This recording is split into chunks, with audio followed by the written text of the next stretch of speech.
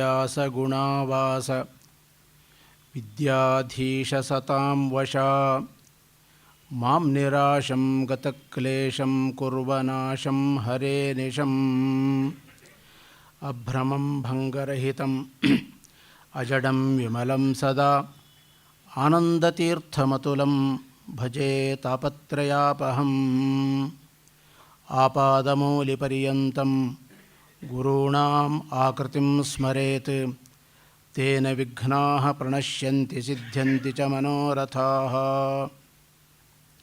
ಶ್ರೀಗುರುಭ್ಯೋ ನಮಃ.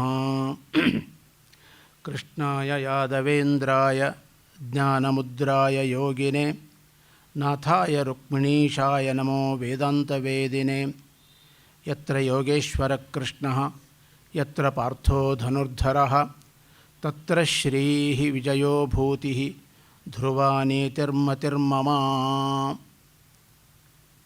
ಈಗ ತಾನೇ ಶ್ರೀಯುತರು ಹೇಳಿದಂತೆ ಶ್ರೀಕೃಷ್ಣ ಜನ್ಮಾಷ್ಟಮಿ ಸದ್ಯದಲ್ಲೇ ಬರಲಿಕ್ಕಿದೆ. ಶ್ರಾವಣ ಮಾಸದಲ್ಲಿ ನಾವು ಕಾಲಿಟ್ಟಿದ್ದೇವೆ.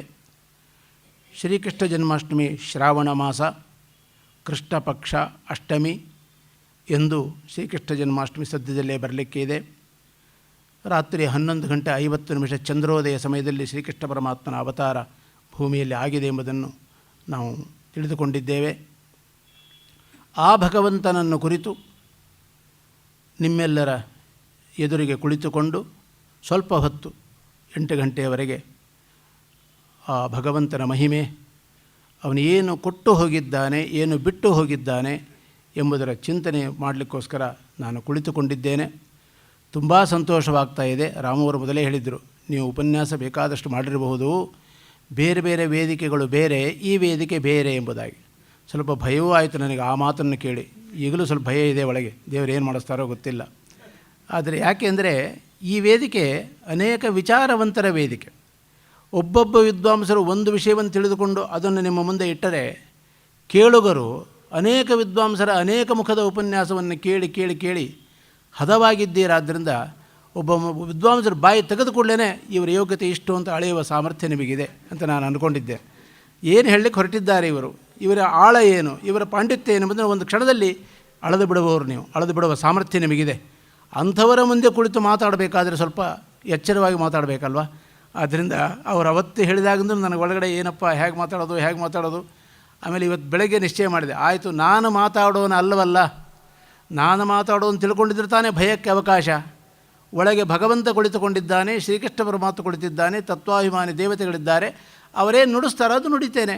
ಗಟ್ಟಿಯಾಗಿ ಅವರ ಮೇಲೆ ಭಾರ ಹಾಕಿ ಧೈರ್ಯ ಮಾಡಿ ಬಂದಿದ್ದೇನೆ. ನಾನು ಹೋಗಿ ಕೂಡ್ತೇನೆ, ಏನೋ ಒಂದಿಷ್ಟು ಏನು ಹೇಳಬೇಕು ಅಂತ ಪ್ರಾರಂಭಿಕವಾದ ಒಂದು ಪ್ರಿಪರೇಷನ್ ಮಾಡ್ಕೊಂಡು ಬಂದಿದ್ದೇನೆ.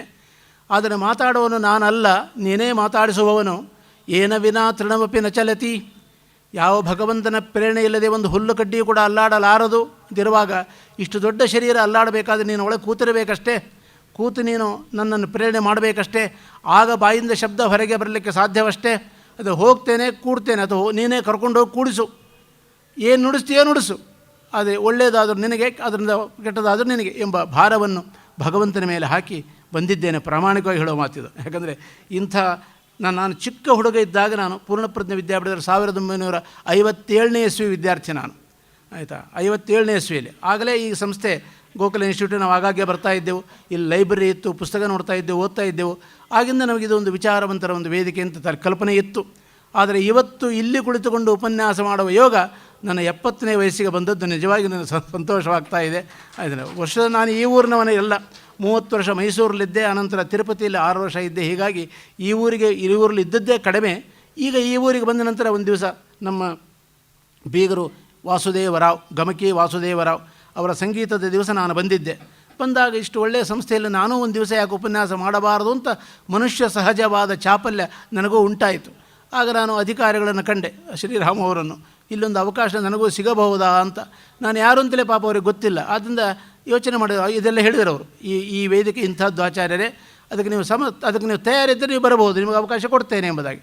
ಒಂದು ದಿವಸ ನೋಡಿ ನೀವು, ನಾನು ಉಪನ್ಯಾಸ ಮಾಡ್ತೇನೆ, ಅದು ದೇವರ ದಯದಿಂದ ನಿಮಗೆಲ್ಲ ಶ್ರೋತೃಗಳಿಗೆ ಅದು ಹಿತವಾದರೆ, ಅದು ಅನುಕೂಲವಾದರೆ, ಆ ಉಪನ್ಯಾಸ ಚೆನ್ನಾಗಿತ್ತು ಅನಿಸಿದರೆ ಅವಕಾಶ ಕೊಡಿ ಎಂಬುದಾಗಿ ಅವರಲ್ಲಿ ಕೇಳಿಕೊಂಡಾಗ ದೊಡ್ಡ ಮನಸ್ಸು ಮಾಡಿ ಅವಕಾಶ ಕೊಟ್ಟಿದ್ದಾರೆ. ಆ ಪ್ರಕಾರ ನಿಮ್ಮ ಮುಂದೆ ಒಂದು ಕುಳಿತುಕೊಂಡಿದ್ದೇನೆ. ಶ್ರೀಕೃಷ್ಣ ಕರ್ಷತೀತಿ ಕೃಷ್ಣ ಸಂಸಾರ ಸಾಗರಾತ್ ಕರ್ಷತೀತಿ ಕೃಷ್ಣ. ಯಾರು ಅವನ ಭಕ್ತರಿದ್ದಾರೋ ಅವರನ್ನು ಸಂಸಾರ ಸಾಗರದಿಂದ ಸೆಳೆಯುವ ಸಾಮರ್ಥ್ಯವುಳ್ಳವನಾಗಿದ್ದಾನಾದ್ದರಿಂದ ಅವನಿಗೆ ಕೃಷ್ಣ ಅಂತ ಹೆಸರು, ಸಾರ್ಥಕವಾದ ಹೆಸರು ಎಂಬುದನ್ನು ನಾವು ಕಾಣ್ತಾ ಇದ್ದೇವೆ. 13 ವರ್ಷ ವಯಸ್ಸಿನ ಕೃಷ್ಣ ಮಧುರೆಗೆ ಹೋಗಿದ್ದಾನೆ. ಬಿಲ್ಲು ಹಬ್ಬವನ್ನು ಮಾಡ್ತೇನೆ ಎಂಬುದಾಗಿ ಕಂಸ ಹೇಳಿ ಕಳಿಸಿದ್ದಾನೆ. ಕಂಸನ ಕರೆಯೋಲೆಗೆ ಮೇರೆಗೆ ಕೃಷ್ಣ ಪರಮಾತ್ಮ ಬಲರಾಮನ ಜೊತೆಯಲ್ಲಿ ಮಧುರೆಗೆ ಹೋಗಿದ್ದಾನೆ. ಬೆಳಗ್ಗೆ ಆ ಸಮಾರಂಭ ನಡೆಯುವ ಜಾಗಕ್ಕೆ ಹೋಗುವ ಸಂದರ್ಭ, ಭಾರೀ ವೈಭವದಿಂದ ಹೋಗ್ತಾ ಇದ್ದಾರೆ. ಆಗ ಇಡೀ ಊರಿನ ಜನ ಆಶ್ಚರ್ಯಪಟ್ಟು ನೋಡ್ತಾ ಇದ್ದಾರಂತೆ.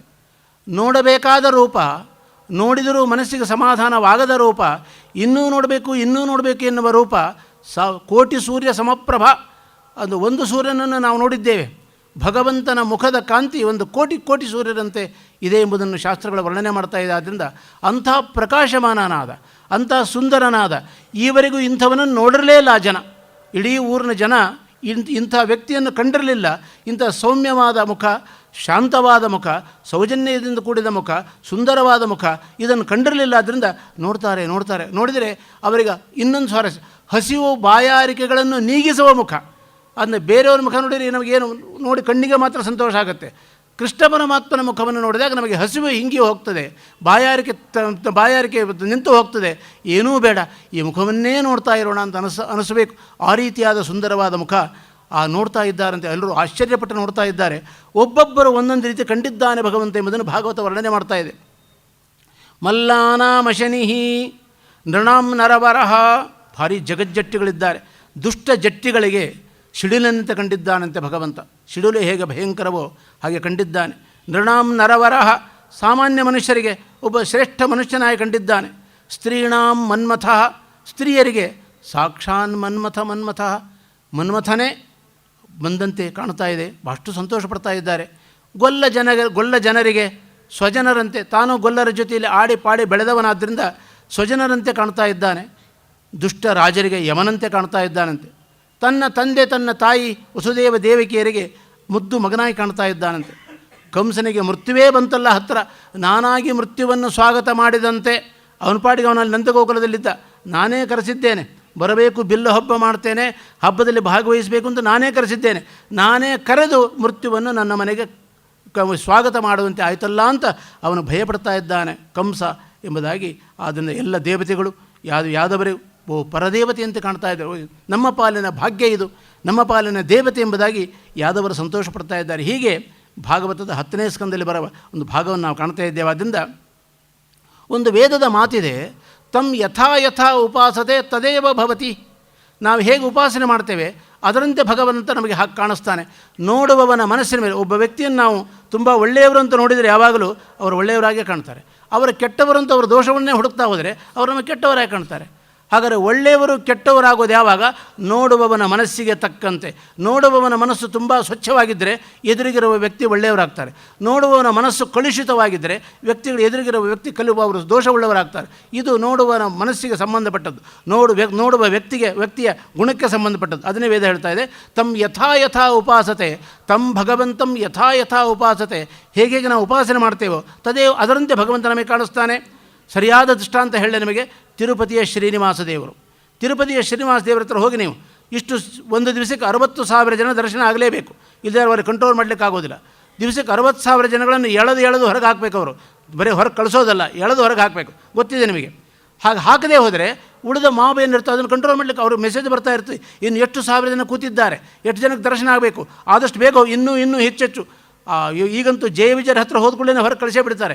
ಇನ್ನೂ ಬೇರೆ ಬಾಗಿಲಿಲ್ಲ, ಅದರಿಂದ ನಾವು ಬದುಕೊಂಡಿದ್ದೇವೆ. ಇದ್ರೆ ಇನ್ನೂ ಏನಾದ್ರು ಹೊರಗಿದ್ರೆ ಅಲ್ಲಿಂದಲೇ ಹೊರಗೆ ಕಳಿಸ್ತಿದ್ರು ನಮ್ಮನ್ನು. ಆಯಿತಾ? ಅಂಥ ಒಂದು ಭಗವಂತನ ಸನ್ನಿಧಾನ ಎಷ್ಟು 1000 ಜನ, ದಿವಸಕ್ಕೆ 60,000 ಜನ ಆದರೆ ಎಷ್ಟು ವರ್ಷಗಳಿಂದ ಎಷ್ಟು ಲಕ್ಷ ಜನ, ಎಷ್ಟು ಕೋಟಿ ಜನ ದೇವರ ದರ್ಶನ ಮಾಡಿರ್ಬೋದು ನೋಡೋಣ. ಹಾಗಾದರೆ ಎಲ್ಲರಿಗೂ ಏನೋ ಒಂದು ಸಿಗದೇ ಹೋಗಿದ್ದರೆ ಯಾಕೆಲ್ಲಿ ಹೋಗ್ತಾ ಇದ್ದರು ಯೋಚನೆ ಮಾಡಿ. ಎಲ್ಲರಿಗೂ ಏನೋ ಒಂದು ಸಿಗುತ್ತಷ್ಟೇ, ಮನಸ್ಸಿಗೆ ಸಮಾಧಾನ ಸಿಗುತ್ತಷ್ಟೇ.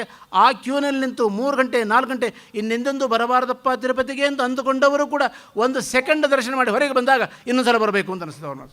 ಒಂದು ಸೆಕೆಂಡ್ನಲ್ಲಿ ನಿಮ್ಮ ಮನಸ್ಸನ್ನು ಪೂರ್ಣ ಬದಲಾವಣೆ ಮಾಡೋ ಸಾಮರ್ಥ್ಯ ಆ ಮುಖಕ್ಕೆ ಇದೆ. ಆದ್ದರಿಂದ ಇಷ್ಟು ಕೋಟಿ ಕೋಟಿ ಜನ ದರ್ಶನ ಮಾಡ್ತಾರೆ ಎಂಬುದನ್ನು ನಾವು ಕಾಣ್ತಾ ಇದ್ದೇವೆ. ಕೆಲವರು ಅವನನ್ನು ವಿಷ್ಣು ಅಂತ ಉಪಾಸನೆ ಮಾಡ್ತಾರೆ, ಭಗವಂತ ನಾರಾಯಣ ಅಂತ ಅವನ ಬಳಿಗೆ ಹೋಗ್ತಾರೆ. ಯಾಕೆ? ಶ್ರೀವತ್ಸ ಚಿಹ್ನೆ ಇದೆ ಪರಮಾತ್ಮನ ಎದೆ, ಶ್ರೀನಿವಾಸ ದೇವರ ಎದೆಯ ಮೇಲೆ ಲಕ್ಷ್ಮೀದೇವಿಯ ಚಿಹ್ನೆ ಇದೆ. ಇದು ಪರಮಾತ್ಮನ ಅಸಾಧಾರಣವಾದ ಗುರುತು, ಅಸಾಧಾರಣವಾದ ಧರ್ಮ. ಯಾಕೆ? ಶ್ರೀವತ್ಸ ಲಾಂಛನ ಶ್ರೀವತ್ಸ ಕೌಸ್ತುಭೋ ಯಸ್ತು ಎಂಬುದಾಗಿ ಪರಮಾತ್ಮನ ಎದೆಯಲ್ಲಿ ಯಾವಾಗಲೂ ಲಕ್ಷ್ಮೀದೇವಿಯ ಸನ್ನಿಧಾನ ಅಂತ ಬೇರೆ ಬೇರೆ ಪುರಾಣಗಳು ಹೇಳೋದನ್ನು ನಾವು ಕಂಡಿದ್ದೇವೆ. ಹಾಗೆ ತಿರುಪತಿಯ ಶ್ರೀನಿವಾಸ ದೇವರ ಎದೆ ಮೇಲೆ ಲಕ್ಷ್ಮೀದೇವಿ ಇದ್ದಾಳೆ. ಕಮಲದ ಮೇಲೆ ಕುಳಿತುಕೊಂಡ ಲಕ್ಷ್ಮೀದೇವಿ, ಕಿರೀಟವನ್ನು ಹಾಕಿಕೊಂಡ ಲಕ್ಷ್ಮೀದೇವಿ. ನಿಮಗೆ ಪ್ರಾಯ ಅನೇಕ ನೋಡಿರ್ಬೋದು ಅಂದ್ಕೊಂಡಿದ್ದೇನೆ. ಅದನ್ನು ಪ್ರತಿ ಗುರುವಾರ ಶ್ರೀನಿವಾಸ ದೇವರ ಅಲಂಕಾರವನ್ನು ತೆಗಿತಾರೆ. ಯಾಕೆ? ಶುಕ್ರವಾರ ಅಭಿಷೇಕಕ್ಕೋಸ್ಕರವಾಗಿ. ಗುರುವಾರ ಅಲಂಕಾರ ತೆಗೆದಾಗ ದೇವರ ಎದೆ ಮೇಲೆ ಗಂಧ, ತಿರುಪತಿ ಗಂಧ, ಒಳ್ಳೆ ಪರಿಮಳಯುಕ್ತವಾದ ಗಂಧ, ಅದನ್ನು ಹೀಗೆ ಗಟ್ಟಿಯಾಗಿ ಒತ್ತಾರೆ ಎದೆ ಮೇಲೆ. ಒತ್ತಿದಾಗ ಆ ಲಕ್ಷ್ಮೀದೇವಿ ಇಂಪ್ರೆಷನ್ ಆ ಗಂಧದಲ್ಲಿ ಬೀಳುತ್ತದೆ. ಹೇಗೆ ಕೂತಿದ್ದಾಳೆ ಲಕ್ಷ್ಮೀದೇವಿ, ಹೇಗಿದ್ದಾಳೆ ಲಕ್ಷ್ಮೀದೇವಿ ಎಂಬುದು ಕರೆಕ್ಟಾಗಿ ಆ ಇಂಪ್ರೆಷನ್, ಆ ಕಿರೀಟ, ಕೈಗಳು, ಕುಳಿತುಕೊಂಡ ಕಮಲ ಎಲ್ಲವೂ ಕೂಡ ಸ್ಪಷ್ಟವಾಗಿ ನಮಗೆ ಕಾಣುತ್ತಾ ಇದರಲ್ಲಿ, ಆ ಇಂಪ್ರೆಷನ್ನಲ್ಲಿ. ಅಪೇಕ್ಷೆ ಇದ್ದರೆ ಪ್ರತಿನಿತ್ಯ ನನ್ನ ಮನೆಯಲ್ಲಿ ಪೂಜೆಗೆ ಇಟ್ಟುಕೊಂಡಿದ್ದೇನೆ ಆ ಲಕ್ಷ್ಮೀದೇವಿಯನ್ನು. ದಯವಿಟ್ಟು ಎಲ್ಲರಿಗೂ ಸ್ವಾಗತ, ಬಂದು ಆ ಲಕ್ಷ್ಮೀದೇವಿಯನ್ನು ನೋಡಿ ಅನುಗ್ರಹಕ್ಕೆ ಪಾತ್ರರಾಗಬಹುದು ಎಂಬುದಾಗಿ. ಯಾಕೆ ಹೇಳಿ, ಕೆಲವರು ಇದು ಶ್ರೀವತ್ಸ ಚಿಹ್ನೆ ಇದೆಯಲ್ಲ, ಇದು ಪರಮಾತ್ಮನ ಅಸಾಧಾರಣ ಧರ್ಮ, ಯಾರಲ್ಲಿಯೂ ಇಲ್ಲದ ಧರ್ಮ, ಭಗವಂತನಲ್ಲಿ ಮಾತ್ರ ಇರಬಹುದಾದ ಧರ್ಮ. ಆದ್ದರಿಂದ ಕೆಲವರು ತಿರುಪತಿ ಶ್ರೀನಿವಾಸ ದೇವರು ವಿಷ್ಣು ಅಂತ ಉಪಾಸನೆ ಮಾಡ್ತಾರೆ. ಇನ್ನು ತಿರುಪತಿ ಶ್ರೀನಿವಾಸ ದೇವರು ಜಟೆ ಇದೆ. ಜಟೆ ಎಂಬುದು ರುದ್ರದೇವರದ ಅಸಾಧಾರಣ ಧರ್ಮ. ಆ ಜಟೆ ಇದ್ದದಿಂದ ರುದ್ರದೇವರು ಎಂಬುದಾಗಿ ಉಪಾಸನೆ ಮಾಡೋರು ಇದ್ದಾರೆ. ನಾಗಾಭರಣ, ಕೈಯಲ್ಲಿ ಹಾವಿನ ಆಭರಣವನ್ನು ಹಾಕ್ಕೊಂಡದ್ದು ನೋಡಿದ್ದೀರಿ ನೀವು.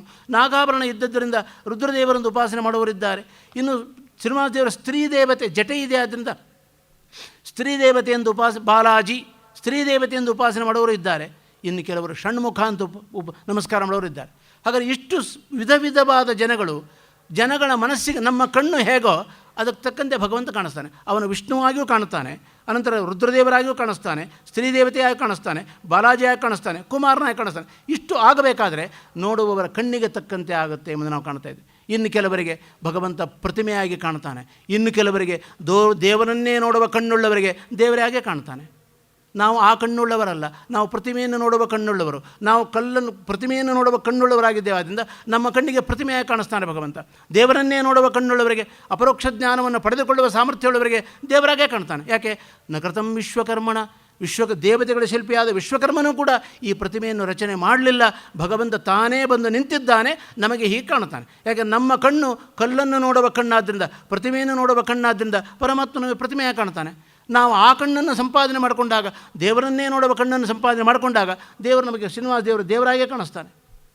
ಅರ್ಜುನನಿಗೆ ಕೃಷ್ಣ ಪರಮಾತ್ಮ ತೋರಿಸಿದಂತೆ, ತುಂಬ ಭಕ್ತನಾಗಿದ್ದೀಯಪ್ಪ ಅರ್ಜುನ, ಏಕಾಂತ ಭಕ್ತನಾಗಿದ್ದೀಯ, ನಿನಗೆ ನನ್ನ ವಿಶ್ವರೂಪ ದರ್ಶನ ಮಾಡಿಸ್ಬೇಕು ಅಂತ ಅಪೇಕ್ಷೆಯಾಗಿದೆ.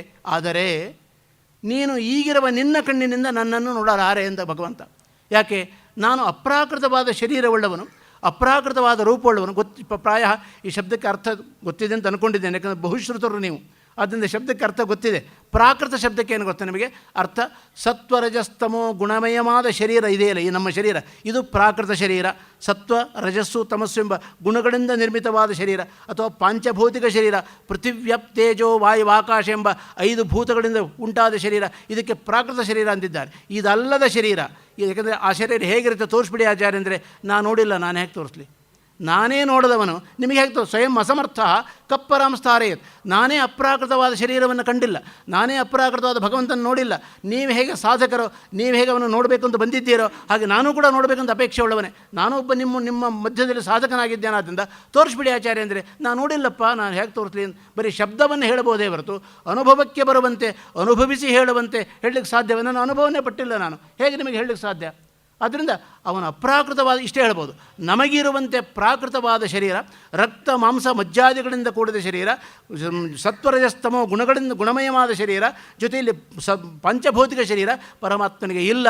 ಅಂಥ ಶರೀರವುಳ್ಳವನು ಭಗವಂತ ಅಂತ ಇಷ್ಟು ಹೇಳ್ಬೋದೇ ಹೊರತು ಅದು ಹೇಗಿದೆ ತೋರಿಸ್ಬಿಡಿ ಅಂದರೆ ತೋರಿಸ್ಲಿಕ್ಕೆ ಆಗೋದಿಲ್ಲ. ಯಾಕೆ? ನಾವು ಅದನ್ನು ನೋಡಿಲ್ಲ. ಆದ್ದರಿಂದ ಹೀಗೆ ಭಗವಂತನ ವಿಚಿತ್ರವಾದ ರೂಪವನ್ನು ನಾವು ಕಾಣ್ತಾ ಇದ್ದೇವೆ ಅಲ್ಲಿ. ಅಂದರೆ ನಮ್ಮ ಕಣ್ಣು ಇಂಥ ಕಣ್ಣು. ಅದು ಅರ್ಜುನನಿಗೆ ಹೇಳಿದ ಭಗವಂತ, ನಾನು ಅಪ್ರಾಕೃತವಾದ ರೂಪವುಳ್ಳವನಪ್ಪ, ನೀನು ಪ್ರಾಕೃತವಾದ ಶರೀರವುಳ್ಳವನು, ನೀನು ಪ್ರಾಕೃತವಾದ ಕಣ್ಣುಳ್ಳವನು. ಇಂಥ ಕಣ್ಣಿನಿಂದ ನನ್ನನ್ನು ನೋಡಲಾರೆ, ಆದರೆ ನಿನಗೆ ನನ್ನ ರೂಪ ತೋರಿಸ್ಬೇಕು. ನೋಡಿ, ಕಣ್ಣಿನಿಂದ ನೋಡಲಿಕ್ಕೆ ಆಗೋದಿಲ್ಲ, ನನ್ನ ರೂಪ ನಿನಗೆ ತೋರಿಸ್ಬೇಕು. ಹಾಗಾದ್ರೆ ಏನು ಮಾಡೋಣ? ಹಾಗಾದ್ರೆ ದಿವ್ಯಂ ದದಾಮಿತೆ ಚಕ್ಷು ಪಶ್ಯಮೇ ಯೋಗಮೈಶ್ವರಂ. ಅರ್ಜುನ, ನಿನಗೆ ನಾನು ಅಪ್ರಾಕೃತವಾದ ಕಣ್ಣನ್ನು ಕೊಡ್ತೇನೆ. ಅಪ್ರಾಕೃತವಾದ ಕಣ್ಣು ಕೊಟ್ಟು ನನ್ನ ರೂಪ ನಿನಗೆ ತೋರಿಸ್ತೇನೆ. ನನ್ನ ವಿಶ್ವರೂಪ ಎಂಥದ್ದು, ಎಷ್ಟು ಸಾಮರ್ಥ್ಯವುಳ್ಳದ್ದು, ಎಷ್ಟು ಎತ್ತರವುಳ್ಳದ್ದು, ಏನು ಸಾಮರ್ಥ್ಯವುಳ್ಳದ್ದು, ಎಷ್ಟು ತೇಜಸ್ವಿ ಆದದ್ದು, ಅದನ್ನು ನೋಡಿ ಸಂತೋಷಪಡು ಎಂಬುದಾಗಿ ಆ ಕೃಷ್ಣ ಅರ್ಜುನನಿಗೆ ಕಣ್ಣನ್ನು ಕೊಟ್ಟು, ಅಪ್ರಾಕೃತ ಕಣ್ಣನ್ನು ಕೊಟ್ಟು ತನ್ನ ವಿಶ್ವರೂಪ ದರ್ಶನ ಮಾಡಿಸಿದ್ದಾನೆಂಬುದನ್ನು ನಾವು ಭಗವದ್ಗೀತೆಯ 11ನೇ ಅಧ್ಯಾಯದಲ್ಲಿ ಕಾಣ್ತಾ ಇದ್ದೇವೆ. ಹೀಗೆ ಪರಮಾತ್ಮ ಮನಸ್ಸು ಮಾಡಿದರೆ ಯಾವುದ ಸಾಧ್ಯ? ಕಿಮಲಭ್ಯಂ ಭಗವತಿ ಪ್ರಸನ್ನೇ ಶ್ರೀನಿಕೇತನೆ. ಶ್ರೀನಿಕೇತನನಾದ, ಶ್ರೀಪತಿಯಾದ, ಲಕ್ಷ್ಮೀದೇಪತಿಯಾದ ಭಗವಂತ ನಮ್ಮ ಬಗ್ಗೆ ಪ್ರಸನ್ನನಾದರೆ, ನಮ್ಮ ಬಗ್ಗೆ ಒಳ್ಳೆ ಉದಾರವಾದ ಭಾವನೆ ಉಳ್ಳವನಾದರೆ ಏನು ಬೇಕಾದ್ರೂ ಮಾಡಬಲ್ಲ. ಮೋಕ್ಷವನ್ನೇ ಕೊಡುವ ಸಾಮರ್ಥ್ಯವುಳ್ಳ ಭಗವಂತ ಇನ್ನು ಲೌಕಿಕವಾದ ಕೊಡ್ತಾನೆ ಅಂತ ಹೇಳಬೇಕೇನು? ಏನು ಬೇಕಾದ್ರೂ ಕೊಡುವ ಸಾಮರ್ಥ್ಯ ಇದೆ ಭಗವಂತನಿಗೆ. ಎಲ್ಲರೂ ಅಪೇಕ್ಷೆ ಪಡುವ, ಸುಲಭವಾಗಿ ಹೊಂದಲಿಕ್ಕಾಗದ, ಎಲ್ಲರಿಗೂ ಬೇಕಾಗಿರುವ ಮೋಕ್ಷವನ್ನೇ ಕೊಡುವ ಸಾಮರ್ಥ್ಯ ದೇವರಿಗಿದೆ ಅಂತಾದಮೇಲೆ ಈ ಲೌಕಿಕವಾದ ಪದಾರ್ಥಗಳು ನಥಿಂಗ್. ದೇವರ ದೃಷ್ಟಿಯಿಂದ, ನಮ್ಮ ದೃಷ್ಟಿಯಿಂದ ಅಲ್ಲ, ದೇವರ ದೃಷ್ಟಿಯಿಂದ ನಥಿಂಗ್. ಇದು ಏನು ಬೇಕಾದ್ರೂ ಕೊಡಬಲ್ಲ ಭಗವಂತ ಅಂದಿದ್ದಾರೆ. ಆದ್ದರಿಂದ ನಮ್ಮ ಕಣ್ಣು ಹೇಗಿರ್ತದೆಯೋ ಅದಕ್ಕೆ ತಕ್ಕಂತೆ ಭಗವನ ದರ್ಶನ ಆಗುತ್ತೆ ಎಂಬುದಕ್ಕೆ ದೃಷ್ಟಾಂತ ಕೊಟ್ಟಿದ್ದೇನೆ. ಆದ್ದರಿಂದ ತಿರುಪತಿಯ ಶ್ರೀನಿವಾಸ ದೇವರಾಗಲಿ, ನಮ್ಮ ಕೃಷ್ಣ ಪರಮಾತ್ಮ ಆಗಲಿ, ಬೇರೆ ಬೇರೆ ದೇವಸ್ಥಾನಗಳಿಗೆ ಹೋಗಿ ನಾವು ದೇವರ ವಿಗ್ರಹ ನೋಡ್ತೇವೆ. ಆ ವಿಗ್ರಹ ನೋಡುವಾಗಲಿ ದೇವರು ನಮಗೆ ಹೇಗೆ ಕಾಣಿಸ್ತಾನೆ, ನಮ್ಮ ಕಣ್ಣಿಗೆ ತಕ್ಕಂತೆ ಕಾಣಿಸ್ತಾನೆ ಭಗವಂತ ಎಂಬುದನ್ನು ನಾವು ಕಾಣಬಹುದಾಗಿದೆ ಎಂದಿದ್ದಾರೆ. ಹೀಗೆ ಭಗವಂತನ ಈ ಹಿನ್ನೆಲೆಯಲ್ಲಿ ನಾವೇನು ಮಾಡೋಣ? ಹಾಗಾದರೆ ತಮ್ಮ ಯಥಾ ಯಥೋಪಾಸತೆ ತದೇವ ಭವತಿ ಎಂಬುದು ಹೇಳಿದಾಗೆ ಭಗವಂತ ಪ್ರಕೃತದಲ್ಲಿ ನಾವೇನು ಮಾಡೋಣ? ಭಗವಂತ ಸಾಕ್ಷಾತ್ ನಮ್ಮ ಶ್ರೀಕೃಷ್ಣ ಪರಮಾತ್ಮ ಸಾಕ್ಷಾತ್ ಭಗವಂತನ ಅವತಾರ ಎಂಬುದಾಗಿ ಪ್ರಾಯ ನೀವೆಲ್ಲರೂ ನಂಬಿದ್ದೀರಿ ಅಂತ ಅಂದ್ಕೊಂಡಿದ್ದೇನೆ ಅಲ್ಲ. ಯಾಕೆಂದರೆ ಎಲ್ಲರೂ ಆಸ್ತಿಕರಾಗಿದ್ದೇವೆ. ಅದನ್ನ ಆಸ್ತಿಕ ಶಬ್ದಕ್ಕೆ ಏನರ್ಥ? ಅಸ್ತಿ ಅಸ್ತಿ ಇತಿ ಯಹ ಅಂಗೀಕರೋತಿ ಸಹ ಆಸ್ತಿಕ. ಅಸ್ತಿ ಕಣ್ಣಿಗೆ ಕಾಣದ ಪದಾರ್ಥಗಳು, ಕಣ್ಣಿಗೆ ಕಾಣದ ಅತೀಂದ್ರಿಯವಾದ ಪದಾರ್ಥಗಳು ಇದೆ. ಸ್ವರ್ಗ ಇದೆ, ನರಕ ಇದೆ, ಪುಣ್ಯ ಇದೆ, ಪಾಪ ಇದೆ, ಭಗವಂತ ಇದ್ದಾನೆ, ಇವೆಲ್ಲ ಕಣ್ಣಿಗೆ ಕಾಣದ ಪದಾರ್ಥಗಳು. ಹಾಗಾದರೆ ಕಣ್ಣಿಗೆ ಕಾಣದ ಅತೀಂದ್ರಿಯವಾದ ಪದಾರ್ಥ ಇದೆ ಅಂತ ಯಾರು ನಂಬಿದ್ದೇವೆಯೋ ಅವರೆಲ್ಲ ಆಸ್ತಿಕರು. ಕಣ್ಣಿಗೆ ಕಾಣದ ಪದಾರ್ಥ ಯಾವುದೂ ಇಲ್ಲ, ಕಣ್ಣಿಗೆ ಕಾಣೋದು ಮಾತ್ರ ಸತ್ಯ ಅಂತ ಯಾರು ಹೇಳ್ತಾರೋ ಅವರು ನಾಸ್ತಿಕರು. ಅದನ್ನು ನಾಸ್ತಿ ನಾಸ್ತಿ ಇತಿ ಯಹ ವದತಿ ಸಹ ನಾಸ್ತಿಕ, ಅಸ್ತಿ ಅಸ್ತಿ ಇತಿ ಯಹ ವದತಿ ಸಹ ಆಸ್ತಿಕ. ನಾವೆಲ್ಲ ಆಸ್ತಿಕರಾಗಿದ್ದೇವೆ. ಆಸ್ತಿಕರಾದ ನಿಮ್ಮೆಲ್ಲರ ಎದುರಿಗೆ ಕುಳಿತುಕೊಂಡ ನಾನು ಒಬ್ಬ ಆಗಿದ್ದೇನಾದ್ದರಿಂದ ಶ್ರೀಕೃಷ್ಣ ಪರಮಾತ್ಮ ಸಾಕ್ಷಾತ್ ಭಗವಂತನ ಅವತಾರ ಎಂಬ ಹಿನ್ನೆಲೆಯಲ್ಲಿ ನನ್ನ ವಿಷಯವನ್ನು ಪ್ರಾರಂಭ ಮಾಡ್ತೇನೆ ಎಂಬುದಾಗಿ ಅದರ ಪೀಠಿಕೆಯನ್ನು ಹೇಳ್ತಾ ಭಗವಂತ ಹೇಗಿದ್ದಾನೆ. ಕೃಷ್ಣನನ್ನು ನಾನು ಹೇಳಿದೆ, ನೋಡುವ ಕಣ್ಣಿಗೆ ತಕ್ಕಂತೆ ಅಂತ ಹೇಳಿದ ಹಾಗೆ ಅವನನ್ನು ಜಾರ ಅಂತ ಹೇಳುವವರಿದ್ದಾರೆ, ಅವನನ್ನು ಚೋರ ಅಂತ ಹೇಳುವವರಿದ್ದಾರೆ, ಅವನನ್ನು ಸ್ತ್ರೀಲೋಲ ಅಂತ ಹೇಳಿದವರಿದ್ದಾರೆ, ಅವನೊಬ್ಬ ಕಪಟಿ ಅಂತ ಹೇಳುವವರಿದ್ದಾರೆ. ವಿಮರ್ಶಕರಿಗೇನು ಕೊರತೆ ಇಲ್ಲ ಇವತ್ತಿನ ಕಾಲದಲ್ಲಿ. ಅದು ಎಲ್ಲರೂ ವಿಮರ್ಶಕರೇ, ಚೂರು ಪಾರು ಬರಲಿಕ್ಕೆ ಬಂದವರು ವಿಮರ್ಶಕರೇ. ಒಂದು ತುಂಬ ಬೇಸರದ ಸಂಗತಿ ಅಂದರೆ ಶ್ರೀಕೃಷ್ಣ ಪರಮಾತ್ಮನ ಬಗ್ಗೆ ನಾವು ಕಾಮೆಂಟ್ಸ್ ಮಾಡಬೇಕಾದ್ರೆ ಅವನನ್ನು ಕುರಿತು ಇರುವ ಗ್ರಂಥಗಳಿದ್ದಾವೆ. ಮಹಾಭಾರತ ಇದೆ, ಭಾಗವತ ಇದೆ, ಭಗವದ್ಗೀತೆ ಇದೆ. ಇಂಥ ಗ್ರಂಥಗಳನ್ನು ಓದಿ ಅರ್ಥ ಮಾಡಿಕೊಂಡು ಖಂಡಿತವಾಗಿ ಕೃಷ್ಣನ ಬಗ್ಗೆ ಕಾಮೆಂಟ್ಸ್ ಮಾಡಿ, ಬೇಡ ಅನ್ನಲ್ಲ. ಆ ಮೂಲ ಗ್ರಂಥಗಳಿಗೆ ಅರ್ಥವೇ ಆಗದೇನೆ, ಅದನ್ನು ಓದಲಿಕ್ಕೆ ಹೋಗದೇನೆ ಯಾರೋ ಬರೆದದ್ದನ್ನು ನೋಡಿಕೊಂಡು ಕದ್ದು ನಾವು ಕೃಷ್ಣನ ಬಗ್ಗೆ ಕಾಮೆಂಟ್ಸ್ ಮಾಡ್ತೀವಿ ಅಂತ ಈ ಹೊರಟಿದ್ದಾರಲ್ಲ, ಅವ್ರ ಬಗ್ಗೆ ತುಂಬ ನನಗೆ ಅನುಕಂಪ ಆಗ್ತಾಯಿದೆ, ತುಂಬ ಬೇಸರ ಆಗ್ತಾಯಿದೆ ಎಂಬುದನ್ನು ಪ್ರಾಮಾಣಿಕವಾಗಿ ಹೇಳಬೇಕಾಗ್ತದೆ. ಯಾಕಂದರೆ ಯಾರದೇ ಒಬ್ಬ ವ್ಯಕ್ತಿಯ ಬಗ್ಗೆ ನಾವು ಮಾತಾಡಬೇಕಾದ್ರೆ ಸರಿ ಆ ವ್ಯಕ್ತಿ ಬಗ್ಗೆ ತಿಳ್ಕೊಂಡಿರಬೇಕು. ಯಾರೋ ಹೇಳಿದ್ದನ್ನು ಕೇಳಿದ್ರೆ ನೀವು ಕೆಟ್ಟವರು ಅಂತ ಅನ್ನೋದಲ್ಲ, ಯಾರೋ ಹೇಳಿದ್ದನ್ನು ಕೇಳಿ ನೀವು ಒಳ್ಳೆಯವರು ಅಂತ ಅನ್ನೋದಲ್ಲ. ನಾನು ಅನುಭವಿಸಿ ನಿಮ್ಮ ಜೊತೆಯಲ್ಲಿ ನಾನು ಬೆರೆತು ಅದನ್ನು ಅನುಭವಿಸಿ ನೀವು ಒಳ್ಳೆಯವರ ಕೆಟ್ಟವನ್ನು ತಿಳಿದುಕೊಂಡು ನಾನು ಮಾತಾಡಬೇಕೇ ಹೊರತು ಯಾರೋ ಒಬ್ಬರು ಹೇಳಿದ್ದಾರೆ ಅಂತ ನಾನು ಹೇಳಬಾರ್ದಲ್ವ. ಈಗ ಹಾಗೆ ನಡೀತಾ ಇದೆ, ಯಾರೋ ಬರೆದಿದ್ದಾರೆ ಅದನ್ನು ನಾನು ಬರೆದುಬಿಟ್ಟೆ, ಹಾಗಾಗಬಾರದು ಅಂದಿದ್ದಾರೆ. ಆದ್ದರಿಂದ ಕೃಷ್ಣ ಪರಮಾತ್ಮನನ್ನು ಆಡಿಕೊಳ್ಳೋರು ಯಾಕೆ ಅವರವರ ದೃಷ್ಟಿಗೆ ತಕ್ಕಂತೆ, ಅವರವರ ನೋಟಕ್ಕೆ ತಕ್ಕಂತೆ ಅವರ ಮನಸ್ಸು ಹೇಗಿದೆಯೋ ಹಾಗೆ ಭಗವಂತ ಕಾಣ್ತಾನೆ. ಕೆಲವರಿಗೆ ಜಾರನಾಯಿ ಕಾಣ್ತಾನೆ, ಕೆಲವರಿಗೆ ಚೋರನಾಯಿ ಕಾಣ್ತಾನೆ, ಕೆಲವರ ಲೋಲನಾಯಿ ಕಾಣ್ತಾನೆ ಭಗವಂತ ಎಂಬುದನ್ನು ನಾವು ಕಾಣ್ತಾ ಇದ್ದೇವೆ.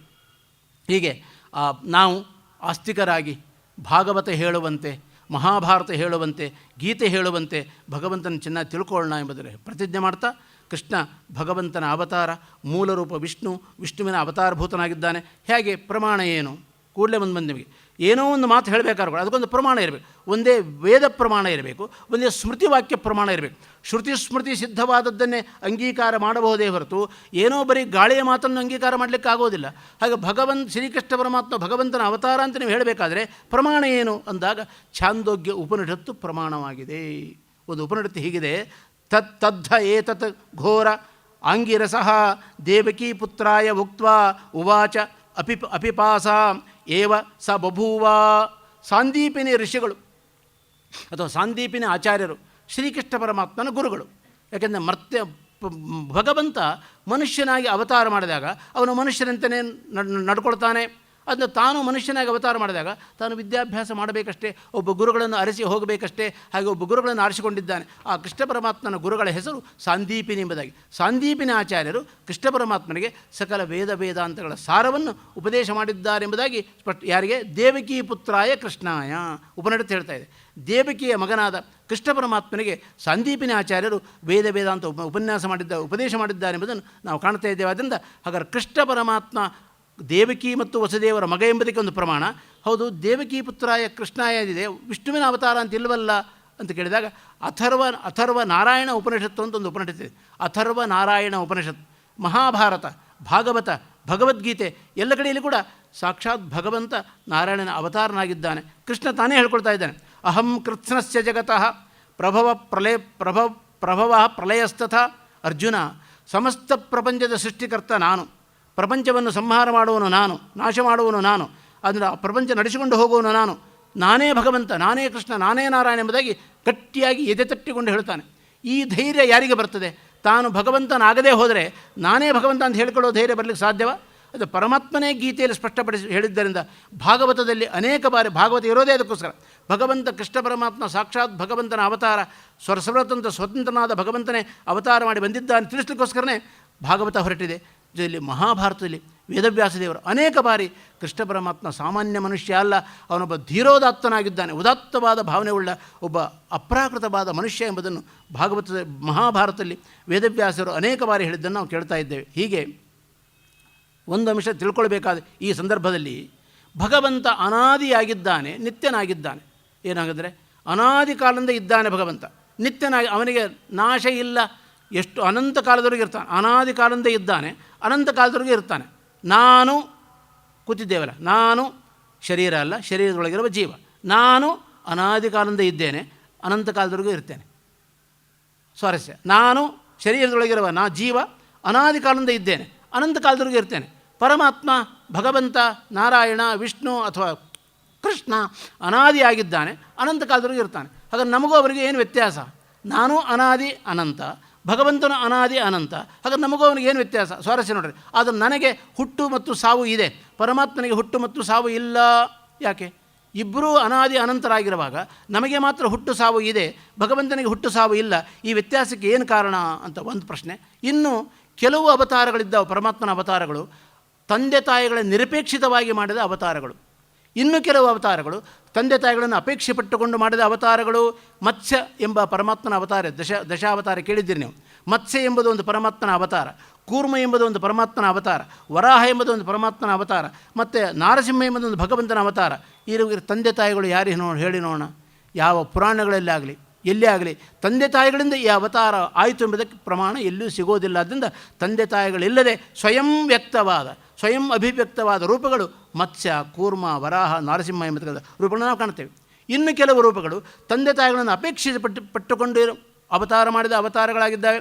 ವಾಮನಾವತಾರ ತಂದೆ ತಾಯಿಗಳಿದ್ದಾರೆ, ರಾಮದೇವರು ತಂದೆ ತಾಯಿಗಳಿದ್ದಾರೆ, ಕೃಷ್ಣದೇವರು ತಂದೆ ತಾಯಿಗಳಿದ್ದಾರೆ, ಪರಶುರಾಮ ದೇವರು ತಂದೆ ತಾಯಿಗಳಿದ್ದಾರೆ. ಇವರೆಲ್ಲರೂ ಕೂಡ ತಂದೆ ಮತ್ತು ತಾಯಿಗಳನ್ನು ನಿಮಿತ್ತವಾಗಿ ಇಟ್ಟುಕೊಂಡು ಭೂಮಿಗೆ ಬಂದ ಅವತಾರಗಳು ಎಂಬುದನ್ನು ನಾವು ತಿಳ್ಕೊಳ್ಬಹುದಾಗಿದೆ. ಹಾಗೆ ಒಂದು ಪ್ರಶ್ನೆ ಬರಲಿಕ್ಕೆ ಸಾಧ್ಯತೆ ಇದೆ, ದೇವರಿಗೆ ತಂದೆ ತಾಯಿಗಳೇ ಬೇಕಾಗಿಲ್ಲ, ತಾನೇ ಒಂದು ರೂಪವನ್ನು ತಾಳಬಹುದು ಅಂತಾದರೆ ಈ ರಾಮಕೃಷ್ಣಾದಿ ಅವತಾರಗಳಲ್ಲಿ ಯಾಕೆ ತಂದೆ ತಾಯಿಗಳು ಬೇಕಾಯಿತು? ಅವರನ್ನ ಯಾಕೆ ನಿಮಿತ್ತವಾಗಿ ಇಟ್ಟುಕೊಂಡ? ತಂದೆ ತಾಯಿ ನಿಮಿತ್ತವಾಗಿ ಇಟ್ಟುಕೊಂಡು ಯಾಕೆ ಅವತಾರ ಮಾಡಿದ ಭಗವಂತ ಎಂಬ ಪ್ರಶ್ನೆಗೆ ಉತ್ತರ, ಅವರ ಮಗನಾಗಿದ್ದರಿಂದ ದೇವರಿಗೆ ಏನೂ ಆಗಬೇಕಾಗಿಲ್ಲ, ಅವರನ್ನು ಉದ್ಧಾರ ಮಾಡಲಿಕ್ಕೋಸ್ಕರ ಅವರ ಮಗನಾಗಿ ಅವತಾರ ಮಾಡಿದ್ದಾನೆ ಭಗವಂತ. ಅನೇಕ ವರ್ಷಗಳವರೆಗೆ, ಅನೇಕ ಸಾವಿರ ವರ್ಷಗಳವರೆಗೆ ತಂದೆ ತಾಯಿಗಳು ನಮಗೆ ಭಗವಂತನನ್ನು ಮಗನನ್ನಾಗಿ ಪಡೆಯಬೇಕು ಅಂತ ತಪಸ್ಸು ಮಾಡಿದ್ದಾರೆ. ಆ ತಪಸ್ಸಿನ ಫಲವಾಗಿ ಭಗವಂತ ಅವರಿಗೆ ಮಗನಾಗಿ ಅವತರಿಸಿದ್ದಾನೆ. ಯಾಕೆ? ಅವರಿಗೆ ಒಳ್ಳೆಯದು ಮಾಡಲಿಕ್ಕೆ, ಅವರ ತಪಸ್ಸಿಗೆ ಫಲವನ್ನು ಕೊಡಲಿಕ್ಕೋಸ್ಕರವಾಗಿ, ಅವರನ್ನು ಉದ್ಧಾರ ಮಾಡಲಿಕ್ಕೋಸ್ಕರವಾಗಿ, ಅವರಿಗೆ ಮೋಕ್ಷ ಕೊಡಲಿಕ್ಕೋಸ್ಕರವಾಗಿ ಯಾರ ಮಗನಾಗಿ ಅವತರಿಸಿದ್ದಾನೆ ಅವರಿಗೆ ಮೋಕ್ಷ ಕೊಟ್ಟಿದ್ದಾನೆ ಭಗವಂತ ಎಂಬುದನ್ನು ನಾವು ಪುರಾಣಗಳಲ್ಲಿ ಕಾಣ್ತಾ ಇದ್ದೇವೆ. ಆದ್ದರಿಂದ ಮರ್ತ್ಯಾವತಾರತ್ಸ್ವಿಹ ಮತ್ಸ್ಯ ಶಿಕ್ಷಣಂ. ಆದ್ದರಿಂದ ಜೀವರು ಭಗವಂತನ ಅವತಾರ, ಕೆಲವು ತಂದೆ ತಾಯಿಗಳನ್ನು ನಿಮಿತ್ತವಾಗಿ ಇಟ್ಟುಕೊಂಡ ಅವತಾರ, ಕೆಲವು ತಂದೆ ತಾಯಿಗಳು ಇಲ್ಲದೇನೆ ಮಾಡಿದ ಅವತಾರ. ಏನಾದರೂ ಕೂಡ ಭಗವಂತನ ಹುಟ್ಟಿಗೆ ಅವತಾರ ಅಂತೇವೆ. ಜೀವನ ಹುಟ್ಟಿಗೆ ಹುಟ್ಟಿದ ಅಂತ ಕರೀತೇವೆ. ಒಬ್ಬ ಜೀವ ಹುಟ್ಟಿದ, ಒಬ್ಬ ಜೀವ ಸತ್ತ ಅಂತ ಕರೀತೇವೆ. ಆದರೆ ಭಗವಂತ ಹುಟ್ಟಿದ ಸತ್ತ ಅಂತ ನಾವು ಕರೆಯೋದಿಲ್ಲ. ಜೀವನೂ ಅನಾದಿಯಾಗಿದ್ದಾನೆ, ಭಗವಂತನೂ ಅನಾದಿಯಾಗಿದ್ದಾನೆ. ಜೀವನೂ ನಿತ್ಯನಾಗಿದ್ದಾನೆ ಅಥವಾ ಅನಂತನಾಗಿದ್ದಾನೆ, ಅನಂತ ಕಾಲದವರೆಗೆ ಇರ್ತಾನೆ. ಹಾಗೆ ಭಗವಂತನು ಅನಂತನಾಗಿದ್ದಾನೆ, ಅನಂತ ಕಾಲದವರೆಗೆ ಇರ್ತಾನೆ. ಆದರೆ ಜೀವನಿಗೆ ಹುಟ್ಟು ಮತ್ತು ಸಾವುಗಳಿದ್ದಾವೆ, ಪರಮಾತ್ಮನಿಗೆ ಹುಟ್ಟು ಸಾವು ಇಲ್ಲ. ಯಾಕೆ ಅಂದಾಗ ನಾವು ಜೀವ ಸಾಧನೆಗೋಸ್ಕರವಾಗಿ ಪ್ರಾಕೃತವಾದ ಶರೀರ ಪಡ್ಕೊಂಡು ಬರ್ತೇವಲ್ಲ, ತ್ರಿಗುಣಾತ್ಮಕವಾದ ಶರೀರ ಪಡ್ಕೊಳ್ತೇವಲ್ಲ, ಇದಕ್ಕೆ ಹುಟ್ಟು, ಶರೀರದ ಒಳಗೆ ಪ್ರವೇಶ. ಆದ್ದರಿಂದ ಪ್ರಾಕೃತವಾದ ಶರೀರದೊಳಗೆ ಜೀವ ಪ್ರವೇಶ ಮಾಡಿದಾಗ ಜೀವ ಹುಟ್ಟಿದ ಅಂತ ಕರಿತೇವೆ. ಈ ಜನ್ಮದಲ್ಲಿ ಮಾಡಬೇಕಾದ ಸಾಧನೆ ಮುಗಿದ ನಂತರ ಈ ಶರೀರ ತ್ಯಾಗ ಮಾಡಿದಾಗ ಅವನನ್ನು ಸತ್ತ ಅಂತ ಕರಿತೇವೆ. ಇದು ಜೀವನ ಹುಟ್ಟು ಮತ್ತು ಸಾವು. ಜೀವನಿಗೆ ಹುಟ್ಟು ಇಲ್ಲ, ಜೀವನಿಗೆ ಸಾರವಿಲ್ಲ. ಹಾಗಾದರೆ ಜೀವನ ಹುಟ್ಟು ಮತ್ತು ಸಾವು ಶಬ್ದಕ್ಕೆ ಅರ್ಥ ಏನು? ಜೀವ ಸಾಧನೆಗೋಸ್ಕರವಾಗಿ ಒಂದು ಶರೀರವನ್ನು ಪಡೆದುಕೊಂಡ, ಶರೀರದ ಒಳಗೆ ಪ್ರವೇಶ ಮಾಡಿದ. ಅದೆಂಥ ಶರೀರ? ಪ್ರಾಕೃತವಾದ ಶರೀರ, ಸತ್ವರಜಸ್ತಮೋ ಗುಣಮಯವಾದ ಶರೀರ, ಅಥವಾ ಪಂಚಭೌತಿಕ ಶರೀರ. ಪಂಚಭೌತಿಕ ಶರೀರದೊಳಗೆ ಜೀವ ಪ್ರವೇಶ ಮಾಡಿದ್ನಲ್ಲ, ಇದು ಜೀವನ ಹುಟ್ಟು ಅಂತೇವೆ. ಈ ಜನ್ಮದಲ್ಲಿ ಮಾಡಬೇಕಾದ ಸಾಧನೆ ಮುಗಿದ ನಂತರ ಆ ಶರೀರ ಬಿಟ್ಟು ಮತ್ತೆ ಹೊರಡ್ತಾನಲ್ಲ ಜೀವ, ಅದಕ್ಕೆ ಜೀವನ ಸಾವು ಹೊಂದಿದ್ದೇವೆ. ಇಂಥ ಹುಟ್ಟು ಸಾವುಗಳು ಭಗವಂತನಿಗೆ ಇಲ್ಲ. ಯಾಕೆ? ಭಗವಂತನಿಗೆ ಸಾಧನೆ ಮಾಡಬೇಕಾದ ಅಂಶ ಏನೂ ಇಲ್ಲ. ನಿತ್ಯ ಮುಕ್ತನಾದ ಭಗವಂತ, ಯಾವಾಗಲೂ ಮುಕ್ತನಾದ ಭಗವಂತ. ಆದ್ದರಿಂದ ಅವನಿಗೆ ಸಾಧನೆ, ಪಂಚಭೌತಿಕ ಶರೀರ ಸ್ವೀಕಾರದ ಅವಶ್ಯಕತೆ ಇಲ್ಲ, ಪಂಚಭೌತಿಕ ಶರೀರದ ತ್ಯಾಗದ ಅವಶ್ಯಕತೆ ಇಲ್ಲ. ಆದ್ದರಿಂದ ಅವನಿಗೆ ಹುಟ್ಟು ಇಲ್ಲ, ಅವನಿಗೆ ಸಾವು ಇಲ್ಲ. ಜೀವನಿಗೆ ಪಂಚಭೌತಿಕ ಶರೀರದ ಅವಶ್ಯಕತೆ ಇದೆ, ಆದ್ದರಿಂದ ಜೀವನಿಗೆ ಹುಟ್ಟು ಇದೆ, ಸಾವು ಇದೆ ಅಂತ ನಾವು ಕರಿತಾ ಇದ್ದೇವೆ. ಹಾಗಾದರೆ ಕೃಷ್ಣ ಪರಮಾತ್ಮ ಹುಟ್ಟಿದ, ರಾಮ ಹುಟ್ಟಿದ ಅಂತ ಕರಿತೇವಲ್ಲ ನಾವು ಅಂದಾಗ ಶಾಸ್ತ್ರ ಹೇಳ್ತಾ ಇದೆ, ಪ್ರಾದುರ್ಭಾವ ಹರೇರ್ಜನಿಹಿ. ಭಗವಂತ ಹುಟ್ಟಿದ ಶಬ್ದಕ್ಕೆ ಅರ್ಥ ಏನು? ಭಗವಂತ ಪ್ರಾದುರ್ಭೂತನಾದ, ರಾಮನಾಗಿ ಕಂಡ, ಕೃಷ್ಣನಾಗಿ ಕಂಡ, ಪರಶುರಾಮನಾಗಿ ಕಂಡ, ಹುಟ್ಟಿದ್ದಲ್ಲ ಅದು. ಅದನ್ನು ನಾವು ಹೇಗೆ ಪಂಚಭೌತಿಕ ಶರೀರ ಪಡ್ಕೊಂಡು ಹುಡ್ತೇವೆ, ಅದರಂತೆ ರಾಮನಾಗಿ ಹುಟ್ಟಿದ್ದಲ್ಲ ಅಥವಾ ಕೃಷ್ಣನಾಗಿ ಹುಟ್ಟಿದ್ದಲ್ಲ, ಅವನು ರಾಮನಾಗಿ ಕಂಡ ಮತ್ತು ಪರಶುರಾಮದೇವ ಕಂಡ ಅಷ್ಟೇ ಹೊರತು ಪರಮಾತ್ಮನಿಗೆ ಪ್ರಾದುರ್ಭೂತ, ಹುಟ್ಟಿದ ಶಬ್ದಕ್ಕೆ ಅರ್ಥ ಪ್ರಾದುರ್ಭೂತನಾಗಿದ್ದಾನೆ ಭಗವಂತ. ಎಲ್ಲ ಕಡೆಯಲ್ಲೂ ಇದೇ ಪ್ರಯೋಗ ಇರ್ತದೆ. ಪ್ರಾದುರ್ಭಾವೋ ಹರೇರ್ಜನಿ, ಪರಮಾತ್ಮನ ಜನಿಗೆ ಪ್ರಾದುರ್ಭಾವ ಅಂತ ಕರೆದಿದ್ದಾರೆ ಎಂಬುದಾಗಿ ತಿಳ್ಕೊಳ್ತಾ ಮುಂದೆ ಭಗವಂತನ ವಿಶೇಷ ಮಹಿಮೆಗಳೇನು, ಪರಮಾತ್ಮನ ಹುಟ್ಟನ್ನು ನಾವು ತಿಳ್ಕೊಂಡಿದ್ದೇವೆ, ಪರಮಾತ್ಮನ ಪ್ರಾದುರ್ಭಾವ ತಿಳ್ಕೊಂಡಿದ್ದೇವೆ. ಆದ್ದರಿಂದ ಇದು ಹೇಳಿದ ಶ್ರಾವಣ ಮಾಸ, ಕೃಷ್ಣ ಪಕ್ಷ, ಅಷ್ಟಮಿ ತಿಥಿ, ಚಂದ್ರ ಆಗ್ತಾನೆ ಉದಯ ಆಗಿದ್ದಾನೆ. ಸುಮಾರು 11 ಗಂಟೆ 50 ನಿಮಿಷ ಅಥವಾ 11 ಗಂಟೆ 48 ನಿಮಿಷ ಸಮಯ. ಆಗ ಕೃಷ್ಣ ಪರಮಾತ್ಮನ ಪ್ರಾದುರ್ಭಾವ. ನಿಮಗೆಲ್ಲರಿಗೂ ಗೊತ್ತಿರುವಂತೆ ದೇವಕಿಯ ಗರ್ಭದಲ್ಲಿ ಹುಟ್ಟುವ 8ನೇ ಮಗು ನಿನ್ನನ್ನು ಸಂಹಾರ ಮಾಡುತ್ತೆ ಅಂತ ಆಕಾಶವಾಣಿ ಆಗಿದೆ ಕಂಸನಿಗೆ. ಅದನ್ನು ತುಂಬ ಚೆನ್ನಾಗಿ ತಿಳ್ಕೊಂಡಿದ್ದಾನೆ. ಇದು 8ನೇ ಗರ್ಭ, ಆದ್ದರಿಂದ ಏನಕ್ಕೇನ ಪ್ರಕಾರೇಣ ಏನಾದರೂ ಮಾಡಿ ಈ ಗರ್ಭವನ್ನು ಸಂಹಾರ ಮಾಡಲೇಬೇಕು, ಈ ಮಗು ಇರದಂತೆ ನೋಡ್ಕೊಳ್ಬೇಕೆಂಬುದಾಗಿ ಪ್ರಯತ್ನ ಪಟ್ಟಿದ್ದಾನೆ. 100 ಜನ ಸೇವಕರನ್ನಿಟ್ಟಿದ್ದಾನೆ, ಕಾರಾಗೃಹದಲ್ಲಿಟ್ಟಿದ್ದಾನೆ. ಇವರಿಬ್ಬರ ತಂದೆ ತಾಯಿಗಳನ್ನು ಕಾರಾಗೃಹದಲ್ಲಿಟ್ಟಿದ್ದಾನೆ. ಸುತ್ತಲೂ 100 ಜನ ಸೇವಕರನ್ನಿಟ್ಟಿದ್ದಾನೆ. ಯಾರಿಂದಲೂ ಬಿಡಿಸಲಿಕ್ಕಾಗದ, ತೆಗೆಯಲಿಕ್ಕಾಗದ ಅಭೇದ್ಯವಾದ ಬೀಗಗಳನ್ನು ಹಾಕಿದ್ದಾನೆ. ಎಲ್ರಿಗೂ ಹೇಳಿದ್ದಾನೆ, ಯಾರೂ ನಿದ್ದೆ ಮಾಡಬಾರದು, ತುಂಬ ಎಚ್ಚರವಾಗಿರಬೇಕು, ಯಾವ ಕ್ಷಣದಲ್ಲಿ ಬೇಕಾದ್ರೂ ಮಗು ಜನನವಾಗಬಹುದು, ಆದುಕೊಳ್ಳೆ ನನಗೆ ಸುದ್ದಿ ತಿಳಿಸಬೇಕು ಅಂತ ಎಲ್ಲರಿಗೂ ತಾಕೀತು ಮಾಡಿದ್ದಾನೆ. ಆಗಲಿಂದ ಒಪ್ಪಿಕೊಂಡಿದ್ದಾರೆ. ಸ್ವಾರಸ್ಯ ಏನು ಗೊತ್ತೇ ನಿಮಗೆ? ನಾನೊಂದು ಬಗೆದರೆ ದೈವವೊಂದು ಬಗೆಯಿತು ಅಂತ ಒಂದು ಗಾದೆ ಕೇಳಿದ್ದೇವಲ್ಲ ನಾವು. ಇದು ಕಂಸನ ಇಚ್ಛೆ. ಒಂದು ಮಗು ಈಗ ಜನನವಾಗುತ್ತೆ, ಅದು ನನ್ನನ್ನು ಸಂಹಾರ ಮಾಡುತ್ತೆ, ಆ ಮಗುವನ್ನು ನಾನು ಸಂಹಾರ ಮಾಡಬೇಕು, ಇದು ಕಂಸನ ಇಚ್ಛೆ. ಆದರೆ ಭಗವಂತನ ಇಚ್ಛೆ ಹಾಗಿಲ್ವಲ್ಲ. ಅದನ್ನು ಭಗವಂತ ಈ ಹುಟ್ಟುವ ಮಗುವೇ ಕಂಸನನ್ನು ಸಂಹಾರ ಮಾಡಬೇಕೆಂಬುದು ಭಗವಂತನ ಇಚ್ಛೆ. ಈ ಮಗುವನ್ನು ಸಂಹಾರ ಮಾಡಬೇಕೆಂಬುದು ಈ ಕಂಸನ ಇಚ್ಛೆ. ಯಾರ ಇಚ್ಛೆ ನಡಿಬೇಕು, ಯಾರ ಇಚ್ಛೆ ನಡಿಬಾರ್ದು ಅಂದರೆ ಅದನ್ನು ಸತ್ಯವಾಕ್ ಸತ್ಯ ಸಂಕಲ್ಪ ಸತ್ಯಭಾಮಾರತೋ ಜೈ. ಅವನು ಸತ್ಯವಾಕ್ ಆಗಿದ್ದಾನೆ, ಅವನು ಸತ್ಯ ಸಂಕಲ್ಪನಾಗಿದ್ದಾನೆ. ಅವನ ಸಂಕಲ್ಪ ನಡೆಯುತ್ತೆ ಹೊರತು ನಮ್ಮ ಸಂಕಲ್ಪ ಯಾವುದೂ ನಡೆಯೋದಿಲ್ಲ. ನಾವು ಏನೇನೋ ಅಂದ್ಕೊಳ್ತೇವೆ ಜೀವನದಲ್ಲಿ, ಹಾಗೆ ಮಾಡಬೇಕು, ಹೀಗೆ ಮಾಡಬೇಕು, ಹಾಗಿರಬೇಕು, ಹೀಗಿರಬೇಕು. ಏನಾದ್ರು ಆಗ್ತದೆಯೋ? ದೇವರದಿಂದ ಯಾವುದಾದ್ರು ಆಗ್ತದೆ? ಎಲ್ಲದರಲ್ಲೂ ಫೇಲ್. ನಾವು ಅಂದ್ಕೊಂಡದ್ದು ಯಾವುದೂ ಆಗೋದಿಲ್ಲ. ನಾವೇ ಹೇಳ್ತೇವೆ, ನೋಡಿ ಏನೋ ಮಾಡಬೇಕು ಅಂತ ಹೊರಟೆ, ಅದೇನೋ ಆಯಿತು ನೋಡ್ರಿ. ಯಾಕದು ಹಾಗಾಯಿತು? ನಿನಗೆ ಎಲ್ಲ ಕರ್ತೃತ್ವ ಶಕ್ತಿ ನಿನಗಿದ್ದಿದ್ದರೆ, ಎಲ್ಲವನ್ನೂ ಮಾಡುವ ಸಾಮರ್ಥ್ಯ ನಿನಗಿದ್ದಿದ್ದರೆ ಏನೋ ಮಾಡಲಿಕ್ಕೆ ಹೋಗಿ ಏನೋ ಯಾಕೆ ಮಾಡಿದೆ ಯೋಚನೆ ಮಾಡಿ ನೋಡೋಣ. ಆದ್ದರಿಂದ ನಮಗೆ ಕರ್ತೃತ್ವ ಶಕ್ತಿ ಇಲ್ಲ, ನಮಗೆ ಸ್ವಾತಂತ್ರ್ಯ ಇಲ್ಲ. ಪರಮಾತ್ಮನ ಇಚ್ಛೆಗೆ ಬಂದರೆ ಮಾತ್ರ ನಾವು ಜೀವನದಲ್ಲಿ ಏನಾದರೂ ಒಂದು ಮಾಡಬಹುದೇ ಹೊರತು ಇಲ್ಲದವರು ಏನನ್ನೂ ಸಾಧನೆ ಮಾಡಲಿಕ್ಕೆ ಆಗೋದಿಲ್ಲ, ಏನು ಕೆಲಸ ಮಾಡಲಿಕ್ಕೂ ಆಗೋದಿಲ್ಲ ಎಂಬುದನ್ನು ನಮ್ಮ ಜೀವನದ ಹೆಜ್ಜೆ ಹೆಜ್ಜೆಗೆ ನಡೀತೇವೆ ನಾವು. ಹೆಜ್ಜೆ ಹೆಜ್ಜೆಗೆ ನಾವು ಅದನ್ನು ಜೀವನದಲ್ಲಿ ಅನುಭವಿಸ್ತೇವೆ ನಾವು. ಆದ್ದರಿಂದ ಹೇಳೋದುಂಟು, ನಾಳೆ ಉಪನ್ಯಾಸ ನಡೆಯುತ್ತಂತೆ, ಯಾರೊಬ್ಬರು ಕೃಷ್ಣನ ಬಗ್ಗೆ ಉಪನ್ಯಾಸ ಮಾಡ್ತಾರಂತೆ, ಬರ್ತೀರೇನ್ರಿ ಗೋಕುಲ ಇನ್ಸ್ಟಿಟ್ಯೂಟ್ಗೆ? ಬರಬೇಕು ನನಗೂ ಅಪೇಕ್ಷೆ ಇದೆಯಪ್ಪ, ಆದರೆ ಆಗುತ್ತೋ ಇಲ್ಲೋ ದೇವರಿಗೆ ಗೊತ್ತು ನೋಡಿ ಅಲ್ವಾ. ಯಾರೋ ನಿಮ್ಮನ್ನು ಒಳ್ಳೆ ಯಾತ್ರೆ ಕರ್ಕೊಂಡು ಹೋಗ್ತಾರಂತೆ, ಬರ್ತೀರಾ? ನನಗೂ ಬರಬೇಕು ಅಂತ ಅಪೇಕ್ಷೆ ಇದೆ ರೀ, ವಯಸ್ಸು 60 ಆಯಿತು, 65 ಆಯಿತು, 70 ಆಗ್ತಾ ಬಂತು, ಇನ್ನೂ ಯಾತ್ರೆ ಮಾಡಲಿಕ್ಕಾಗಿಲ್ಲ, ನನಗೂ ಬರಬೇಕು ಅಂತ ಅಪೇಕ್ಷೆ ಇದೆ, ಆದರೆ ಸಂಸಾರ ಪರದಾಟ ಮುಗಿಬೇಕಲ್ಲಪ್ಪ, ಆಗುತ್ತೋ ಇಲ್ಲೋ ದೇವರಿಗೆ ಗೊತ್ತು. ಹೆಜ್ಜೆ ಹೆಜ್ಜೆಗೆ ದೇವರಿಗೆ ಗೊತ್ತು, ದೇವರಿಗೆ ಗೊತ್ತು. ಯಾಕೆ ದೇವರಿಗೆ ಗೊತ್ತು? ದೇವರಿಗೇ ಗೊತ್ತು ಎಂಬ ನಮ್ಮ ಕನ್ನಡ ಭಾಷೆಯ ಆಡು ಭಾಷೆಯ ಒಂದು ಪ್ರಾಕೃತ ಶಬ್ದ ಏನಿದೆ, ಅದರಲ್ಲಿ ಎಷ್ಟು ಶಾಸ್ತ್ರದ ಸಾರ ಅಡಗಿದೆ ಅಂದರೆ ಎಲ್ಲವೂ ದೇವರಿಗೇ ಗೊತ್ತು. ಪರಮಾತ್ಮ ಸರ್ವಜ್ಞನಾಗಿದ್ದಾನೆ, ಸರ್ವೋತ್ತಮನಾಗಿದ್ದಾನೆ. ಅವನಿಗೆ ಗೊತ್ತಿಲ್ಲದ ವಿಷಯ ಏನೂ ಇಲ್ಲ. ಇಷ್ಟು ಜನ ಕೂತಿದ್ದೇವೆ, ಇಷ್ಟು ಜನ ಕೂತವ್ರಿಗೆ ಯಾರು ಏನು ಮಾಡ್ತಾ ಇದ್ದಾರೆ, ಯಾರಿಗೆ ಏನು ಸಾಧನೆ ಮಾಡಿಸ್ಬೇಕು, ಈ ಕ್ಷಣದಲ್ಲಿ ಏನು ಮಾಡಿಸ್ಬೇಕು, ಮುಂದಿನ ಕ್ಷಣದಲ್ಲಿ ಏನು ಮಾಡಿಸ್ಬೇಕು, ಉಪನ್ಯಾಸ ಕೇಳ್ತಾ ಇದ್ದೇವೆ. ಎಲ್ಲರೂ ಉಪನ್ಯಾಸ ಒಂದೇ ಥರ ಕೇಳೋದಿಲ್ಲ, ಅವರವರ ಸಾಮರ್ಥ್ಯಕ್ಕೆ ತಕ್ಕಂತೆ ಉಪನ್ಯಾಸ ಕೇಳ್ತಾರೆ ಹೊರತು ಎಲ್ರಿಗೂ ಒಂದೇ ರೀತಿ ಉಪನ್ಯಾಸ ಕೇಳೋದಿಲ್ಲ, ಎಲ್ಲರೂ ಒಂದೇ ರೀತಿ ಅರ್ಥವಾಗೋದಿಲ್ಲ. ಒಳಗೆ ಕುಳಿತ ಭಗವಂತ ಅವರವರ ಸಾಮರ್ಥ್ಯಕ್ಕೆ ತಕ್ಕಂತೆ ಉಪನ್ಯಾಸ ಅರ್ಥ ಮಾಡಿಸ್ತಾನೆ ಹೊರತು ಎಲ್ರಿಗೂ ಒಂದೇ ರೀತಿ ಅರ್ಥ ಮಾಡಿಸೋದಿಲ್ಲ. ಹಾಗೆ ಇಷ್ಟು ಜನ ಕೂತಿದ್ದೇವಲ್ಲ, ಎಲ್ರಿಗೂ ಒಂದೇ ರೀತಿಯಾಗಿ ಅರ್ಥವಾಗಿಲ್ಲ ಅಂದರೆ ಪ್ರತಿಯೊಬ್ಬ ಜೀವರು ಕೂಡ ಪ್ರತ್ಯೇಕ ಸ್ವಭಾವ ಉಳ್ಳವರಾಗಿದ್ದಾರೆ. ಆದ್ದರಿಂದ ಪರಮಾತ್ಮನ ಸಂಕಲ್ಪದಂತೆ ಪ್ರತ್ಯೇಕ ರೀತಿ ಅರ್ಥ ಮಾಡ್ಕೊಳ್ತಾರೆ ಹೊರತು ಎಲ್ಲರೂ ಒಂದೇ ರೀತಿ ಅರ್ಥ ಮಾಡ್ಕೊಳ್ಳೋಕೆ ಆಗೋದಿಲ್ಲ. ಅದರಂತೆ ಭಗವಂತನ ಸಂಕಲ್ಪ ಇರಬೇಕು, ಆಗ ಮಾತ್ರ ನಮಗೆ ಏನಾದ್ರು ಒಂದು ಸಂಕಲ್ಪ ಕೆಲಸ ಈಡೇರಲಿಕ್ಕೆ ಸಾಧ್ಯ. ಅದನ್ನು ನಾವು ಅಂದ್ಕೊಂಡದ್ದು ಯಾಕೆ ಆಗೋದಿಲ್ಲ? ನಾವು ಮಿಥ್ಯಾ ಸಂಕಲ್ಪರಾಗಿದ್ದೇವೆ, ಅದನ್ನು ನಾವು ಅಂದ್ಕೊಂಡದ್ದು ಯಾವುದೂ ಆಗೋದಿಲ್ಲ. ಜೀವನದಲ್ಲಿ ಅಕಸ್ಮಾತ್ ಒಮ್ಮೊಮ್ಮೆ ನಾವು ಅಂದ್ಕೊಂಡದ್ದು ಆಗೋದು ಉಂಟು. ಯಾವಾಗ ನಮ್ಮ ಸಂಕಲ್ಪವಾದ ಪರಮಾತ್ಮನ ಸಂಕಲ್ಪಕ್ಕೆ ಅನುಗುಣವಾದಾಗ ನಾವು ಅಂದ್ಕೊಂಡದ್ದು ಜೀವನದಲ್ಲಿ ಯಾವ ಅಪರೂಪಕ್ಕೆ ಒಂದೊಂದು ಸಲ ಆಗುತ್ತೆ ಅಂದಿದ್ದಾರೆ. ಆದ್ದರಿಂದ ಅವನು ಸತ್ಯವಾಕಾಗಿದ್ದಾನೆ, ಸತ್ಯ ಸಂಕಲ್ಪನಾಗಿದ್ದಾನೆ ಎಂಬುದು ನಾವು ಕಾಣ್ತಾ ಇದ್ದೇವೆ. ಆದ್ದರಿಂದ ಭಗವಂತ ಅಂತ ಸತ್ಯ ಸಂಕಲ್ಪನಾದ ಭಗವಂತನ ಇಚ್ಛೆಯಂತೆ ಇಡೀ ಪ್ರಪಂಚ ನಡೀತಾ ಇದೆ ಎಂಬುದನ್ನು ನಾವು ಮನವರಿಕೆ ಮಾಡಿಕೊಂಡು ಅವನ ಮಹಿಮೆಯನ್ನು ಹೇಳುವ ಮಹಾ ಋಷಿಗಳು ಭಾರಿ ಗ್ರಂಥ ರಚನೆ ಮಾಡಿದ್ದಾನೆ ಎಂಬುದನ್ನು ಮನಸ್ಸಲ್ಲಿಟ್ಟುಕೊಂಡು ಪರಮಾತ್ಮನ ಆದರ್ಶವನ್ನು ನಾವು ಚಿಂತನೆ ಮಾಡೋಣ. ಅವನ ಮಾತು ಒಂದೇ ಒಂದು ಮಾತು ಹೇಳೋದಾದರೆ, ಆಡಿದ್ದನ್ನು ನಡೆದುಕೊಂಡು ಬಾಯಿಂದ ಬಂದ ಮಾತನ್ನು ನಡೆಸಿಕೊಂಡಿದ್ದಾನೆ ಭಗವಂತ. ಏನವನ ಬಾಯಿಂದ ಬಂದ ಮಾತು? ಪರಿತ್ರಾಣಾಯ ಸಾಧೂನಾಂ ವಿನಾಶಾಯ ಚ ದುಷ್ಕೃತಾಂ ಧರ್ಮ ಸಂಸ್ಥಾಪನಾರ್ಥಾಯ ಸಂಭವಾಮಿ ಯುಗೇ ಯುಗೇ ಅಂದಿದ್ದಾರೆ. ಧರ್ಮ ಸಂಸ್ಥಾಪನಾರ್ಥಾಯ ಸಂಭವಾಮಿ ಯುಗೇ ಯುಗೇ. ನಾನು ಪ್ರತಿ ಯುಗದಲ್ಲಿ ಅವತಾರ ಮಾಡ್ತೇನಪ್ಪ.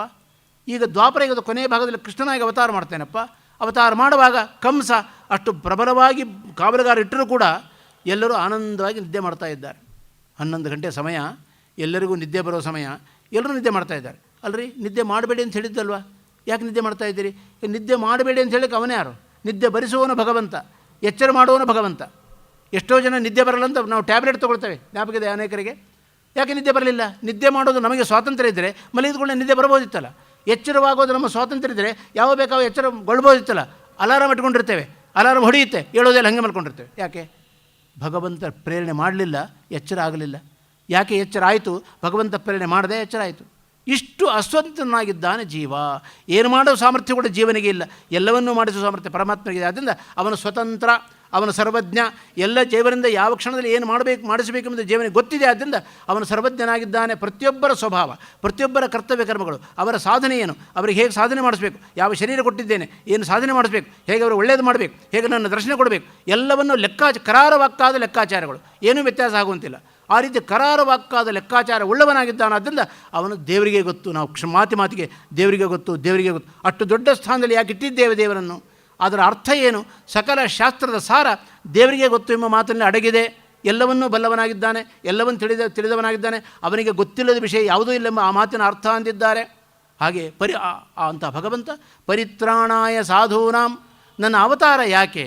ಯುಗೈಗೆ ಸಂಭವಾಮಿ. ಯಾಕೆಂದರೆ ಪರಿತ್ರಾಣಾಯ ಸಾಧು, ಸಜ್ಜನರ ರಕ್ಷಣೆ, ಇದು ನನ್ನ ಅವತಾರದ ಮುಖ್ಯವಾದ ಕರ್ತವ್ಯ. ಅದನ್ನು ಮಾಡಿಸಿ ತೋರಿಸಿದ್ದಾನೆ ಭಗವಂತ. ಸಜ್ಜನರು ಪಾಂಡವರು ಯಾವಾಗಲೂ ಭಗವಂತನ ಭಕ್ತರಾಗಿದ್ದಾರೆ. ಮಮ ಪ್ರಾಣಾಹಿ ಪಾಂಡವ, ಇದು ಪರಮಾತ್ಮನ ಮಾತು. ಮಮ ಪ್ರಾಣಾಹಿ ಪಾಂಡವ, ಪಾಂಡವರು ನನ್ನ ಪ್ರಾಣ ಇದ್ದಂತೆ ಅಂತ ಹೇಳ್ಕೊಂಡಿದ್ದಾನೆ ಭಗವಂತ. ಆದ್ದರಿಂದ ಸಜ್ಜನರಾದ, ಭಗವದ್ಭಕ್ತರಾದ, ಎಂದೂ ದುರ್ಮಾರ್ಗದಲ್ಲಿ ಹೆಜ್ಜೆ ಇಡದ, ಯಾವಾಗಲೂ ಸನ್ಮಾರ್ಗ ಪ್ರವೃತ್ತರಾದ, ಯಾವಾಗಲೂ ಸತ್ಯವನ್ನೇ ಆಡುವ, ಯಾವಾಗಲೂ ಪ್ರಾಮಾಣಿಕವಾದ ಜೀವನವನ್ನೇ ನಡೆಸುವ ಪಾಂಡವರಿದ್ದಾರಲ್ಲ, ಅವರು ಸಜ್ಜನರು. ಅವರನ್ನು ಬೆಂಬಿಡದೆ ಕಾಯುವ ಅಂತ ಹೇಳಿದಂತೆ ಪ್ರತಿ ಕ್ಷಣ ಅವರ ಹಿಂದೆ ನಿಂತು ಪರಮಾತ್ಮ ರಕ್ಷಣೆ ಮಾಡಿದ್ದಾನೆ ಎಂಬುದನ್ನು ಕಾಣಬಹುದಾಗಿದೆ. ಅನಂತರ ಗೋವರ್ಧನ ಪರ್ವತವನ್ನು ಎತ್ತುವುದರ ಮೂಲಕ ಆ ಗೋಪಾಲಕರಿದ್ದಾರಲ್ಲ, ಅವರು ತನ್ನನ್ನೇ ನಂಬಿದವರು, ಪರಮಾತ್ಮನನ್ನೇ ನಂಬಿದ ಗೋಪಾಲಕರಿದ್ದಾರಲ್ಲ, ಅವರನಿಗೆ ಏನೂ ಇಂದ್ರ ಕೃಷ್ಣನ ಮೇಲೆ ಕೋಪಗೊಂಡು ಒಂದು ವಾರದವರೆಗೆ ಧಾರಾಕಾರವಾದ ಮಳೆ, ಆನೆಯ ಸೊಂಡಲಿನಂತೆ ಒಂದು ಮಳೆ ಹನಿಗಳು ಬೀಳ್ತಾ ಇತ್ತಂತೆ. ಅಂಥ ಧಾರಾಕಾರದ ಮಳೆ ಸುರಿಸಿದಾಗಲೂ ಕೂಡ ಇಡೀ ಊರಿನ ಗ್ರಾಮದ ಜನಗಳಿಗೆ, ದನಕರುಗಳಿಗೆ, ಪಶು ಪಕ್ಷಿಗಳಿಗೆ ಏನೂ ತೊಂದರೆ ಆಗದಂತೆ ಗೋವರ್ಧನ ಪರ್ವತವನ್ನೇ ತನ್ನ ಕಿರುಬೆರಳಿಂದ ಎತ್ತಿ ಹೇಳಿದ ಪುಣ್ಯಾತ್ಮ ಅವನು ಶ್ರೀಕೃಷ್ಣ ಪರಮಾತ್ಮನಾಗಿದ್ದಾನೆ. ಅವನು ಏನು ಅವರನ್ನು ಯಾಕೆ? ಅವನ ಪ್ರತಿಜ್ಞೆ, ಯಾರು ನನ್ನನ್ನು ನಂಬಿದವರೋ ಅನ್ಯಥಾ ಶರಣನ್ನಾಸ್ತಿ, ನಿನ್ನ ಬಿಟ್ಟರೆ ಬೇರೆ ಗತಿಯಿಲ್ಲ ದೇವರೇ, ನೀನೇ ಗತಿ ಕೃಷ್ಣ, ನೀನೇ ಗತಿ ಎಂಬುದಾಗಿ ಇದಕ್ಕೆ ಅನನ್ಯವಾದ ಭಾವನೆ. ನ ವಿದ್ಯತೆ ಅನ್ಯ ಯಸ್ಮಾತ್ ಸಹ ಅನನ್ಯ, ನಿನ್ನನ್ನು ಬಿಟ್ಟು ಬೇರೆ ಯಾರೂ ಗತಿ ಇಲ್ಲ, ನೀನೇ ರಕ್ಷಣೆ ಮಾಡುವ ಎಂಬುದಾಗಿ ಅನನ್ಯವಾದ ಭಾವನೆಯಿಂದ ಯಾರು ದೇವರನ್ನು ಮರೆ ಹೋಗ್ತಾರೋ ಅವರನ್ನು ರಕ್ಷಣೆ ಮಾಡೋ ಜವಾಬ್ದಾರಿಯನ್ನು ಭಗವಂತ ಹೊತ್ತಿದ್ದಾನೆ. ಆದ್ದರಿಂದ ಇಡೀ ಊರಿನ ಗೋಪಾಲಕರ ಗುಂಪು ಅವನನ್ನು ನಂಬಿದೆ. ಆದ್ದರಿಂದ ಅವರ ರಕ್ಷಣೆ ಮಾಡಬೇಕಾದ ಅವನ ಕರ್ತವ್ಯ. ಆದ್ದರಿಂದ ಇಂದ್ರನ ಅಹಂಕಾರದ ಶಮನ ಮಾಡಬೇಕಾಗಿದೆ. ಆದ್ದರಿಂದ ನಿನಗೆ ಅಹಂಕಾರ ಅಲ್ವಾ, ಮಳೆ ಸುರಿಸ್ತೇನೆ, ಎಷ್ಟು ದಿವಸ ಸುರಿಸ್ತೇವೆ ನೋಡೋಣ, ಯಾರಿಗೂ ತೊಂದರೆ ಆಗಂತೆ ನೋಡೋದು ನನ್ನ ಜವಾಬ್ದಾರಿ ಎಂಬುದಾಗಿ ಪರ್ವತವನ್ನು ಎತ್ತಿ ಹಿಡಿದಿದ್ದಾನೆ ಭಗವಂತ. ಆದ್ದರಿಂದ ತನ್ನನ್ನು ನಂಬಿದ ಗೋಪಾಲಕರನ್ನು ರಕ್ಷಣೆ ಮಾಡಿದ್ದಾನೆ ಎಂಬುದನ್ನು ಕಾಣಬಹುದಾಗಿದೆ. ಆದ್ದರಿಂದ ಪರಿತ್ರಾಣಾಯ ಸಾಧೂನಾಂ, ಸಜ್ಜನರ ಪರಿಪಾಲನೆ. ಅದನ್ನು ಗೋಪಾಲಕರು ಅನನ್ಯ ಭಾವನೆಯಿಂದ ದೇವರನ್ನು ನಂಬಿದ್ದಾರೆ. ಅವ್ರು ಕೃಷ್ಣ ಬಿಟ್ಟರೆ ಇನ್ನು ಪ್ರಪಂಚದಲ್ಲಿ ಇನ್ನೊಂದು ಇಲ್ಲೇ ಇಲ್ಲ ಅವರಿಗೆ. ನೀನೇ ಗತಿ ಕೃಷ್ಣ, ಹೀಗೆ ದೇವರು ನಂಬಬೇಕಂತೆ. ಆಗ ಭಗವಂತ ನಮ್ಮನ್ನು ಖಂಡಿತವಾಗಿ ಉದ್ಧಾರ ಮಾಡ್ತಾನೆ. ರಕ್ಷತೀತ್ಯೇವ ವಿಶ್ವಾಸಕ್ಕರ್ತ. ಏನೋ ಆಚಾರ ಪಾಪ ಹೇಳಿದರು, ಗಟ್ಟಿಯಾಗಿ ಕೂಕೊಂಡು ಅದು ಹೌದೋ ಇಲ್ಲ ಬಿಡ್ರಿ ಅಂತ ಅನ್ಕೋಬೇಡ್ರಿ. ರಕ್ಷತೀತ್ಯೇವ ವಿಶ್ವಾಸಕ್ಕರ್ತವ್ಯ. ನಮಗೆ ನಂಬಿಕೆ ಇರಬೇಕು, ನಮಗೆ ವಿಶ್ವಾಸ ಇರಬೇಕು. ದೇವರು ನಮ್ಮನ್ನು ರಕ್ಷಣೆ ಮಾಡ್ತಾನೆ, 100% ರಕ್ಷಣೆ ಮಾಡ್ತಾನೆ. ವಿಶ್ವಾಸ ಇದ್ದಾಗ ಮಾತ್ರ ದೇವರು ರಕ್ಷಣೆ ಮಾಡ್ತಾನೆ ಎಂಬುದನ್ನು ನಾವು ಕಾಣ್ತಾ ಇದ್ದೇವೆ. ಆದ್ದರಿಂದ ಯಾರ್ಯಾರೋ ಬಳಿಗೆ ಹೋಗಿ ನಾವು ಕೈ ಒಡ್ಡಬೇಡ್ರಿ, ದೇವರ ಮುಂದೆ ಹೋಗ್ರಿ, ನಿಮ್ಮ ಸಂಕಟ ಹೇಳ್ಕೊಡ್ರಿ, ನಿಮ್ಮ ಕಷ್ಟ ಹೇಳ್ಕೊಡ್ರಿ, ಆಗ ದೇವರು ನಿಮ್ಮ ಕಷ್ಟ ಪರಿಹಾರ ಮಾಡ್ತಾನೆ ಎಂಬುದನ್ನು ಎಲ್ಲ ವೇದಾಂತಗಳು ಸಾರ್ತಾ ಇದ್ದೇವೆ ಎಂಬುದನ್ನು ನಾವು ಕಾಣ್ತಾ ಇದ್ದೇವೆ. ನಮಗೇನೋ ಒಂದು ಜೀವನದಲ್ಲಿ ಕಷ್ಟ ಬಂತು, ಆರ್ಥಿಕವಾಗಿ, ಶಾರೀರಿಕವಾಗಿ ಅಥವಾ ಆರೋಗ್ಯ ದೃಷ್ಟಿಯಿಂದ ತೊಂದರೆ ಬಂತು. ಆದರೆ ಏನು ಮಾಡ್ತೇವೆ ನಾವು? ಆಪ್ತರ ಬಳಿಗೆ ಹೋಗಿ ಹೇಳ್ಕೊಳ್ತೇವೆ, ಅಯ್ಯೋ ನೋಡ್ರಿ ಹೀಗಾಗಿ ಹೋಯಿತು ಅಂತ. ನಮಗೆ 2 ವಿಧವಾದ ಆಪ್ತರಿದ್ದಾರೆ ಲೋಕದಲ್ಲಿ. ನಂಬರ್ 1, ಮೊದಲನೇ ವಿಧವಾದ ಆಪ್ತರು ಯಾರು ಗೊತ್ತಾ ನಿಮಗೆ? ಕೆಲವರ್ತ ಹೇಳ್ಕೊಳ್ತೇವೆ, ಅವ್ರೇನಂತಾರೆ, ಹೌದನ್ರಿ ನಿಮಗೂ ಹೀಗಾಯ್ತಾ, ಹೀಗಾಗಬಾರ್ದಿತ್ತಲ್ಲ, ಎಷ್ಟು ಒಳ್ಳೆಯವರು ನೀವು, ಎಷ್ಟು ದಾನ ಧರ್ಮ ಮಾಡ್ತೀರಿ, ಎಷ್ಟು ಆಚಾರ ವಿಚಾರ ಮಾಡ್ತೀರಿ, ಎಷ್ಟು ಓದಿದ್ದೀರಿ, ಎಷ್ಟು ತಿಳ್ಕೊಂಡಿದ್ದೀರಿ, ನಿಮ್ಮಂಥವ್ರಿಗೆ ಹೀಗಾಗಬಾರ್ದಲ್ಲ, ನನಗೂ ತುಂಬ ಮನಸ್ಸು ನೋವಾಗಿದ್ದೀರಿ ಅಂತ ನಿಮ್ಮ ಬಗ್ಗೆ ಅನುಕಂಪ ಸೂಚನೆ ಮಾಡ್ಬೋದಷ್ಟೇ ಹೊರತು ಇನ್ನೇನು ನಿಮ್ಮ ದುಃಖವನ್ನು ಅವ್ರು ತೊಗೊಳ್ಳೋಕ್ಕೆ ಸಾಧ್ಯವ? ನಿಮ್ಮ ದುಃಖವನ್ನು ನಾನು ತೊಗೊಳ್ಳೋಕ್ಕೆ ಸಾಧ್ಯ? ಯೋಚನೆ ಮಾಡಿದ್ದೀರಾ? ನಾನು ನಿಮ್ಮ ದುಃಖವನ್ನು ಹಂಚಿಕೊಳ್ಬೋದೇ ಹೊರತು, ನನಗೂ ಮನಸ್ಸಿನ ನೋವಾಗಿದೆಯಪ್ಪ ಹೀಗೆ ಆಗಬಾರ್ದಿತ್ತು ಅಂತ ಅನುಕಂಪ ಸೂಚನೆ ಮಾಡಬಹುದೇ ಹೊರತು, ನಾನು ನಿಮ್ಮ ದುಃಖ ಪರಿಹಾರ ಮಾಡಲಿಕ್ಕೆ ಆಗೋದಿಲ್ಲ. ಆ ಸಾಮರ್ಥ್ಯ ನನಗಿಲ್ಲ. ನನ್ನ ದುಃಖವನ್ನೇ ಪರಿಹಾರ ಮಾಡಿಕೊಳ್ಳುವ ಸಾಮರ್ಥ್ಯವಿಲ್ಲದ ನಾನು ನಿಮ್ಮ ದುಃಖವನ್ನು ಪರಿಹಾರ ಮಾಡೋದು ಹೇಗೆ? ಯೋಚನೆ ಮಾಡಿ ನೋಡೋಣ. ಇದು 1ನೇ ಕೆಟಗರಿಗೆ ಸೇರಿದ ಆಪ್ತರು. ಇನ್ನೊಬ್ಬರಿದ್ದಾರೆ ಕೆಟಗರಿ ಆಪ್ತರು, ಏನು ಅವ್ರನ್ನ ಕರಿತೇವೆ, ಅವ್ರ ಬರೀ ನೋಡ್ರಿ ಹೀಗಾಗೋಯ್ತು, ಏನೋ ತೊಂದರೆ ಪರದಾಡ್ತಾ ಇದ್ದೇನೆ, ಒಂದು ವಾರದ ಮನಸ್ಸಮಾಧಾನ ಇಲ್ಲಿ ಹೇಳ್ಕೊಳ್ತೇವೆ. ಅವ್ರು ಕೇಳ್ತಾರೆ, ಹೌದೇನ್ರಿ ಹೀಗಾಯ್ತಾ ಅಂತ ಹೇಳಿ ಹೊರಗೆ ಹೋಗಿ, ಫಸ್ಟ್ ಕ್ಲಾಸ್ ಆಯ್ತು ನೋಡ್ರಿ, ಬಿತ್ತು ಏಟು ಏನು ಮೆರಿತಾ ಇದ್ದ, ಓಹೋ ಹಿಡಿಯೋರೇ ಇದ್ದಿದ್ದಿಲ್ಲ ಇವನನ್ನು, ಎಷ್ಟು ಚೆನ್ನಾಗಿ ಬಿತ್ತು, ದಿನ ಒಂದು ಏಟು ಬೀಳಪ್ಪ ಅಂತ ದೇವ್ರನ್ನ ಕೇಳ್ಕೊಳ್ತಾನೆ ಅಂತಾರೆ. ಇವರು ಆಪ್ತಾರೆ, ಮತ್ತೆ ಇಬ್ಬರು ಆಪ್ತಾರೆ. 3ನೇ ವಿಧವಾದ ಆಪ್ತರು ನಮಗೆ ಯಾರೂ ಇಲ್ಲ. ಒಂದು ಅನುಕಂಪ ಸೂಚನೆ ಮಾಡೋ ಆಪ್ತರು, ಇನ್ನೊಂದು ನಮ್ಮನ್ನು ಆಡಿಕೊಳ್ಳುವ ಆಪ್ತರು. ಇವರು ಬಿಟ್ಟರೆ ಇನ್ನೊಬ್ಬರಿದ್ದಾರೆ, ಯೋಚನೆ ಮಾಡಿ. ಇಲ್ಲ. ಹಾಗಾದರೆ ಇಬ್ಬರು ಆಪ್ತರತೆ ಹೇಳ್ಕೊಂಡಿದ್ದರಿಂದ ನಿಮ್ಮ ದುಃಖ ಪರಿಹಾರ ಆಯಿತು, ಅದನ್ನು ಯೋಚನೆ ಮಾಡಿ. ದುಃಖವನ್ನು ಪರಿಹಾರ ಮಾಡುವ ಸಾಮರ್ಥ್ಯ ಅದು ಭಗವಂತನಿಗೆ ಮಾತ್ರ ಹೊರತು ಕಂಡವರ ಬಳಿಗೆ ಹೋಗಬೇಡ್ರಿ, ಕಂಡವರ ಬಳಿ ಕೈ ಚಾಚಬೇಡ್ರಿ, ಕಂಡವರ ಹಲ್ಲು ಕಿರಿಬೇಡ್ರಿ. ಅದರಿಂದ ನಿಮ್ಮ ದುಃಖ ಪರಿಹಾರ ಆಗೋದಿಲ್ಲ. ಇನ್ನೂ ಕೈ ತೋರಿಸಿ ಅವಮಾನ ಮಾಡಿಕೊಂಡಂತೆ ಆಗುತ್ತೆ ಹೊರತು ಏನೂ ಪರಿಹಾರ ಆಗೋದಿಲ್ಲ. ಅದನ್ನು ನೀವು ದೇವರ ಹತ್ರ ಹೋಗ್ರಿ. ನಿಮ್ಮ ಮನೆಯಲ್ಲಿ ಒಂದು ದೇವರ ಮನೆ ಅಂತಿದೆ, ದೇವರ ಮುಂದೆ ಹೋಗಿ ನಿಂತುಕೊಳ್ರಿ, ಗೊಳೋ ಅಂತ ಅಳ್ರಿ. ಹೇಗೆ ಅಳಬೇಕು? ದೇವರಿಗೆ ಮುಟ್ಟುವಂತೆ ಅಳಬೇಕು, ಕಪಟವಾಗಿ ಅಳಬೇಡ್ರಿ. ಕಪಟವಾಗಿ ಅಳೋದನ್ನು ಕೇಳಿದ್ದೀರಿ ನೀವು, ಕಂಡಿದ್ದೀರಿ ನೀವು. ಅದರಿಂದ ಅಳು ಬರದೇ ಇದ್ದರೂ ಅಳೋರಿದ್ದಾರೆ ಕೆಲವರು. ಆದ್ದರಿಂದ ನಿಜವಾಗಿ ಅತ್ತು ಅದು ದೇವರಿಗೆ, ನಿಮ್ಮ ಅಳು ದೇವರಿಗೆ ಮುಟ್ಟಿರಬೇಕು, ನಿಮ್ಮ ನಿಜವಾದ ಕಷ್ಟ ದೇವರಿಗೆ ಗೊತ್ತಾಗಿರಬೇಕು. ಆ ರೀತಿ ಅತ್ತಾಗ ಭಗವಂತ ನಿಜವಾಗಿ ನಮ್ಮನ್ನು ಉದ್ಧಾರ ಮಾಡ್ತಾನೆ. ನಂಬಿಕೆ ಇದೆಯಲ್ಲ, ಆ ನಂಬಿಕೆ ಇದ್ದಾಗ ಇದಕ್ಕೆ ಅನನ್ಯ ಭಾವ ಅಂದಿದ್ದಾರೆ. ನ ವಿದ್ಯತೆ ಅನ್ಯ ಯಸ್ಮಾತ್ ಸಹ ಅನನ್ಯ. ನಿನ್ನ ಬಿಟ್ಟು ಬೇರೆ ಗತಿ ಇಲ್ಲ ಸ್ವಾಮಿ, ನೀನೇ ಗತಿ. ದಾಸರು ಹೇಳಿದ್ದಾರೆ, ನೀನೇ ಗತಿ ಕೃಷ್ಣ, ನೀನೇ ಗತಿ, ನೀನೇ ರಕ್ಷಣೆ ಮಾಡುವವನು, ನೀನೇ ಪ್ರಪಂಚದ ಜವಾಬ್ದಾರಿ ಹೊತ್ತವನು, ನೀನೇ ನನ್ನ ನಡೆಸಿಕೊಂಡು ಹೋಗುವವನು, ನೀನೇ ನನ್ನ ಒಳ್ಳೆ ಆಗು ಹೋಗುಗಳಿಗೆ ನೀನೇ ಕಾರಣನಾಗಿದ್ದೆ. ಆದ್ದರಿಂದ ನೀನೇ ಗತಿ ಎಂಬುದಾಗಿ ಅನನ್ಯ ಭಾವನೆಯಿಂದ ಯಾರು ಶರಣ ಹೋಗ್ತಾರೆ ಅವರನ್ನು ರಕ್ಷಣೆ ಮಾಡ್ತೇನೆ ಎಂಬ ಪರಮಾತ್ಮನ ಪ್ರತಿಜ್ಞೆ ಇದು. ಇಂಥವರನ್ನು ಎಂದೂ ಕೈ ಬಿಡುವುದಿಲ್ಲ, ಇಂಥವ್ರು ಖಂಡಿತ ರಕ್ಷಣೆ ಮಾಡ್ತೇನೆ ಎಂಬುದು ಹೇಳಿದ್ದಾನೆ ಭಗವಂತ ಎಂಬುದನ್ನು ನಾವು ಕಾಣ್ತಾ ಇದ್ದೇವೆ. ಹೀಗೆ ಪರಿತ್ರಾಣಾಯ ಸಾಧೂನಾಂ, ಭಗವಂತ ಯಾರು ನಂಬಿದ್ದಾರೆ, ಯಾರು ಭಕ್ತರಾಗಿದ್ದಾರೆ, ಯಾರು ತನ್ನ ಅಧೀನಕ್ಕೆ ಬಂದಿದ್ದಾರೆ, ಯಾರು ಶರಣಾಗತರಾಗಿದ್ದಾರೆ ಅವರನ್ನು ರಕ್ಷಣೆ ಮಾಡುವ ಜವಾಬ್ದಾರಿ ಹೊತ್ತಿದ್ದಾನೆ ಭಗವಂತ. ಇದು ಪರಿತ್ರಾಣ ಇಂದವರನ್ನು ಮಾಡಿ ತೋರಿಸಿದ್ದಾನೆ, ಆದರ್ಶನಾಗಿದ್ದಾನೆ ಪ್ರಪಂಚಕ್ಕೆ.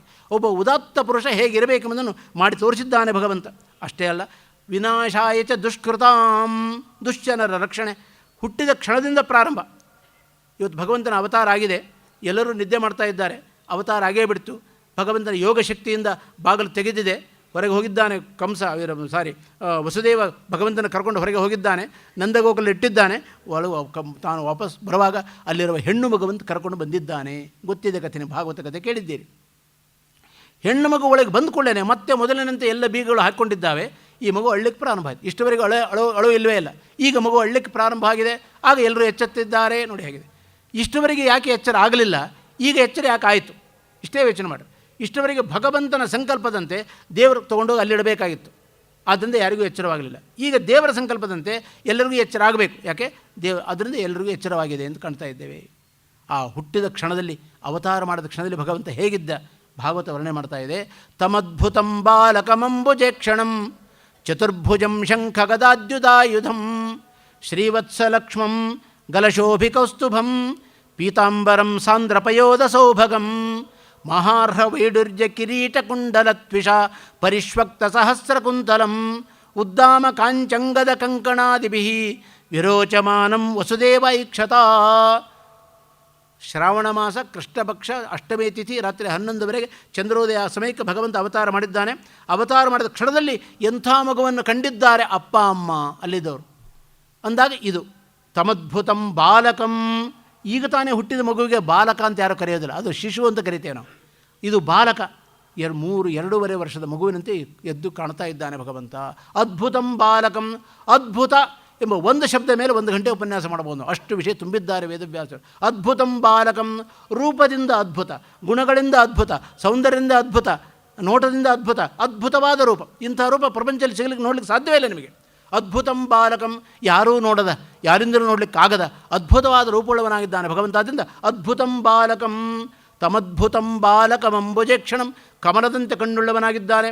ದೃಷ್ಟಾಂತ ಯಾಕೆ ಗೊತ್ತಾ ನಿಮಗೆ? ಹಾಗಾದ್ರೆ ದೇವರು ಯಾರ ಕೈಗೂ ಸಿಗುವವನಲ್ಲ, ಯಾರಿಗೂ ತಿಳ್ಕೊಳ್ಳಿಕ್ಕಾಗೋದಿಲ್ಲ ಅಂತ ಹೇಳ್ತಾ ಇದ್ದೀರಿ. ಕಮಲದಂತೆ ಕಣ್ಣು ಅಂತ ಹೇಳ್ತಾ ಇದ್ದೀರಲ್ಲ ಅಂದರೆ ನಮಗೆ ಅರ್ಥವಾಗಲಿ ಅಂತ ಕಮಲದಂತೆ ಕಣ್ಣು ಅಲ್ವಾ? ನಾವು ನೋಡಿದ ಪುಷ್ಪಗಳಲ್ಲಿ ಕಮಲ ಶ್ರೇಷ್ಠವಾದ ಪುಷ್ಪ. ಅದನ್ನು ಸರಿಯಾದ ಕಮಲ ನೋಡಿಲ್ಲ ನಾನು. ಮಾನಸ ಸರೋವರದಲ್ಲಿ ಸರಿಯಾದ ಕಮಲ ಇದೆ ಅಂತೆ. ಇಲ್ಲಾವುದೋ ಸಿಟಿ ಮಾರ್ಕೆಟ್ಲಿದ್ದು ಇಷ್ಟು ಕೋಳಿ ಹೋತಂದು ಅದನ್ನೇ ಕಮಲ ಅಂತ ಅಂದ್ಕೊಳ್ತೇವೆ ನಾವು. ಅದನ್ನು ನಾವು ಕಮಲವನ್ನೇ ನೋಡಿಲ್ಲ ನಾವು, ಸರಿಯಾದ ಕಮಲವನ್ನು. ಜಾತಿ ಕಮಲ ಇದೆಯಲ್ಲ ಅದು ನೋಡಿಲ್ಲ ನಾವು. ಅದನ್ನು ನಾವು ನೋಡಿದ ಹೂಗಳಲ್ಲಿ ಕಮಲ ಶ್ರೇಷ್ಠವಾದದ್ದಾದ್ದರಿಂದ ಕಮಲದಂತೆ ಇದ್ದ ಕಣ್ಣುಳ್ಳು ಅಂತ ದೃಷ್ಟಾಂತ ಕೊಡ್ತೇ ಹೊರತು ಅಷ್ಟೇ ಅಂತ ತಿಳ್ಕೊಂಡ್ಬಿಡಬೇಡಿ. 1000 ಕಮಲಗಳನ್ನು ಮೀರಿಸುವ ಶಕ್ತಿ ಪರಮಾತ್ಮನ ಕಣ್ಣಿಗಿದೆ ಎಂದಿದ್ದಾರೆ. ಅದ್ಭುತಂ ಬಾಲಕಂ ಅಂಬುಜೇಕ್ಷಣಂ. ಅದು ಅಂಬುಜ ಈ ಕ್ಷಣಂ. ನೀರಿನಲ್ಲಿ ಹುಟ್ಟುವ ಕಮಲದಂತೆ ಕಣ್ಣುಳ್ಳವನಾಗಿದ್ದಾನೆ ಭಗವಂತ. ದೃಷ್ಟಾಂತ ಕೊಡಬೇಕಾದ್ರೆ ಏನಾರು ಕೆಲವು ಗುಣಗಳಿರಬೇಕು. ಕಮಲಾಕ್ಷಿ ಅಂತ ಹೆಸರಿಡ್ತೇವೆ ನಾವು, ಏನಾರು ಅಥವಾ ಕಮಲಾಕ್ಷ ಹೆಸರಿಟ್ಟುಕೊಳ್ತೇವೆ ನಾವು. ಏನಾರು ಕಮಲದಲ್ಲಿರುವ ಒಂದು ಸೌಷ್ಠವತೆ, ಮಾರ್ಧವತೆ, ಅದರಲ್ಲಿರುವ ಮೃದು ಮಾರ್ಧವ, ಇದರಲ್ಲಿ ವೈಶಾಲ್ಯತೆ, ವಿಶಾಲವಾದ ಕಣ್ಣು, ಮೃದುವಾದ ಕಣ್ಣು, ಸುಗಂಧಯುಕ್ತವಾದ ಕಣ್ಣು, ಅದನ್ನ ಪರಿಮಳಯುಕ್ತವಾದ ಕಣ್ಣು, ಏನಾರು ಒಂದು ಗುಣ ಇರಬೇಕಲ್ರಿ. ಏನೂ ಇಲ್ಲದೆ ಇದ್ದರೆ ಕಮಲಾಕ್ಷಿ ಹೆಸರು ವ್ಯರ್ಥ ಅಲ್ವಾ? ಅದು ನನ್ನ ಕಮಲಾಕ್ಷಿ ಹೆಸರಿದೆ ಅದರಿಂದ ಕಣ್ಣು ಅಗಲು ಮಾಡ್ಕೊಳ್ಳೋದು ಏನೇನೋ ಹಚ್ಕೊಂಡು ನಾವು ವಿಕಾರ. ದೇವರು ಕೊಟ್ಟ ರೂಪ ಒಂದು, ನಾವು ಮಾಡ್ಕೊಳ್ಳೋ ರೂಪ ಇನ್ನೊಂದು. ಅದರಿಂದ ಯಾಕೆ ವಿಕಾರ ಮಾಡ್ಕೊಳ್ತೇವೆ? ನಾನು ಕಮಲಾಕ್ಷಿ ಆಗಬೇಕು ಅಂತ. ಬಣ್ಣ ಹಚ್ಕೊಂಡ್ಬಿಟ್ರೆ ಕಮಲಾಕ್ಷಿ ಆಗ್ತೇವೆ ನಾವು. ಯೋಚನೆ ಮಾಡಿ ನೋಡಿ. ಅದನ್ನ ನಿಜವಾದ ರೂಪ ಕೊಡಬೇಕು ಭಗವಂತ. ಅದನ್ನ ಅಂಬುಜೇಕ್ಷಣಂ. ಕಮಲದಂತೆ ಕಣ್ಣುಳ್ಳವನಾಗಿದ್ದಾನೆ ಭಗವಂತ. 1000 ಕಮಲಗಳನ್ನು ಮೀರಿಸುವ ಕಣ್ಣುಳ್ಳವನಾಗಿದ್ದಾನೆ ಭಗವಂತ. ಅಂಬುಜ ಚತುರ್ಭುಜಂ. 4 ಕೈ ಉಳ್ಳವನಾಗಿದ್ದಾನೆ. ನಮಗೆಲ್ಲರೂ ಮಗು ಹುಟ್ಟುವಾಗ 4 ಕೈ ಮಗು ಹುಟ್ಟಿರೋ ಗತಿ ಏನು ಯೋಚನೆ ಮಾಡಿದ್ದೀರಾ? ಕೂಡಲೇ ಆಸ್ಪತ್ರೆಗೆ ಹೋಗಿ ಕರ್ಕೊಂಡು ಹೋಗ್ತಾನೆ. ಡಾಕ್ಟ್ರೇ 2 ಕೈ ಕಟ್ ಮಾಡಿಬಿಡಿ. ಯಾಕೆ 4 ಕೈ ಏನ್ರಿ ಗತಿ ಅಂತ. ಯಾಕೆಂದರೆ ಲೋಕದಲ್ಲಿ ಎಲ್ಲರೂ 2 ಕೈ ಉಳ್ಳವರು ಹುಟ್ಟೋದು ಕಂಡಿದ್ದೇವೆ ಹೊರತು 4 ಕೈ ಇದ್ದವ್ರು ಯಾರು ಹುಟ್ಟಿದ್ದು ಕಂಡಿದ್ದೇವೇನು? ಗಾಬರಿ ಆಗುತ್ತೆ ನಮಗೆ. ಅಂಬುಜೇಕ್ಷ ಚತುರ್ಭುಜಂ ಶಂಖ ಗದಾದ್ಯುತಾಯುಧಂ. ಶಂಖ ಚಕ್ರ ಗದಾಪದ್ಮ ಧಾರಣೆ ಮಾಡಿದ್ದಾನೆ ಭಗವಂತ. ಆಯಿತಾ? ಅಂತರ ಶಂಖ ಗದಾದ್ಯುತಾಯುಧಂ ಶ್ರೀವತ್ಸಲಕ್ಷ್ಮಂ. ಆ ಸುಣ್ಣ ಮಗು, 1-2.5 ವರ್ಷ ಮಗುವಿಗೆ ಎದೆ ಮೇಲೆ ಲಕ್ಷ್ಮೀದೇವಿಯ ಚಿಹ್ನೆ ಇದೆ. ಶ್ರೀವತ್ಸಲಕ್ಷ್ಮಂ ಗಲಶೋಭಿಕೌಸ್ತುಭಂ. ಪರಮಾತ್ಮನ ಕುತ್ತಿಗೆಯಲ್ಲಿ ಮಾತ್ರ ಇರಬಹುದಾದ ಆಭರಣ ಅದು ಕೌಸ್ತುಭ ಮಣಿ. ಅದನ್ನು ಭಗವಂತ ಹುಟ್ಟುವಾಗಲೇ ಅದನ್ನು ಕೌಸ್ತುಭ ಮಣಿ ಧಾರಣೆ ಮಾಡಿದ್ದಾನಂತೆ. ಗಲಶೋಭಿಕೌಸ್ತುಭಂ ಪೀತಾಂಬರಂ. ಯಾರಾದರೂ ಮಗು ಹುಟ್ಟುವಾಗ ಪೀತಾಂಬರ ಉಟ್ಕೊಂಡು ಹುಟ್ಟಿದ್ದು ನೋಡಿದ್ದೀರಾ? ಪೀತಾಂಬರಂ ಫಸ್ಟ್ ಕ್ಲಾಸ್ ಪೀತಾಂಬರ ಉಟ್ಕೊಂಡಿದ್ದಾನಂತೆ. ಸಾಂದ್ರ ಪಯೋದ ಸೌಭಗಂ. ಪಯೋದ ಅಂದರೆ ಮೋಡ. ಪಯಃ ದದಾತೀತಿ ಪಯೋದ. ಮೇಘ ನೀರು. ಎಂಥ ಮೋಡ? ನೀರು ತುಂಬಿದ ಜಾಳ್ ಮೋಡ ಆಗಬಾರ್ದು. ನೀರು ತುಂಬಿದ ಮೋಡ. ಪರಮಾತ್ಮನನ್ನು ಕಪ್ಪು ಅಂದಿಡಬಾರ್ದು. ಶ್ರೀಕೃಷ್ಣ ಪರಮಾತ್ಮನ ಬಣ್ಣ ಕಪ್ಪು ಅನ್ನಬಾರ್ದು. ನಮ್ಮ ಬಣ್ಣ ಕಪ್ಪು, ಪರಮಾತ್ಮನ ಬಣ್ಣ ಕಪ್ಪಲ್ಲ. ಮತ್ತು ನೀಲಮೇಘ ಶ್ಯಾಮ. ನೀರು ತುಂಬಿದ ಮೇಘ, ಅದು ವಿಚಿತ್ರವಾದ ಕಾಂತಿ, ವಿಚಿತ್ರವಾದ ಸೌಂದರ್ಯ. ಅದಕ್ಕೆ ಅದರಂತೆ ಬಣ್ಣವುಳ್ಳವನಾಗಿದ್ದಾನೆ ಭಗವಂತ. ಗಲಶೋಭಿಕೌಸ್ತುಭಂ ಪೀತಾಂಬರಂ ಸಾಂದ್ರಪಯೋದ ಸೌಭಗಂ. ಮಹಾರ್ಹ ವೈಡೂರ್ಯ ಕಿರೀಟ ಕುಂಡಲ. ಭಾರೀ ಬೆಲೆ ಬಾಳುವ ಕಿರೀಟ ಹಾಕ್ಕೊಂಡಿದ್ದಾನೆ ಭಗವಂತ. ಕಿವಿಯಲ್ಲಿ ಕುಂಡಲ ಹಾಕ್ಕೊಂಡಿದ್ದಾನೆ ಭಗವಂತ. ದ್ವಿಷಾ ಪರಿಷ್ವಕ್ತ ಸಹಸ್ರಕುಂತಲಂ. ಆ ಕುಂಡಲ ಹಾಕ್ಕೊಂಡು ಹೀಗೆ ಮುಖ ಹೀಗೆ ಮಾಡುವಾಗ, ಆ ಕುಂಡಲ ಅಲ್ಲಾಡುವಾಗ ಅದರಕ್ಕಿಂತ ಬಂದ ಕಾಂತಿ ಇದೆಯಲ್ಲ, ಪ್ರಕಾಶ, ಅದರಿಂದ ಅವನ ತಲೆ ಮುಂಗುರುಳು ಪಳಪಳ ಪಳಪಳ ಹೊಳಿತಾ ಇದೆ. ಕಪ್ಪಾದ ಮುಂಗುರುಳ ಮೇಲೆ ಆ ಬಂಗಾರದ ಕಾಂತಿ ಬಿದ್ದಾಗ ಪಳಪಳ ಅಂತ ಹೊಳಿತಾ ಇದೆ ಅಂಥದ್ದು. ಆಯಿತಾ? ದ್ವಿಷಾ ಪರಿಷ್ವಕ್ತ ಸಹಸ್ರಕುಂತಲಂ ಉದ್ದಾಮ ಕಾಂಚಿ ಅಂಗದ ಕಂಕಣಾದಿಭಿ. ಕಾಂಚಿ ಭುಜಕ್ಕೆ ಹಾಕ್ಕೊಳ್ಳೋ ಆಭರಣ ಹಾಕ್ಕೊಂಡಿದ್ದಾನೆ ಭಗವಂತ, ಭಾರೀ ಬೆಲೆ ಬಾಳುವ ಆಭರಣ. ಅಂಗದ ಅಂದರೆ ಸೊಂಟಕ್ಕೆ ಹಾಕ್ಕೊಳ್ಳೋ ಆಭರಣ ಹಾಕ್ಕೊಂಡಿದ್ದಾನೆ, ಪಟ್ಟಿ ಹಾಕ್ಕೊಂಡಿದ್ದಾನೆ ಭಗವಂತ, ಬಳೆ ಹಾಕ್ಕೊಂಡಿದ್ದಾನೆ. ಕಂಕಣಾದಿಭಿ ವಿರೋಚಮಾನಂ ವಸುದೇವ ಈಕ್ಷತಾ. ಇಂಥ ಭಗವಂತನನ್ನು ಹುಟ್ಟಿದ ಕೂಡಲೇ ನೋಡಿದ್ದಾರೆ ತಂದೆ ತಾಯಿಗಳು. ಇದು ಸಾಮಾನ್ಯ ಮನುಷ್ಯ ಈ ರೂಪ ತೋರಿಸಲಿಕ್ಕೆ ಸಾಧ್ಯವ? ಯಾರೇ ಆದರೂ ಸಾಧ್ಯವ? ಅವನು ಎತ್ತರ ಯೋಗೇಶ್ವರ ಕೃಷ್ಣ, ಯೋಗೇಶ್ವರನಾಗಿದ್ದಾನಾದ್ದರಿಂದ, ಸಾಕ್ಷಾತ್ ಭಗವಂತನ ಅವತಾರನಾಗಿದ್ದಾನಾದ್ದರಿಂದ ಅವರಿಗೆ ಮಾತ್ರ ಇಂತಹ ರೂಪ ತೋರಿಸಲಿಕ್ಕೆ ಸಾಧ್ಯ. ಕೂಡಲೇ ಹೇಳಿದ್ದಾನೆ ತಂದೆ ತಾಯಿಗಳಿಗೆ, ನಾನು ಕೂಡಲೇ ಸಾಮಾನ್ಯ ಮಗುವಿನ ರೂಪ ತೆಗೆದುಕೊಳ್ತೇನೆ ಇವಾಗ, ಆಗ ನನ್ನನ್ನು ನಂದಗೋಕುಲಕ್ಕೆ ತೆಗೆದುಕೊಂಡು ಹೋಗಿ ಯಶೋದೆಯ ಪಕ್ಕದಲ್ಲಿ ಇಡಬೇಕು. ಅಲ್ಲಿ ಈಗ ತಾನೇ ದುರ್ಗಾದೇವಿ ಅವತಾರವಾಗಿದೆ, ಆ ದುರ್ಗೆಯನ್ನು ತಂದು ಈ ಜಾಗದಲ್ಲಿ ಇಡಬೇಕು ಎಂಬುದಾಗಿ ಪರಮಾತ್ಮನ ಅಪ್ಪಣೆಯಂತೆ ವಸುದೇವ ತೆಗೆದುಕೊಂಡು ಹೋಗಿ ಇಟ್ಟಿದ್ದಾನೆ ಎಂಬುದನ್ನು ನಾವು ಕಾಣ್ತಾ ಇದ್ದೇವೆ. ಆದ್ದರಿಂದ ಎಲ್ಲವೂ ಹರಿಸಂಕಲ್ಪಂತೆ ನಡೆಯೋದು ಎಂಬುದನ್ನು ಎಂದೂ ನಾವು ಮರೆಯುವಂತೆ ಇಲ್ಲ. ಹಾಗೆ ವಸುದೇವ ಐಕ್ಷತಾ, ಇಂಥ ಒಂದು ಅದ್ಭುತವಾದ ರೂಪ ತೋರಿಸಿದ್ದಾನೆ ಭಗವಂತ ಎಂಬುದನ್ನು ನಾವು ಕಾಣ್ತಾ ಇದ್ದೇವೆ. ಆದ್ದರಿಂದ ಶ್ರೀಕೃಷ್ಣ ಪರಮಾತ್ಮ ಯಾವಾಗ ಅಲ್ಲಿ ಇದ್ದಾನೆ, ಬೆಳೆದಿದ್ದಾನೆ, ಮರುಕ್ಷಣದಿಂದ ಪ್ರಾರಂಭ. ಇವರು ಮರುದಿವಸ ಬೆಳಗ್ಗೆ ಇದ್ದಿದ್ದಾರೆ, ಕಂಸನಿಗೆ ಗೊತ್ತಾಯಿತು ಸುದ್ದಿ, ಮಗು ಹುಟ್ಟಿದೆ, ಹಾಗಾದ್ರೆ ಸಂಹಾರ ಮಾಡೋಣ. 8ನೇ ಮಗು ತಾನು ನನ್ನನ್ನು ಸಂಹಾರ ಮಾಡೋದು, ಅದನ್ನ ನಾನೇ ಆ ಒಂದು ಮಗು ಸಂಹಾರ ಮಾಡೋದು ಎಷ್ಟು ವಿಷಯ ರೀ. ಈಗ ತಾನೇ ಹುಟ್ಟಿದ ಮಗು 2 ಕಾಲು ಹಿಡ್ಕೊಂಡಿದ್ದಾನೆ, ಎತ್ತಿ ಒಂದು ಬಂಡೆಗೆ ಅಪ್ಪಳಿಸ್ಲಿಕ್ಕೆ ಹೋಗಿದ್ದಾನೆ ಕಂಸ. ಆ ಮಗು ತಪ್ಪಿಸಿಕೊಂಡು ಮೇಲೆ ಹಾರಿ ಹೇಳ್ತಾ ಇದೆ, ಆಕಾಶವಾಣಿ ಆಗ್ತಾ ಇದೆ, ಅಶರೀರವಾಣಿ, ಆಕಾಶವಾಣಿ, ಶರೀರವಿಲ್ಲದ ವಾಣಿ ಅಥವಾ ಆಕಾಶದಲ್ಲಿ ಕೇಳುವ ವಾಣಿ, ಅದಕ್ಕೆ ಆಕಾಶವಾಣಿ ಎಂದಿದ್ದಾರೆ. ಆ ಮಗು ಹೇಳ್ತಾ ಇದೆ, ನೋಡಪ್ಪ, ನಾನಲ್ಲ ನಿನ್ನನ್ನು ಕೊಲ್ಲುವವನು ಅಲ್ಲಿ ನಂದಗೋಕುಲದಲ್ಲಿ ಬೆಳೀತಾ ಇದ್ದಾನೆ, ನಿನಗೆ ಸಾಮರ್ಥ್ಯವಿದ್ದರೆ, ನಿನಗೆ ಶಕ್ತಿ ಇದ್ದರೆ ನೋಡ್ಕೋ ಅವನನ್ನು ಅಂತ ಹೇಳಿ ಮುಂದೆ ಹೊರಟದ್ದು. ಆಮೇಲೆ ಹಾಗಾದ್ರೆ ಇದಲ್ಲ ಮಗು, ಇನ್ನೊಂದು ಏನೋ ನಡೆದಿದೆ ಅಂತ ಗೊತ್ತಾಯ್ತು ಅವನಿಗೆ. ಪೆದ್ದು ತಲೆಗೆ ಈಗ ಗೊತ್ತಾಯಿತು, ಎಲ್ಲವರೆಗೂ ಗೊತ್ತಾಗಿರಲಿಲ್ಲ ಅವನಿಗೆ. ಅದನ್ನ ಈಗ ಏನೋ ನಡೆದಿದೆ, ಹಾಗಾದ್ರೆ ಏನು ಮಾಡೋಣ? ಒಂದು ಮೀಟಿಂಗ್ ಕರೆದಿದ್ದಾನೆ ಮರುದಿವಸ, ಎಲ್ಲ ಚಂಡಾಳ ಚೌಕಳಿಗಳು ಅಯೋಗ್ಯರನ್ನೇ ಕರೆದಿದ್ದಾನೆ. ಕೇಳಿದ್ರೆ ಏನು ಮಾಡೋಣ, ಹಾಗಾದ್ರೆ ಹೀಗಾಯ್ತಲ್ಲ.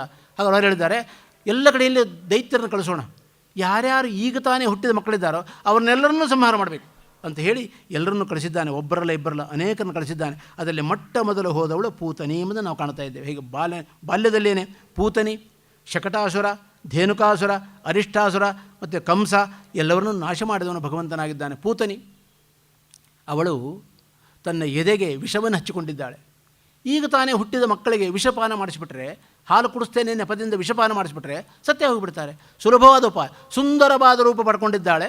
ಕೃಷ್ಣನ ಬಳಿಗೆ ಹೋಗಿದ್ದಾಳೆ, ಆ ಮನೆಗೆ ಹೋಗಿದ್ದಾಳೆ, ಮಗುವನ್ನು ತೊಡೆ ಮೇಲೆ ಕುಡಿಸ್ಕೊಂಡಿದ್ದಾಳೆ, ಸ್ತನಪಾನ ಮಾಡಲಿಕ್ಕೆ ಪ್ರಾರಂಭ ಮಾಡಿದ್ದಾಳೆ, ಹಾಲು ಕುಡಿಸ್ಲಿಕ್ಕೆ ಪ್ರಾರಂಭ ಮಾಡಿದ್ದಾಳೆ. ಭಗವಂತ ಹಾಲನ್ನು ಕುಡಿತಾ ಕುಡಿತಾ ಕುಡಿತಾ ಅವಳ ರಕ್ತವನ್ನೇ ಹೇರಿಬಿಟ್ಟಿದ್ದಾನೆ ಭಗವಂತ. ವಾದರಾಜ ಸ್ವಾಮಿಗಳು ಎಂಬುದಾಗಿ ರುಕ್ಮಿಣೀಶ ವಿಜಯ ಅಂತ ಒಂದು ಗ್ರಂಥವನ್ನು ಬರೆದಿದ್ದಾರೆ. ಕೃಷ್ಣ ಪರಮಾತ್ಮನ ರುಕ್ಮಿಣ್ಯಾಹ ಈಶಃ ರುಕ್ಮಿಣೀಶಃ, ರುಕ್ಮಿಣೀಪತಿಯಾದ ಪರಮಾತ್ಮನ ಮಹಿಮೆಯನ್ನು ವರ್ಣನೆ ಮಾಡುವ ಕಾವ್ಯ, ಅದು ಆಧ್ಯಾತ್ಮಿಕವಾದ ಕಾವ್ಯ, ಅದಕ್ಕೆ ರುಕ್ಮಿಣೀಶ ವಿಜಯ ಅಂದಿದ್ದಾರೆ. ಅಲ್ಲಿ ಅವರು ಬರೀತಾರೆ, ಪೂತನಿ ಯಾಕೆ ಪೂತನಿ ಸಂಹಾರ ಮಾಡಿದ ಭಗವಂತ ಅಂತ ಕೇಳಿದರೆ, ಪರಮಾತ್ಮನ ಸ್ವಭಾವ ಏನು ಅಂತ ಕೇಳಿದರೆ, ಏನು ನಾವು ಪ್ರಾಮಾಣಿಕವಾಗಿ ಭಕ್ತಿಯಿಂದ ಏನು ದೇವರಿಗೆ ಕೊಡ್ತೇವೆ ಅದನ್ನು 100 ಮಡಿಯಾಗಿ ಕೊಡುವುದು ಪರಮಾತ್ಮನ ಸ್ವಭಾವ. ಆದ್ದರಿಂದ ಪೂತನಿ ಏನು ಕೊಟ್ಟಿದ್ದಾಳೆ? ವಿಷವನ್ನು ಕೊಡ್ತಾ ಇದ್ದಾಳೆ. ಅದನ್ನು 100 ಮಣಿಯಾಗಿ ಅವನು ವಿಷವನ್ನು ತಾನು ಸ್ವೀಕಾರ ಮಾಡಿದ್ದಲ್ಲ, ಅವಳ ಸ್ತನದ ಮೂಲಕ ಅವಳಿಗೇನೆ ಟ್ರಾನ್ಸ್ಫರ್ ಮಾಡ್ತಾ ಇದ್ದಾನೆ ವಿಷವನ್ನು. ನೋಡಮ್ಮ, ನಿನ್ನ ವಿಷ ನಿನ್ನ ಹತ್ರನೇ ಇರಲಿ ಎಂಬುದಾಗಿ ಅದಕ್ಕೆ 100 ಪಟ್ಟು, ಅವಳು ಒಂದು ಪ್ರಮಾಣದ ವಿಷ ಕುಡಿಸ್ಲಿಕ್ಕೆ ಬಂದಿದ್ದರೆ ಅದಕ್ಕೆ 100 ಮಡಿ ಮಾಡಿ ಆ ವಿಷವನ್ನು ಅವಳವರೆಗೇನೆ ಟ್ರಾನ್ಸ್ಫರ್ ಮಾಡಿ ಅವಳನ್ನು ಸಂಹಾರ ಮಾಡಿದ್ದಾನೆ ಭಗವಂತ. ಪ್ರತಿನಿತ್ಯ ದೇವರ ನೈವೇದ್ಯ ಪೂಜೆ ಮಾಡಬೇಕು, ದೇವರ ನೈವೇದ್ಯ ಮಾಡಬೇಕು ಅಂತ ಗೊತ್ತಿದೆ ನಿಮಗೆ. ದೇವರ ನೈವೇದ್ಯ ಮಾಡಿ ಏನು ಮಾಡ್ತೇವೆ? ಪ್ರತಿಯೊಬ್ಬರ ಮನೆಯಲ್ಲಿ ಕೂಡ ಅಡುಗೆ ಮಾಡಲಿಕ್ಕೆ ಅನುಕೂಲತೆ ಇಲ್ಲ, ಮಾಡಲಿಕ್ಕೆ ಆಗೋದಿಲ್ಲ. ಅದ್ರ ಕೂಡ ಬೆಂಗಳೂರಂತ ಅವರೆಲ್ಲ ಟೈಮ್ ಇಲ್ಲ, ಟೆನ್ಷನ್ನು, ಬೆಳಗ್ಗೆ ಎದ್ದು ಕೂಡ ಗಡಿಬಿಡಿ ಅದನ್ನ ಏನು ಮಾಡ್ತೇವೆ ನಾವು? ದೇವ್ರ ಪೂಜೆ ಮಾಡಿ ಒಂದಿಷ್ಟು ಸಕ್ಕರೆ ದೇವ್ರ ಮುಂದಿಟ್ಟು ಗೋವಿಂದ ನೈವೇದ್ಯ ಮಾಡ್ತೇವೆ. ಪ್ರತಿನಿತ್ಯ ಸಕ್ಕರೆ. ದೇವರ ಸ್ವಭಾವ ಏನು ಕೊಡ್ತೀರೋ ಅದನ್ನು 100 ಮಡಿಯಾಗಿ ನಿಮಗೆ ಹಿಂದೆ ಕೊಡೋ ದೇವರ ಸ್ವಭಾವ. ಅದು ದಿನ ಸಕ್ಕರೆ ಕೊಟ್ಟಿದ್ದರಿಂದ, ದಿನ 100 ಮಡಿಯಾಗಿ ಕೊಟ್ಟಿದ್ದರಿಂದ ಪ್ರತಿಯೊಬ್ಬರಿಗೂ ಶುಗರು. ಯಾರು ಶುಗರ್ ಇಲ್ಲ ಹೇಳಿ ನೋಡೋಣ. ಹೀಗೆ ಪರಮಾತ್ಮನ ಸ್ವಭಾವ ಅದು ನಾವು ಅದರಿಂದ ದಯವಿಟ್ಟು ನಾಳಿಂದ ಯಾರು ಸಕ್ಕರೆ ನೈವೇದ್ಯ ಮಾಡಬೇಡ್ರಿ. ನಿಮಗೆ ಶುಗರ್ ಕಡಿಮೆ ಆಗಬೇಕು ಅಂತಿದ್ದರೆ ಡಾಕ್ಟ್ರ್ ಹತ್ರ ಹೋಗಿ ಅನಾವಶ್ಯಕವಾಗಿ ದುಡ್ಡು ವ್ಯರ್ಥ ಮಾಡೋದ್ರ ಬದಲಾಗಿ ದೇವರಿಗೆ ಸಕ್ಕರೆ ಮಾತ್ರ ನೈವೇದ್ಯ ಮಾಡೋದು ಬಿಟ್ಟರೆ ತಾನಾಗಿ ಶುಗರ್ ಕಡಿಮೆ ಆಗುತ್ತೆ. ಇದು ಶಾಸ್ತ್ರದ ವಿಚಾರ, ಆಧ್ಯಾತ್ಮಿಕ ವಿಷಯವನ್ನು ಹೇಳ್ತಾ ಇದ್ದೇನೆ. ಸುಮ್ಮನೆ ಪ್ರತಿನಿತ್ಯ ತಿಂಗಳು ಡಾಕ್ಟ್ರ್ ಹತ್ರ ಹೋಗೋದು, ಪ್ರತಿ ದಿವಸವೂ ಮಾತ್ರೆ ನುಂಗೋದು, ಆ ಮಾತ್ರೆ ನುಂಗಿ ಶರೀರ ನಿರ್ವೀರ್ಯವಾಗಿ ಹೋಗುತ್ತೆ. ನಮ್ಮದು ಏನು ತ್ರಾಣವೇ ಇಲ್ಲ ನಮಗೆ. ಸುಮ್ಮನೆ ಬದುಕಿದ್ದೇವೆ ಅಷ್ಟೇ, ಏನು ಶರೀರದಲ್ಲಿ ತ್ರಾಣ ಇಲ್ಲ. ಯಾಕೆ? ಪ್ರತಿದಿನ ಆ ಪಾಟಿ ಮಾತ್ರೆ ತಿಂದರೆ ಇನ್ನೇನಾಗುತ್ತೆ? ಅವರು ಡಾಕ್ಟ್ರು ಹೇಳೋದು ಮಾತ್ರೆ ಕೊಡೋದೆ. ಅದನ್ನ ದೇವರನ್ನು ನಂಬಿದಾಗ, ಅವನಿಗೆ ಪ್ರತಿನಿತ್ಯ ಒಳ್ಳೆಯ ಮೃಷ್ಟಾನ್ನವನ್ನು ನೈವೇದ್ಯ ಮಾಡಿದಾಗ ತಾನಾಗಿ ಶುಗರ್ ಹೋಗುತ್ತೆ ಎಂಬುದನ್ನು ಶಾಸ್ತ್ರ ಹೇಳ್ತಾ ಇದೆ. ಆದ್ದರಿಂದ ಆ ಪರಮಾತ್ಮನ ಪೂಜೆಯನ್ನು ಮಾಡುವ ಕ್ರಮವನ್ನು ತಿಳಿಸ್ತಾ ಇದ್ದಾರೆ. ಅದರಿಂದ ಅನೇಕ ದೈತ್ಯರನ್ನು ಸಂಹಾರ ಮಾಡಿದ್ದಾನೆ ಪೂತನಿ. ಒಬ್ಬೊಬ್ಬರ ಸಂಹಾರವನ್ನು ಕೂಡ ಅರ್ಧ ಗಂಟೆ 1 ಗಂಟೆ ನಾವು ಉಪನ್ಯಾಸ ಮಾಡಬಹುದು.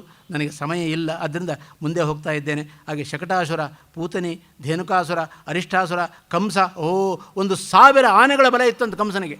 ಇನ್ನು ಸಣ್ಣ ಹುಡುಗ ಕಂಸನ ಸಂಹಾರ ಮಾಡಲಿಕ್ಕೆ ಹೋದಾಗ ಕೃಷ್ಣನ ವಯಸ್ಸು 13 ವರ್ಷದ ಹುಡುಗ 1000 ಆನೆ ಬಲವುಳ್ಳ ಕಂಸನನ್ನು ಸಂಹಾರ ಮಾಡಬೇಕಾದ್ರೆ ಎಷ್ಟು ಪವರ್ ಇರಬೇಕು, ಎಷ್ಟು ಯೋಗ ಸಾಮರ್ಥ್ಯ ಇರಬೇಕು, ಯೋಚನೆ ಮಾಡಿ ನೋಡೋಣ. ಅದನ್ನು ಒಂದೊಂದು ಹೆಜ್ಜೆಗೆ ಪರಮಾತ್ಮೆಯನ್ನು ತೋರಿಸಿದ್ದಾನೆ ಮಹಿಮೆಯನ್ನು. ಅದೆಲ್ಲವೂ ಅಮಾನುಷವಾದ ಶಕ್ತಿ.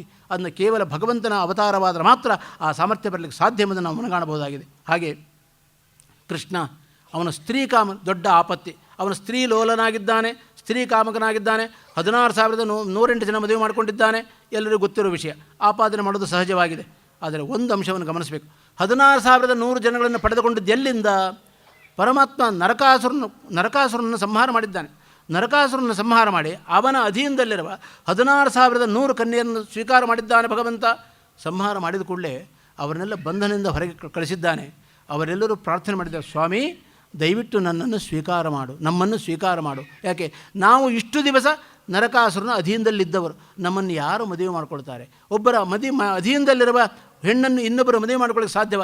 ಏನೇನೋ 108 ಸಂಶಯಗಳು ಬರುವ ಸಾಧ್ಯತೆ ಇರುತ್ತೆ. ಆದ್ದರಿಂದ ನಮ್ಮನ್ನು ಯಾರೂ ಮದುವೆ ಮಾಡ್ಕೊಳ್ಳೋದಿಲ್ಲ. ಆದರೆ ಹೋಗಿ ನರಕಾಸುರನ ಅಧೀನದಲ್ಲಿದ್ದೇವೆ ನಾವು.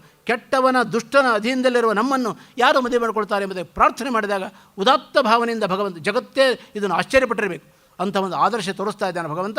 ಆ 16,100 ಜನರು ಕೂಡ ಮದುವೆ ಮಾಡಿಕೊಂಡಿದ್ದಾನೆ ಭಗವಂತ. ಅಂದುಕೊಳ್ಳೆ ಅವನಿಗೆ ಸ್ತ್ರೀ ಆಸೆ ಇತ್ತು ಅಂತ ಖಂಡಿತ ನಂಬಬೇಡ್ರಿ, ತಿಳ್ಕೊಬೇಡ್ರಿ. ಇದು ಗುಟ್ಟಿದು, ಭಾಗವತದ ಗುಟ್ಟು ಹೇಳ್ತಾ ಇದ್ದಾರೆ. ಅವನಿಗೆ ಅಪೇಕ್ಷೆ ಇತ್ತು, ಹೆಣ್ಣಿನ ಬಗ್ಗೆ ಅಪೇಕ್ಷೆ ಇತ್ತು, ಹೆಣ್ಣನ್ನು ಮದುವೆ ಮಾಡಿಕೊಳ್ಬೇಕು ಅಂತಿತ್ತು, ಅವರ ಜೊತೆಯಲ್ಲಿ ಸುಖ ಪಡಬೇಕು ಅಂತಿತ್ತು. ಆದ್ದರಿಂದ ಸ್ವೀಕಾರ ಮಾಡಿದ್ದೇವೆ ಎಂದು ಖಂಡಿತವಾಗಿ ಭಾವಿಸಬೇಡ್ರಿ. ಉದಾತ್ತವಾದ ಆದರ್ಶಕ್ಕೋಸ್ಕರವಾಗಿ ದೇವರು ಮದುವೆ ಮಾಡಿಕೊಂಡಿದ್ದಾನೆ ಹೊರತು ತಾನೇ ಅಪೇಕ್ಷೆ ಪಟ್ಟು ಮದುವೆ ಮಾಡಿಕೊಂಡಿಲ್ಲ. ಇದರಂತೆ ಎಲ್ಲರೂ ಕೂಡ ರುಕ್ಮಿಣಿಯನ್ನು ಮದುವೆ ಮಾಡಿಕೊಂಡಿದ್ದಾನೆ. ತಾನು ಅಪೇಕ್ಷೆ ಪಟ್ಟು ಮದುವೆ ಮಾಡಿಕೊಂಡ. ಅವಳೇ ಪತ್ರ ಬರೆದಿದ್ದಾಳೆ, ಕೃಷ್ಣ ನನ್ನನ್ನು ಸ್ವೀಕಾರ ಮಾಡುವ, ಕೃಷ್ಣ ನನ್ನನ್ನು ಶಿಶುಪಾಲನೆ ಕೊಡಬೇಕು ಅಂತ ನಿಶ್ಚಯ ಮಾಡಿಬಿಟ್ಟಿದ್ದಾರೆ. ಅವನನ್ನು ನಾನು ಒಲ್ಲೆ, ನನಗೆ ಅವನು ಬೇಡ, ಅಯೋಗ್ಯನಾಗಿದ್ದಾನೆ, ಕೆಟ್ಟವನಾಗಿದ್ದಾನೆ, ನಿನ್ನನ್ನೇ ನಾನು ಕೈ ಹಿಡಬೇಕು ಅಂತ ಪ್ರಾರ್ಥನೆ ಮಾಡಿಕೊಂಡಿದ್ದಾಳೆ.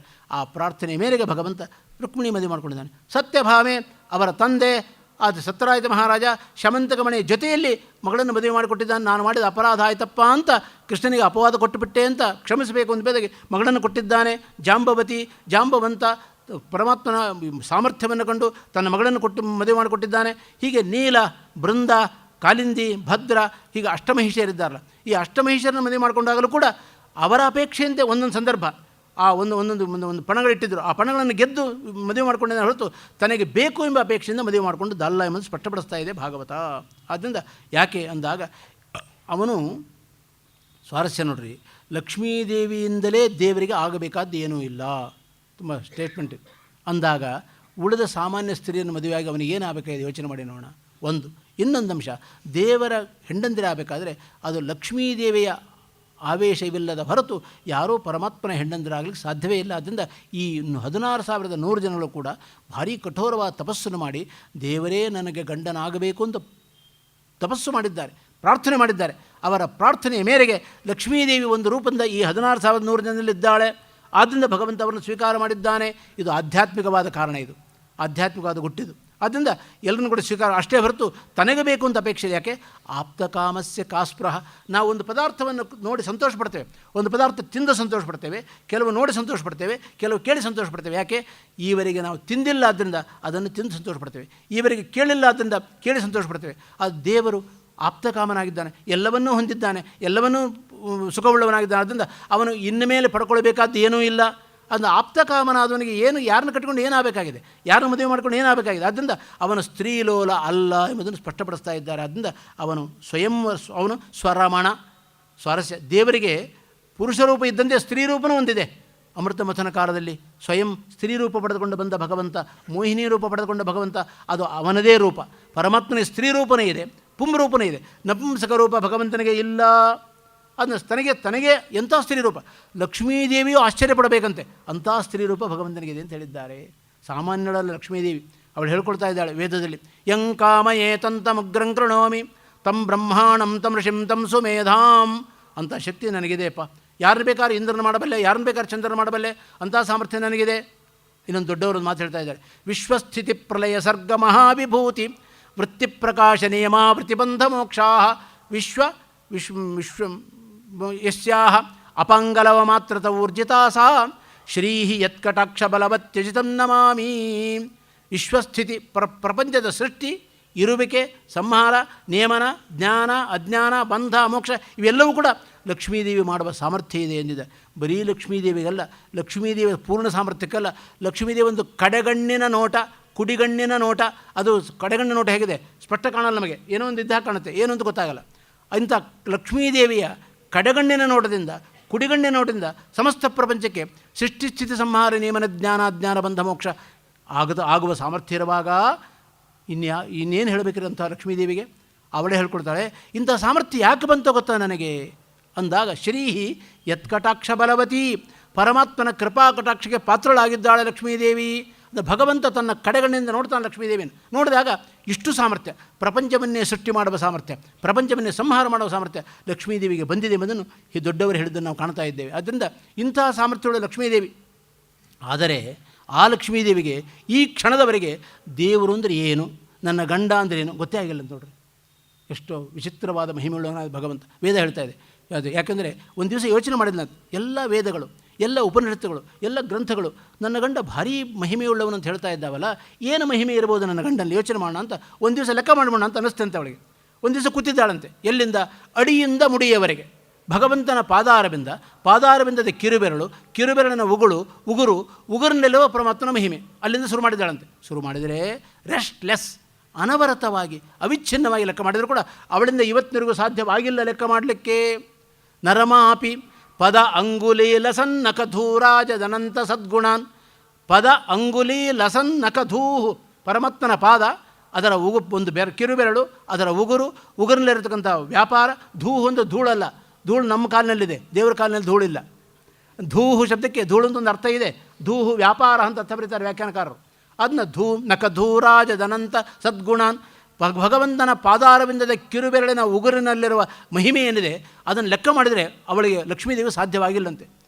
ಇನ್ನು ಹೇಳ್ತಾರೆ ಗ್ರಂಥಕಾರರು, ಪರಮಾನ್ಕೋಸ್ಯ ಪರೋ ಗುಣಾನ್ ವದೇತ್. ಇಂಥ ಭಗವಂತನ ಗುಣಗಳನ್ನು ಯಾರಿಗೆ ಹೇಳಲಿಕ್ಕೆ ಸಾಧ್ಯವಾಯಿತು ಅಂತ ಅಪಾರವಾದ ಲಕ್ಷ್ಮೀದೇವಿಯಿಂದ ಲೆಕ್ಕ ಮಾಡಲಿಕ್ಕಾಗದಷ್ಟು ಗುಣವುಳ್ಳವನಾಗಿದ್ದಾನೆ. ಅನಂತಾನಂತ ವೇದಗಳಿಂದ ಹೇಳಲಿಕ್ಕಾಗದಷ್ಟು ಗುಣವುಳ್ಳವನಾಗಿದ್ದಾನೆ. ಅದಂದರೆ ಯಥೋ ವಾಚೋ ನಿವರ್ತಂತೆ ಅಪ್ರಾಪ್ಯ ಮನಸಾ ಸಹ, ವೇದವಾಕ್ಯ ಇದು. ಯಥೋ ವಾಚೋ ನಿವರ್ತಂತೆ ಅಪ್ರಾಪ್ಯ ವೇದಗಳೆಲ್ಲ, ಅನಂತವಾದ ವೇದಗಳು ದೇವರ ಗುಣ ಗಾನ ಮಾಡಬೇಕಂತ ಹೊರಟಂತೆ. ಆದರೆ ಲೆಕ್ಕ ಮಾಡಲಿಕ್ಕಾಗದೆ ಹಿಂದೆ ಬರ್ತಾ ಇದ್ದಾವಂತೆ. ಯಾಕೆ? ಲೆಕ್ಕ ಮಾಡಲಿಕ್ಕೆ ಆಗದಷ್ಟು ಗುಣಗಳು. ಇವರು ಒಳ್ಳೆಯವರಪ್ಪ, ಎಷ್ಟು ಒಳ್ಳೆಯವರು ಅಂದರೆ ನನ್ನ ಬಾಯಿಂದ ಹೇಳಲಿಕ್ಕಾಗದಷ್ಟು ಒಳ್ಳೆಯವರಾಗಿದ್ದಾರೆ. ಅಂದರೆ ಇವರ ಗುಣಗಳನ್ನು ಹೇಳಲಿಕ್ಕೆ ನನ್ನ ಬಾಯಿಂದ ಆಗೋದಿಲ್ಲ. ಹಾಗೆ ಭಗವಂತನ ಗುಣಗಳನ್ನು ಹೇಳಲಿಕ್ಕೆ ಅನಂತ ವೇದಗಳಿಗೆ ಹೇಳಲಿಕ್ಕೆ ಆಗೋದಿಲ್ಲ, ಅಷ್ಟು ಗುಣವುಳ್ಳವನಾಗಿದ್ದಾನೆ ಭಗವಂತ ಎಂಬುದಾಗಿ ಅವನ ಮಹಿಮೆಯನ್ನು, ಅವನ ಗುಣಗಳನ್ನು ಕೊಂಡಾಡಿದ್ದಾರೆ ಎಂದು ನಾವು ಕಾಣ್ತಾ ಇದ್ದೇವೆ. ಆದ್ದರಿಂದ ಲಕ್ಷ್ಮೀದೇವಿಗೆ ಇವತ್ತೂ ಕೂಡ ತನ್ನ ಗಂಡ ಅಂದರೆ ಗೊತ್ತೇ ಆಗಿಲ್ಲಂತೆ. ಇವತ್ತು ನಿಮ್ಮ ಸ್ತ್ರೀಯರ ಹತ್ರ, ಹೆಂಗಸರ ಹತ್ರ ಹೋಗಿ ಕೇಳ್ರಿ, ಅವ್ರು ಹೇಳ್ತಾರೆ, ನಮ್ಮ ಯಜಮಾನರ ಬಗ್ಗೆ ಹೇಳ್ತಾ ಇದ್ದೀರಾ, ಸ್ವಲ್ಪ ದಯವಿಟ್ಟು ಸುಮ್ಮನೆ ಇರ್ತೀರಾ, ಅವ್ರ ಯೋಗ್ಯತೆ ಎಂದೋ ಕಂಡಿದ್ದೇನೆ ನಾನು. ಯಾಕೆ? ಅಯ್ಯೋ ನಾನು ಇನ್ನೇನೇ ಹೇಳ್ತಿದ್ರು, ನಮ್ಮ ಯಜಮಾನರ ಬಗ್ಗೆ ಹೇಳ್ತಾ ಇದ್ದೀರಾ, ಸುಮ್ಮನೆ ಇರ್ತೀರಾ ದಯವಿಟ್ಟು, ಅವ್ರ ಯೋಗ್ಯತೆಯನ್ನು ನಾನು ಕಂಡುಬಿಟ್ಟಿದ್ದೇನೆ ಅಂತಾರೋ. ಯಾಕೆ? ನಾವು ಯಾವಾಗಲೂ ಒಂದೇ ರೀತಿ ಪೆದ್ದಾಗಿರ್ತೇವೆ, ಅದರಿಂದ ಹೀಗಂತಾರೋ. ಆದರೆ ಭಗವಂತ ಹಾಗಲ್ಲ, ನಿತ್ಯ ನೂತನವ ಕಾಣುತ್ತಾ. ಹರಿಕಥಾಮೃತ ಸಾರ ಇದು. ಈ ಕ್ಷಣ ಕಂಡ ಹಾಗೆ ಮುಂದಿನ ಕ್ಷಣದಲ್ಲಿ ದೇವರು ಅವ್ರಿಗೆ ಕಾಣೋದು, ಲಕ್ಷ್ಮೀದೇವಿ ಕಾಣುವಲ್ಲಂತೆ. ಮುಂದಿನ ಕ್ಷಣದಲ್ಲಿ ಕಂಡಾಗ ಅದರ ಮುಂದಿನ ಕ್ಷಣ ಕಾಣೋದು. ಪ್ರತಿ ಕ್ಷಣ ನೋಡುವಾಗ ವಿಚಿತ್ರವಾದ ಮಹಿಮೆಯುಳ್ಳವನಾಗಿ, ವಿಚಿತ್ರವಾದ ಪ್ರಕಾಶವುಳ್ಳವನಾಗಿ ಕಾಣ್ತಾನಾದ್ದರಿಂದ ಆ ದೇವರಂದ್ರೆ ಏನೂ ಗೊತ್ತೇ ಆಗಿಲ್ಲ ಅಂತ ಲಕ್ಷ್ಮೀದೇವಿಗೆ. ನಾವು ಹಾಗಲ್ಲ, ತುಂಬ ಪೆದ್ದಾಗಿ ಯಾವಾಗಲೂ ಒಂದೇ ಥರ ಇರ್ತೇವೆ. ಆದ್ದರಿಂದ ನಮ್ಮ ಯೋಗ್ಯತೆ ಒಂದು ಕ್ಷಣಕ್ಕೆ ಗೊತ್ತಾಗುತ್ತೆ ಅವರಿಗೆ. ಆದ್ದರಿಂದ ಅವನು ಸ್ವರಮಣನಾಗಿದ್ದಾನೆ, ತಾನೇ ತನ್ನ ರೂಪವನ್ನು ಪಡೆದುಕೊಂಡು ಸುಖಪಡುವನಾಗಿದ್ದಾನೆ. ಲಕ್ಷ್ಮಿಗಾಗಿ ಭಗವಂತ, ಅಷ್ಟೇ, ಭಗವಂತನಿಗಾಗಿ ಲಕ್ಷ್ಮಿ ಅಲ್ಲ. ಮತ್ತೆ ಅರ್ಥ ಮಾಡಿಕೊಂಡು, ಲಕ್ಷ್ಮಿಗಾಗಿ ಭಗವಂತ, ಲಕ್ಷ್ಮೀದೇವಿಗೆ ಸಂತೋಷ ಪಡಲಿಕ್ಕೆ ಭಗವಂತನೇ ಹೊರತು ಭಗವಂತನಿಗಾಗಿ ಲಕ್ಷ್ಮೀದೇವಿ ಅಲ್ಲ. ಲಕ್ಷ್ಮಿಯಿಂದ ಭಗವಂತನಿಗೇನು ಆಗಬೇಕಾದ್ದೇನೂ ಇಲ್ಲ. ಹೀಗಿರುವಾಗ ಇನ್ನು ಪ್ರಶ್ನೆ ಹೊರಟೆ ಹೋಯ್ತು. ಇವಾಗ ಲಕ್ಷ್ಮಿಯಿಂದಲೇ ದೇವರಿಗೆ ಏನು ಆಗಬೇಕಾಗಿಲ್ಲ ಅಂತಾದಮೇಲೆ ಈ ಸಾಮಾನ್ಯ ಗೋಪಿಕಾಸ್ತ್ರೀಯನ್ನು ಕಟ್ಟಿಕೊಂಡು ಅವನಿಗೇನ್ರಿ ಆಗಬೇಕಾಗಿದೆ?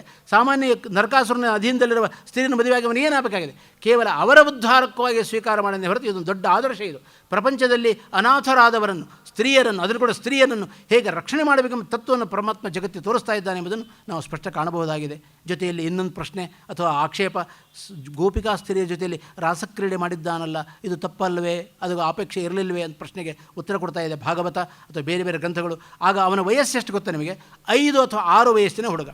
6 ವಯಸ್ಸಿನ ಹುಡುಗ ಗೋಪಿಕಾ ಸ್ತ್ರೀಯರ ಜೊತೆಯಲ್ಲಿ ರಾಸಕ್ರೀಡೆ ಆಡಬೇಕಾದ್ರೆ ಒಂದು ಕಾಮೋದ್ರೇಕ ಆಗಲಿಕ್ಕೆ ಸಾಧ್ಯವ? ಕಾಮದ ಉತ್ಪತ್ತಿ ಆದರೂ ಸಾಧ್ಯ, ವೀರ್ಯ ಉತ್ಪತ್ತಿನೂ ಆಗಿರೋದಿಲ್ಲ ಆ ವಯಸ್ಸಿನಲ್ಲಿ. ಹೀಗಿರುವಾಗ ಹೇಗೆ ಒಂದು ಕಾಮುಕ ಭಾವನೆಯಿಂದ ಅವರ ಜೊತೆಯಲ್ಲಿ ಬೆರೆಯಲಿಕ್ಕೆ ಸಾಧ್ಯ? ಖಂಡಿತವಾಗಿಯೂ ಅಲ್ಲ, ಹಾಗೆ ತಿಳ್ಕೊಳ್ಬೇಡಿ ಎಂದಿದ್ದಾರೆ. ಮತ್ತೆ ಹಾಗಾದ್ರೆ ಯಾಕೆ ರಾಸಕ್ರೀಡೆ ಮಾಡಿದ್ದಾನೆ ಅಂದರೆ, ನೋಡಿ, ಅವರ ಸಂಪರ್ಕವನ್ನು ಗೋಪಿಕಾ ಸ್ತ್ರೀಯರು ಅವರು ಎಷ್ಟು ಚೆನ್ನಾಗಿ ಮುಖದಲ್ಲಿ ಕಾಂತಿ ತೋರಿಸಿದ್ದಾನೆ ಭಗವಂತ ಅಂದರೆ, ಇವನನ್ನು ನೋಡುವಾಗ, ಇವನ ಆಟಪಾಠ ನೋಡುವಾಗ, ಇವನ ಚೇಷ್ಟೆ ನೋಡುವಾಗ ಅವರ ಪ್ರಪಂಚವನ್ನೇ ಮರೆಯಬೇಕು, ದೇವರನ್ನೇ ಗಮನಿಸಬೇಕು. ಅದನ್ನು ಸಾಧಕರಾಗಿದ್ದೀರಿ, ಯೋಗ್ಯರಾಗಿದ್ದೀರಿ, ಮೋಕ್ಷಯೋಗ್ಯ ಜೀವರಾಶಿಗಳಾಗಿದ್ದೀರಿ. ಮೋಕ್ಷಯೋಗ್ಯ ಜೀವರಾಶಿಗಳಾದ ನೀವು ಸಾಧನೆ ಮಾಡಬೇಕಾದ ಕ್ರಮ ಹೇಗೆ? ಪ್ರಪಂಚದ ಆಸೆ ಬಿಡಬೇಕು, ಆಸಕ್ತಿ ಬಿಡಬೇಕು, ನನ್ನನ್ನೇ ಧ್ಯಾನ ಮಾಡಬೇಕು, ಅನನ್ಯ ಭಾವನೆಯಿಂದ ನನ್ನನ್ನೇ ಚಿಂತನೆ ಮಾಡಬೇಕು. ಆಗ ಮಾತ್ರ ನಾನು ನಿಮಗೆ ದೊರಕಲಿಕ್ಕೆ ಸಾಧ್ಯ ಎಂಬ ತತ್ವವನ್ನು ತಿಳಿಸಲಿಕ್ಕೋಸ್ಕರ ಅವ್ರ ಜೊತೆಯಲ್ಲಿ ರಾಸಕ್ರೀಡೆ ಆಡಿದ ಹೊರತು ಇವನಿಗೆ ಅವರ ಜೊತೆ ರಾಸಕ್ರೀಡೆ ಆಡೋದ್ರಿಂದ ಇವನಿಗೆ ಆಗಬೇಕಾದ್ದು ಏನೂ ಇಲ್ಲ. ಅವರನ್ನು ಉದ್ಧಾರ ಮಾಡಲಿಕ್ಕೋಸ್ಕರವಾಗಿ, ಅವರ ಸಾಧನೆಗೋಸ್ಕರವಾಗಿ ಇದು ಆಧ್ಯಾತ್ಮಿಕವಾದ ಸಮಾಧಾನ, ಇದು ಆಧ್ಯಾತ್ಮಿಕವಾದ ಉತ್ತರ, ಇದು ಆದ್ದರಿಂದ ಇದು ಅವರನ್ನು ಉದ್ಧಾರ ಮಾಡೋ ಕ್ರಮ ಇದು ಅಂದಿದ್ದಾರೆ. ಅದರಿಂದ ಕೃಷ್ಣನ ಅತಿಮಾನುಷವಾದ ಚೇಷ್ಟೆಯನ್ನು ಕಂಡು ಅವರು ಮನಸೋತಿದ್ದಾರೆ, ಅವನನ್ನು ಶರಣಾಗತರಾಗಿದ್ದಾರೆ. ಶರಣಾಗತರಾದವನು ರಕ್ಷಣೆ ಮಾಡಬೇಕಾದ್ದು ಪರಮಾತ್ಮನ ಕರ್ತವ್ಯ. ಆದ್ದರಿಂದ ಅನನ್ಯಾಶ್ಚಿಂತೆಯಂತೋ ಮಾಂ ಎಂಬ ಭಾವನೆಯಿಂದ ಶರಣಾಗತರಾಗಿದ್ದಾರೆ ಅಂತ ಗೋಪಿಕಾಸ್ತ್ರೀಯನ್ನು ರಕ್ಷಣೆ ಮಾಡಿದ್ದಾನೆ ಭಗವಂತ ಎಂದು ನಾವು ಕಾಣ್ತಾ ಇದ್ದೇವೆ. ಇನ್ನೊಂದು ಸಂದರ್ಭ, ಗೋಪಿಕಾಸ್ತ್ರೀಯರ ವಸ್ತ್ರಾಪಹರಣ ಮಾಡಿದ್ದಾನೆ. ಇವೆಲ್ಲ ಕೃಷ್ಣ ಪರಮಾತ್ಮನ ಮೇಲೆ ಆಧುನಿಕ ವಿಮರ್ಶಕಾರರಾಗಲಿ ಅಥವಾ ಸರಿಯಾದ ತಿಳುವಳಿಕೆ ಇಲ್ಲದವರಾಗಲಿ ಮಾಡುವ ಪ್ರಶ್ನೆಗಳು. ಪರಮಾತ್ಮ ವಸ್ತ್ರ ಅಪಹರಣ ಏನರ್ಥ? ವಸ್ತ್ರ ಅಪಹರಣ ಮಾಡಬಹುದೇ ಅಂದಾಗ ಅದಕ್ಕೂ ಉತ್ತರ ಕೊಡ್ತಾ ಇದ್ದಾರೆ. ಗೋಪಿಕಾಸ್ತ್ರೀಯರ ವಸ್ತ್ರಾಪಹರಣ ಮಾಡಿದಾಗ ಪರಮಾತ್ಮನ ವಯಸ್ಸು ಎಷ್ಟು ಗೊತ್ತಾ ನಿಮಗೆ? 4 ಅಥವಾ 5 ವಯಸ್ಸು. ಗೋಪಿಯರ ವಯಸ್ಸು 4 ಅಥವಾ 5 ವಯಸ್ಸು. ಕೃಷ್ಣ ಪರಮಾತ್ಮ ಅದಕ್ಕಿಂತ ಒಂದು 2 ವರ್ಷಕ್ಕೆ ದೊಡ್ಡವನು. ಹೀಗೆ 4 ಅಥವಾ 5 ವಯಸ್ಸಿನ ಹೆಣ್ಣು ಮಕ್ಕಳ ವಸ್ತ್ರ ಅಪಹಾರ ಮಾಡಿದ್ದರಿಂದ ಅವನಲ್ಲಿ ಕಾಮುಕತನವನ್ನು ಹೇಗೆ ಕಾಣ್ತೀರ ನೀವು ಹೊಂದಿದೆ. ಕೃಷ್ಣನಿಗೆ 6 ವರ್ಷ, ಸ್ತ್ರೀಯರಿಗೆ 4 ವರ್ಷ. ಆದ್ದರಿಂದ ಯಾಕೆ ಹಾಗಾದ್ರೆ ಅಪಹಾರ ಮಾಡಿದ ಉದ್ದೇಶ ಏನು ಅಂದಾಗ, ಅವರು ಒಂದು ಕಾತ್ಯಾಯನಿ ವ್ರತವನ್ನು ಮಾಡ್ತಾ ಇದ್ದಾರೆ. ಕಾತ್ಯಾಯನಿ ಮಹಾಭಾಗೆ ಮಹಾಯೋಗಿನ್ ನಜೀಶ್ವರಿ ನಂದಗೋಪ ಸುತಂ ದೇವಿ ಪತಿಮ್ಮೆ ಕುರು ತೇ ನಮಃ. ಕಾತ್ಯಾಯನಿಗೆ ನಮಸ್ಕಾರ ಮಾಡಿ, ಅಮ್ಮ ನಿನಗೆ ನಮಸ್ಕಾರ ಮಾಡ್ತಾ ಇದ್ದೇವೆ, ನಿನ್ನ ಒಂದು ವ್ರತ ಮಾಡ್ತಾ ಇದ್ದೇವೆ. ಆ ನಂದಗೋಪ ಸುತ ಇದ್ದಾನಲ್ಲ ಕೃಷ್ಣ, ಅವನನ್ನು ನನಗೆ ಪತಿಯನ್ನಾಗಿ ಕೊಡುವಂತ ಪ್ರಾರ್ಥನೆ ಮಾಡಿಕೊಡ್ತಾ ಇದ್ದಾರೆ. ಆ ವ್ರತ ಮಾಡಲಿಕ್ಕೋಸ್ಕರ ಅವರೇನು ಮಾಡಿದ್ದಾರೆ, ಬೆಳಗ್ಗೆ ಬೇಗ ಸ್ನಾನಕ್ಕೆ ಬಂದಿದ್ದಾರೆ. ಸ್ನಾನ ಮಾಡುವ ಸಮಯ ಯಾವುದು ಅದರ ಬಗ್ಗೆ ಇನ್ನೊಂದು ಸಲ ಅವಕಾಶ ಬಂದ ನಾನು ಸ್ನಾನ ಅಂದರೆ ಏನು, ಸ್ನಾನ ಮಾಡೋದು ಯಾವಾಗ, ಸ್ನಾನ ಹೇಗೆ ಮಾಡಬೇಕು, ಸ್ನಾನ ಬೇಕು ಬರೀ ಒಂದು ಆನೆ ಸ್ನಾನ ಪಡೆದ ಸ್ನಾನವೋ ಅದರಿಂದ ಒಂದು ಪುಣ್ಯ ಬರ್ತದೆಯೋ, ಪುಣ್ಯ ಶರೀರದ ಮಲ ಹೋಗೋದು ಒಂದು ಉದ್ದೇಶ, ಪುಣ್ಯ ಬರೋದು ಇನ್ನೊಂದು ಉದ್ದೇಶ. ಸ್ನಾನ ಮಾಡೋದ್ರಿಂದ ಪುಣ್ಯ ಬರ್ತದೆ, ಸಕಾಲದಲ್ಲಿ ಸ್ನಾನ ಮಾಡು. ಪ್ರತಿ ದಿವಸವೂ ಕೂಡ ಸೂರ್ಯೋದಯಕ್ಕಿಂತ ಮೊದಲು ಮಾಡುವ ಸ್ನಾನ ಅದು ಗಂಗಾಂಬ ಸದೃಶಂ ಜಲಂ. ಗಂಗಾ ಸ್ನಾನ ಮಾಡಿದ ಪುಣ್ಯ ನಮಗೆ ಬರ್ತದೆ. ಪ್ರಾಯ ಅನೇಕರು ಸೂರ್ಯೋದಯಕ್ಕಿಂತ ಮೊದಲು ಹೇಳೋದೇ ಅಲ್ಲ, ಎದುರುತಾನೆ ಸ್ನಾನ ಮಾಡೋದು. ದಯವಿಟ್ಟು ಎಲ್ಲರಲ್ಲಿ ಒಂದು ಪ್ರಾರ್ಥನೆ, ಸುಲಭವಾಗಿ ನಮ್ಮ ಇಲ್ಲಿ ಕೂತಲ್ಲೇನೆ ಗಂಗಾ ಸ್ನಾನ ಮಾಡಿದ ಪುಣ್ಯ ಬರೋದಾದರೆ ಅದನ್ನು ಯಾಕೆ ಕಳ್ಕೊಳ್ತೀರಿ? ನಾನು ನಿಮಗೆ ರಿಕ್ವೆಸ್ಟ್, ನಿಮಗೆ ಆರ್ಡರ್ ಮಾಡೋ ಸಾಮರ್ಥ್ಯ ನನಗಿಲ್ಲ, ಯಾಕಂದರೆ ನಾನು ಯಾರು ನೀವು ಯಾರು, ಅದನ್ನು ರಿಕ್ವೆಸ್ಟ್ ಮಾಡ್ಕೊಳ್ಳೋ ಅಧಿಕಾರ ನನಗಿದೆ. ಅದನ್ನು ನಿಮ್ಮಲ್ಲಿ ಒಂದು ಪ್ರಾರ್ಥನೆ ಮಾಡ್ತೇನೆ, ಪ್ರತಿಯೊಬ್ಬರು ಕೂಡ ಸ್ನಾನ ಮಾಡ್ತೀರಿ, ಆದರೆ ಸ್ನಾನವನ್ನೇ ಸಕಾಲದಲ್ಲಿ ಮಾಡಿರಿ. ಅದು ಸೂರ್ಯೋದಯಕ್ಕಿಂತ ಮೊದಲು ಮಾಡಿರಿ. ಯಾಕೆ? ಸೂರ್ಯೋದಯಕ್ಕಿಂತ ಮೊದಲು ಎಲ್ಲ ನೀರು, ಯಾವುದೇ ನೀರಾಗಿರ್ಬೋದು, ನೀವು ಹಿಂದಿನ ದಿವಸ ಹಿಡಿದಿಟ್ಟು ನೀರಾಗಿರ್ಬೋದು, ಅಥವಾ ಕಾವೇರಿ ನೀರಾಗಿರ್ಬೋದು, ಅಥವಾ ಕಾರ್ಪೊರೇಷನ್ ಟ್ಯಾಂಕ್ ನೀರಾಗಿ ಯಾವುದೇ ಆಗಿರ್ಬೋದು, ಸೂರ್ಯೋದಯಕ್ಕಿಂತ ಮೊದಲು ಎಲ್ಲ ನೀರಿನಲ್ಲಿ ಗಂಗೆಯ ಸನ್ನಿಧಾನ. ಸುಲಭವಾಗಿ ಗಂಗಾ ಸ್ನಾನ ಮಾಡಿದ ಪುಣ್ಯ ಬರಬೇಕಾದ್ರೆ ಅದನ್ನು ಯಾಕೆ ಕಳ್ಕೊಳ್ಬೇಕು? ನಾವು ಯೋಚನೆ ಮಾಡಿ ನೋಡೋಣ. ಅದು ಸೂರ್ಯೋದಯಕ್ಕಿಂತ ಮೊದಲು ಅಂದಿದ್ದಾರೆ. ಆದ್ದರಿಂದ ಅವರು ಸೂರ್ಯ ಎಷ್ಟು ಮೊದಲು ಅಂದಾಗ ಅದೇ 1.5 ಗಂಟೆ ಮೊದಲು. 6 ಗಂಟೆಗೆ ಸೂರ್ಯೋದಯ ಇದ್ದರೆ 4.5 ಗಂಟೆ ಸ್ನಾನ, ಅದಕ್ಕಿಂತ ಮೊದಲು ಹೋಗಬಾರ್ದು. ಅದು ರಾಕ್ಷಸರು ಪಿಶಾಚಿಗಳು ಓಡಾಡೋ ಸಮಯ, ರಾಕ್ಷಸರು ಸ್ನಾನ ಮಾಡುವ ಸಮಯ, ಆಗ ಹೋಗಬಾರ್ದು. ಆ ಸಮಯಕ್ಕೆ ಹೋಗಿದ್ದಾರೆ ಇವರು. ಪಾಪ ಆಸೆ, ಕೃಷ್ಣನನ್ನು ಗಂಡನ್ನು ಪಡ್ಕೊಳ್ಬೇಕು ಅಂತ ಆಸೆ, ಜೊತೆಯಲ್ಲಿ ಬೇಗ ವ್ರತ ಮಾಡಬೇಕು ಅಂತ ಆಸೆ, ಬೇಗ ಹೋಗಿದ್ದಾರೆ. ಆದ್ದರಿಂದ ಎಂದೂ ಅಪರಾತ್ರಿಯಲ್ಲಿ ನಾವು ಅದು ಸ್ನಾನ ಮಾಡಬಾರದು. ಸ್ನಾನ ಯಾಕೆ? ಅದು ರಾಕ್ಷಸರು ಓಡಾಡುವ ಸಮಯ ಅಂದಿದ್ದಾರೆ. ಆದ್ದರಿಂದ ಎಂದೂ ಸ್ತ್ರೀಯರಿಗೆ ಒಂದು ಕಿವಿ ಮಾತು, ಎಂದೂ ಬಾಗಿಲು ಮುಂದೆ ಸಾರಿಸಿ ರಂಗೋಲಿ ಹಾಕುವಾಗ ಹಿಂದಿನ ದಿವಸ ರಾತ್ರಿನೇ ಹಾಕಿ ಮಲ್ಕೊಬಿಡಬೇಡಿ. ಯಾಕೆ? ಮರುದಿವಸ ಬೆಳಗ್ಗೆ ಬೇಗ ಹೇಳಲಿಕ್ಕಾಗಲ್ಲ, ಯಾರೇ ಹೇಳ್ತಾರೆ. ಹಿಂದಿನ ದಿವಸ ರಾತ್ರಿನೇ ಬಾಗಿಲು ಸಾರಿಸಿ ನೀರು ಹಾಕಿ ರಂಗೋಲಿ ಹಾಕಿ ಮಾಡ್ಕೊಂಬಿಡೋದು. ಅದರ ತತ್ವನೇ ಗೊತ್ತಿಲ್ಲ ಅಂತ ಆಯ್ತು ಅಲ್ಲಿಗೆ. ರಂಗೋಲಿ ಹಾಕೋ ಉದ್ದೇಶ ಏನು? ಬಾಗಿಲ ಮುಂದೆ ನೀರು ಹಾಕೋ ಉದ್ದೇಶ ಏನು? ಬಾಗಿಲ ಮುಂದೆ ನೀರು ಹಾಕಿ ಸ್ವಚ್ಛಗೊಳಿಸಿ ರಂಗವಲ್ಲೇ ಹಾಕಿ ಎದುರಿಗೆ ನಿಂತು ದೇವರನ್ನು ಪ್ರಾರ್ಥನೆ, ದಯವಿಟ್ಟು ಒಳಗೆ ಬಾರಪ್ಪ ಅಂತ ಪ್ರಾರ್ಥನೆ ಮಾಡಬೇಕು. ದಯವಿಟ್ಟು ಒಳಗೆ ಬನ್ನಿ ಅಂತ ದೇವತೆಗಳನ್ನು ಪ್ರಾರ್ಥನೆ ಮಾಡಬೇಕು. ಆ ಎಲ್ಲ ದೇವತೆಗಳು ದೇವರು ಬಂದು ಮನೆಯೊಳಗೆ ಕೂತರೆ ಇಡೀ ಮನೆಯ ಸದಸ್ಯರಿಗೆ ಅದಕ್ಕೆ ಮಂಗಳವಾಗ್ತದೆ, ಜೀವನ ತುಂಬ ಚೆನ್ನಾಗಿ ನಡೆಯುತ್ತೆ. ಇದು ಬಾಗಿಲ ಮುಂದೆ ಸಾರಿಸಿ ನೀರು ಹಾಕುವ ಉದ್ದೇಶ, ರಂಗವಲ್ಲಿ ಹಾಕುವ ಉದ್ದೇಶ, ಮನೆಯನ್ನು ಗುಡಿಸಿ ಒರೆಸುವ ಉದ್ದೇಶ. ಇದನ್ನು ಮರೆತು ನಾವು ರಾತ್ರಿ 11 ಗಂಟೆಗೆ ನಾವು ನೀರು ಹಾಕ್ತೇವೆ ಅಂದರೆ 11 ಗಂಟೆಯಲ್ಲಿ ಯಾವ ದೇವತೆಗಳು ಓಡಾಡ್ತಿರ್ತಾರೆ? ರಾಕ್ಷಸರು ಓಡಾಡ್ತಿರ್ತಾರೆ. ಅವರು ಆನಂದವಾಗಿ ಒಳಗೆ ಬರ್ತಾರೆ. ಆಗ ನೀವು ನೀರು ಹಾಕಿ ಒಳಗೆ ಕರೆದ್ರೆ ರಾಕ್ಷಸರ ಒಳಗೆ ಬಂದಾರೆ ಹೊರತು ದೇವತೆಗಳ ಒಳಗೆ ಬರೋದಿಲ್ಲ. ಯಾಕೆ? ಮನೆಯಲ್ಲಿರೋ ರಾಕ್ಷಸ ಸಾಲದ, ಇನ್ನು ಬೇರೆ ಹೊರಗಿಂದ ಬೇರೆ ರಾಕ್ಷಸನ ಕರ್ಕೊಳ್ಬೇಕಾ ನಾವು? ಯೋಚನೆ ಮಾಡಿ ನೋಡಿ. ಬೇಡ. ಆ ರಾಕ್ಷಸರು ಬರೋದು ಬೇಡ, ನಮ್ಮನ್ನು ಇದ್ದವ್ರನ್ನ ಸುಧಾರಿಸಿದ್ರೆ ಸಾಕಾಗಿದೆ, ನಾವು ಇನ್ನು ಹೊಸದಾಗಿ ರಾಕ್ಷಸನ ಒಳಗೆ ಕರೆಯೋದು ಬೇಡ. ಹಾಗಾದ್ರೆ ಏನು ಮಾಡಬೇಕು? ಅದಕ್ಕೆ ಸಕಾಲ, ಸಕಾಲದಲ್ಲಿ ಮಾಡುವ ಸ್ನಾನ, ಸಕಾಲದಲ್ಲಿ ಮಾಡುವ ಗುಡಿಸುವ ಕೆಲಸ, ಸಕಾಲದಲ್ಲಿ ಒರೆಸುವ ಕೆಲಸ, ಅದನ್ನು ಮಾಡಿದಾಗ ವಿಶೇಷ ಪುಣ್ಯ ಬರುತ್ತೆ ಅಂತ ಹೇಳಿದ್ದಾರೆ. ಆದ್ದರಿಂದ ಅವರಿಗೆ ಆತುರ, ಬೇಗ ಸ್ನಾನಕ್ಕೆ ಹೋಗಿದ್ದಾರೆ. ಅದರ ಜೊತೆಯಲ್ಲಿ ನಗ್ನರಾಗಿ ಸ್ನಾನ ಮಾಡ್ತಾ ಇದ್ದಾರೆ. ಇದೆರಡು ತುಂಬ ಶಾಸ್ತ್ರ ನಿಷಿದ್ಧವಾದ ವಿಷಯಗಳು. ಎಲ್ಲರಿಗೂ ಒಂದು ಕಿವಿ ಮಾತು, ಯಾರೂ ಕೂಡ ನಗ್ನರಾಗಿ ಸ್ನಾನ ಮಾಡಬೇಡಿ, ಇದು ತುಂಬ ಪಾಪದ ಕೆಲಸ ಅಂದಿದ್ದಾರೆ. ಏನಾದ್ರು ಒಂದು ತುಂಡು ಬಟ್ಟೆ ಮೈ ಮೇಲೆ ಇರಲೇಬೇಕು. ಬಚ್ಚಲ ಮೇಲೆ ಯಾರೂ ಇಲ್ಲ ಆಚಾರ್ಯ, ನಾವು ಒಬ್ಬರೇ ಇರ್ತೇವೆ. ಹೌದು, ಒಬ್ಬರೇ ಇರ್ತೀರಾ, ಆದರೂ ಕೂಡ ದೇವತೆಗಳು ನೋಡ್ತಾ ಇಲ್ಲ, ಪರಮಾತ್ಮ ನೋಡ್ತಾ ಇಲ್ಲ. ಯಾರ ಕಣ್ಣು ತಪ್ಪಿಸಬಹುದು ನೀವು? ದೇವರ ಕಣ್ಣು ತಪ್ಪಿಸಲಿಕ್ಕೆ ಸಾಧ್ಯವಾ? ಯೋಚನೆ ಮಾಡಿ ನೋಡೋಣ. ಆದ್ದರಿಂದ ಎಂದೂ ನಮ್ಮ ಅದು ಅಮಂಗಳವಾದ ಅವಯವಗಳು ದೇವತೆಗಳಿಗೆ ಕಾಣಬಾರದು, ದೇವರಿಗೆ ಕಾಣಬಾರದು. ಹಾಗಿದ್ದರೆ ಮೈ ಮೇಲೊಂದು ಬಟ್ಟೆ ಇರಲೇಬೇಕಾದ್ರಿಂದ ದಯವಿಟ್ಟು ರಿಕ್ವೆಸ್ಟ್ ಏನಂದರೆ, ಯಾರೂ ಕೂಡ ನಾಳೆಯಿಂದ ನಗ್ನರಾಗಿ ಸ್ನಾನ ಮಾಡಬೇಡ್ರಿ, ಮೈ ಮೇಲೊಂದು ಬಟ್ಟೆ ಇರಲೇಬೇಕು ಎಂಬ ತತ್ವವನ್ನು ಜಗತ್ತಿಗೆ ತಿಳಿಸಬೇಕಾಗಿದೆ ಕೃಷ್ಣ. ಆದ್ದರಿಂದ ಏನು ಮಾಡಿದ್ದಾನೆ, ಅವರ ವಸ್ತ್ರಗಳನ್ನು ಯಾರು ನಗ್ನರಾಗಿ ಸ್ನಾನ ಮಾಡ್ತಾ ಇದ್ದೀರಲ್ಲಮ್ಮ, ಮಾಡಬಾರ್ದಲ್ಲ, ಅದು ವ್ರತ ಮಾಡ್ತಾ ಇದ್ದೀರಿ, ದೇವಿಯ ವ್ರತ ಮಾಡ್ತಾ ಇದ್ದೀರಿ, ಹಾಗೆ ಹೋಗಿ ಬತ್ತಲೆಯಿಂದ ಸ್ನಾನ ಮಾಡಬಾರ್ದಲ್ಲ ಅಂದಿದ್ದಾನೆ ಭಗವಂತ. ಆದ್ದರಿಂದ ಆ ವಸ್ತ್ರವನ್ನು ಅಪಹಾರ ಮಾಡಿದ್ದಾನೆ ಭಗವಂತ ಹೊರತು ಅವರ ಅಂಗಾಂಗ ನೋಡಿ ದೇವರಿಗೆ ಏನಾಗಬೇಕಾಗಿಲ್ಲ ಅಂದಿದ್ದಾರೆ. ಆದ್ದರಿಂದ ಕಾತ್ಯಾಯನ ವ್ರತ ಮಾಡ್ತಾ ಇದ್ದಾರೆ, ಅವೇಳೆಯಲ್ಲಿ ಸ್ನಾನ ಮಾಡಬಾರ್ದು. ಅದನ್ನ ಕೃಷ್ಣ ಪರಮಾತ್ಮನ ತಂದೆ ಒಂದು ದ್ವಾದಶಿ ಅವೇಳೆಯಲ್ಲಿ ಸ್ನಾನ ಮಾಡೋದಕ್ಕೋಸ್ಕರ ಒಂದು ಗಂಧರ್ವ ಬಂದು ಅವನು ಎತ್ಕೊಂಡು ಹೋಗ್ಬಿಟ್ಟಂತೆ. ಆದ್ದರಿಂದ ನಗ್ನ ಸ್ನಾನ ನಿಷಿದ್ಧ ಎಂದು ತಿಳಿಸಬೇಕಾಗಿ ಇಂಥ ಆದರ್ಶವನ್ನು ಜಗತ್ತಿಗೆ ತೋರಿಸಿದ್ದಾನೆ ಭಗವಂತ. ಇನ್ನೊಂದು ಅಂಶವನ್ನು ಇನ್ನು ಎರಡು ಸಮಾಧಾನ ಹೇಳ್ತೇನೆ ಇದೇ ಸಂದರ್ಭಕ್ಕೆ. ನೋಡಿ, ಹುಟ್ಟುವಾಗ ನಾವು ಹೇಗೆ ಹುಟ್ಟುತ್ತೇವೆ? ಬೆತ್ತಲೆಯಾಗಿ ಹುಟ್ಟುತ್ತೇವೆ. ಹೋಗುವಾಗ ಹೇಗೆ ಹೋಗ್ತೇವೆ? ಮೈ ಮೇಲೆ ಏನೂ ಬಟ್ಟೆ ಇರಬಾರ್ದು, ಬೆತ್ತಲೆಯಾಗಿ ಬೆಂಕಿ ಹಚ್ಚಬೇಕು ಅಥವಾ ಬೆತ್ತಲೆಯಾಗಿ ಹೋಗಿಬೇಕು. ಅದನ್ನು ಮೈ ಮೇಲೆ ಬಟ್ಟೆ ಇರಬಾರ್ದು, ಗೊತ್ತಿದೆ ಅಂತ ಅಂದ್ಕೊಂಡಿದ್ದೇನೆ ಅನೇಕರಿಗೆ. ಅದನ್ನು ಹುಟ್ಟುವಾಗ ಮತ್ತು ಸಾಯುವಾಗ, ಸತ್ತಾಗ ನಮ್ಮ ಮೈ ಮೇಲೆ ಬಟ್ಟೆನೇ ಇಲ್ಲ, ಅದರ ಮಧ್ಯೆಯಲ್ಲಿ ಬಟ್ಟೆ ಒದ್ದಾಡ್ತೇವೆ. ನಾನು ನನ್ನ ಬಟ್ಟೆ, ನನ್ನ ಮನೆ, ನನ್ನ ಆಸ್ತಿ, ನಂದು. ಒಂದು ತುಂಡು ಬಟ್ಟೆ ತೆಗೆದುಕೊಂಡು ಹೋಗೋ ಯೋಗ್ಯತೆ ನಮಗಿಲ್ಲ. ಒಂದು ಸಣ್ಣ ಪದಾರ್ಥ ಮನೆಯಿಂದ ತೆಗೆದುಕೊಂಡು ಹೋಗೋ ಯೋಗ್ಯತೆ ನಮಗಿಲ್ಲ. ಅದು ಎಷ್ಟು ಪದಾರ್ಥ ತುಂಬಿದ್ದೇವೆ ಮನೆಯಲ್ಲಿ. ಮನೆ ಕಟ್ಟಿದ್ದೇವೆ, ಏನು ಸೋಫಾಗಳು, ಏನು ಐಶ್ವರ್ಯಗಳು, ಏನು ಸಾಮಗ್ರಿಗಳು ಒಂದಾದರೂ ನಮ್ಮ ಜೊತೆಗೆ ಬರುತ್ತೆ, ಯೋಚನೆ ಮಾಡಿದ್ದೀರಾ? ಅದನ್ನ ಯಾವುದೂ ನಮ್ಮ ಜೊತೆ ಬರೋದಿಲ್ಲ. ಹಾಗಿರುವಾಗ ಹುಟ್ಟಿದ ಕ್ಷಣದಲ್ಲಿ ಬಟ್ಟೆ ಇಲ್ಲದ ನಮ್ಮನ್ನು ದೇವರು ನೋಡಿಲ್ವಾ? ಸತ್ತ ಕ್ಷಣದಲ್ಲಿ ಬಟ್ಟೆ ಇಲ್ಲದ ನಮ್ಮನ್ನು ದೇವರು ನೋಡಿಲ್ವಾ? ಹೀಗಿರುವಾಗ ಈಗ ಆ ಕುಮಾರಿಯರ ವಸ್ತ್ರ ಅಪಹಾರ ಮಾಡಿ ದೇವ್ರು ನೋಡಬೇಕಾ? ಹೊಸದಾಗಿ ನೋಡಬೇಕಾ? ದೇವ್ರು ನೋಡಿಲ್ವ ಅವರು ಅಂಗಾಂಗಗಳನ್ನು? ಅದು ಭಗವಂತನಿಗೆ ಯಾವಾಗಲೂ ಎಲ್ಲರ ಅಂಗಾಂಗಗಳನ್ನು ನೋಡುವ ಸಾಮರ್ಥ್ಯ ಇದೆ ಎಂಬುದನ್ನು ಯಾರೂ ಮಡಿಬಾರದು ಅಂದಿದ್ದಾರೆ. ಯಾಕೆ? ಸಹಸ್ರಾಕ್ಷ ಸಹಸ್ರಪಾತ್, ದೇವರಿಗೆ 1,000 ಕಣ್ಣು, 1,000 ಕೈ, 1,000 ಕಿವಿ ಎಂದಿದ್ದಾರೆ. ನಾವು ಒಂದು ಕೈಯಿಂದ ಕೊಟ್ಟರೆ, ನಾವು 2 ಕೈಯಿಂದ ಕೊಟ್ಟರೆ, ಅವನು 1,000 ಕೈಯಿಂದ ಕೊಡ್ತಾನೆ ಭಗವಂತ. ಅವನು 1,000 ಕೈಗಳಿದ್ದಾವೆ. ಸಹಸ್ರ ಶೀರ್ಷ ಪುರುಷ ಸಹಸ್ರಾಕ್ಷ ಸಹಸ್ರಪಾತ್, 1,000 ಕೈಯಿಂದ ಕೊಡ್ತಾನೆ. ದೇವರು ಕೊಡ್ಲಿಕ್ಕೆ ಶುರು ಮಾಡಿದರೆ ನಮಗೆ ತಡ್ಕೊಳ್ಳಿಕ್ಕಾಗೋದಿಲ್ಲ, 2 ಕೈ ನಮಗೆ ಸಾಕಾಗೋದಿಲ್ಲ, ಅಷ್ಟು ಕೊಡ್ತಾನಂತೆ ಭಗವಂತ. ಆದ್ದರಿಂದ ಎಂದೂ ಯಾರನ್ನೂ ಕೇಳಬೇಡಿ, ಬೇಡಿದರೆ ನಿನ್ನನ್ನು ಬೇಡವನಯ್ಯ, ದೇವರನ್ನು ಕೇಳ್ರಿ, ಬೇಕಾದ್ದು ಕೊಡ್ತಾನೆ. ಕಂಡವ್ರ ಹತ್ರ ಹೋಗಿ ಬಾಯಿ ತೆಗೆಬೇಡ್ರಿ, ಕಂಡವ್ರ ಹತ್ರ ಕೈ ಒಡ್ಡಬೇಡ್ರಿ. ಜೊತೆಯಲ್ಲಿ ದೇವರ ಹತ್ರ ಹೋದಾಗಲೂ ಕೂಡ ಲೌಕಿಕವಾದ ಯಾವುದನ್ನೂ ಕೇಳಬೇಡಿ ಎಂದಿದ್ದಾರೆ. ಸಂತಿಚ ತಥಾವಿಧಾಪಿ ಪುರುಷಾಹ ಏ ಮೋಕ್ಷಮಪಿ ನ ಪ್ರಾರ್ಥೆಯಂತೆ, ದೊಡ್ಡವರ ಮಾತಿದು. ಅಂಥವರು ಇದ್ದಾರಂತೆ. ದೇವರ ಹತ್ರ ಹೋಗಿ ಏನನ್ನೂ ಕೇಳಲ್ಲಂತೆ. ಮತ್ತು ನೀನು ಪ್ರೀತನಾಗು, ನಿನ್ನ ಬಳಿಗೆ ಬಂದಿದ್ದೇನೆ, ದೇವಸ್ಥಾನಕ್ಕೆ ಬಂದಿದ್ದೇನೆ, ದೇವರಿಗೆ ಪ್ರದಕ್ಷಿಣೆ ಬರ್ತಾ ಇದ್ದೇನೆ, ನಮಸ್ಕಾರ ಮಾಡ್ತಾ ಇದ್ದೇನೆ, ಈ ಒಂದು ಸತ್ಕರ್ಮದಿಂದ ನೀನು ಪ್ರೀತನಾಗು.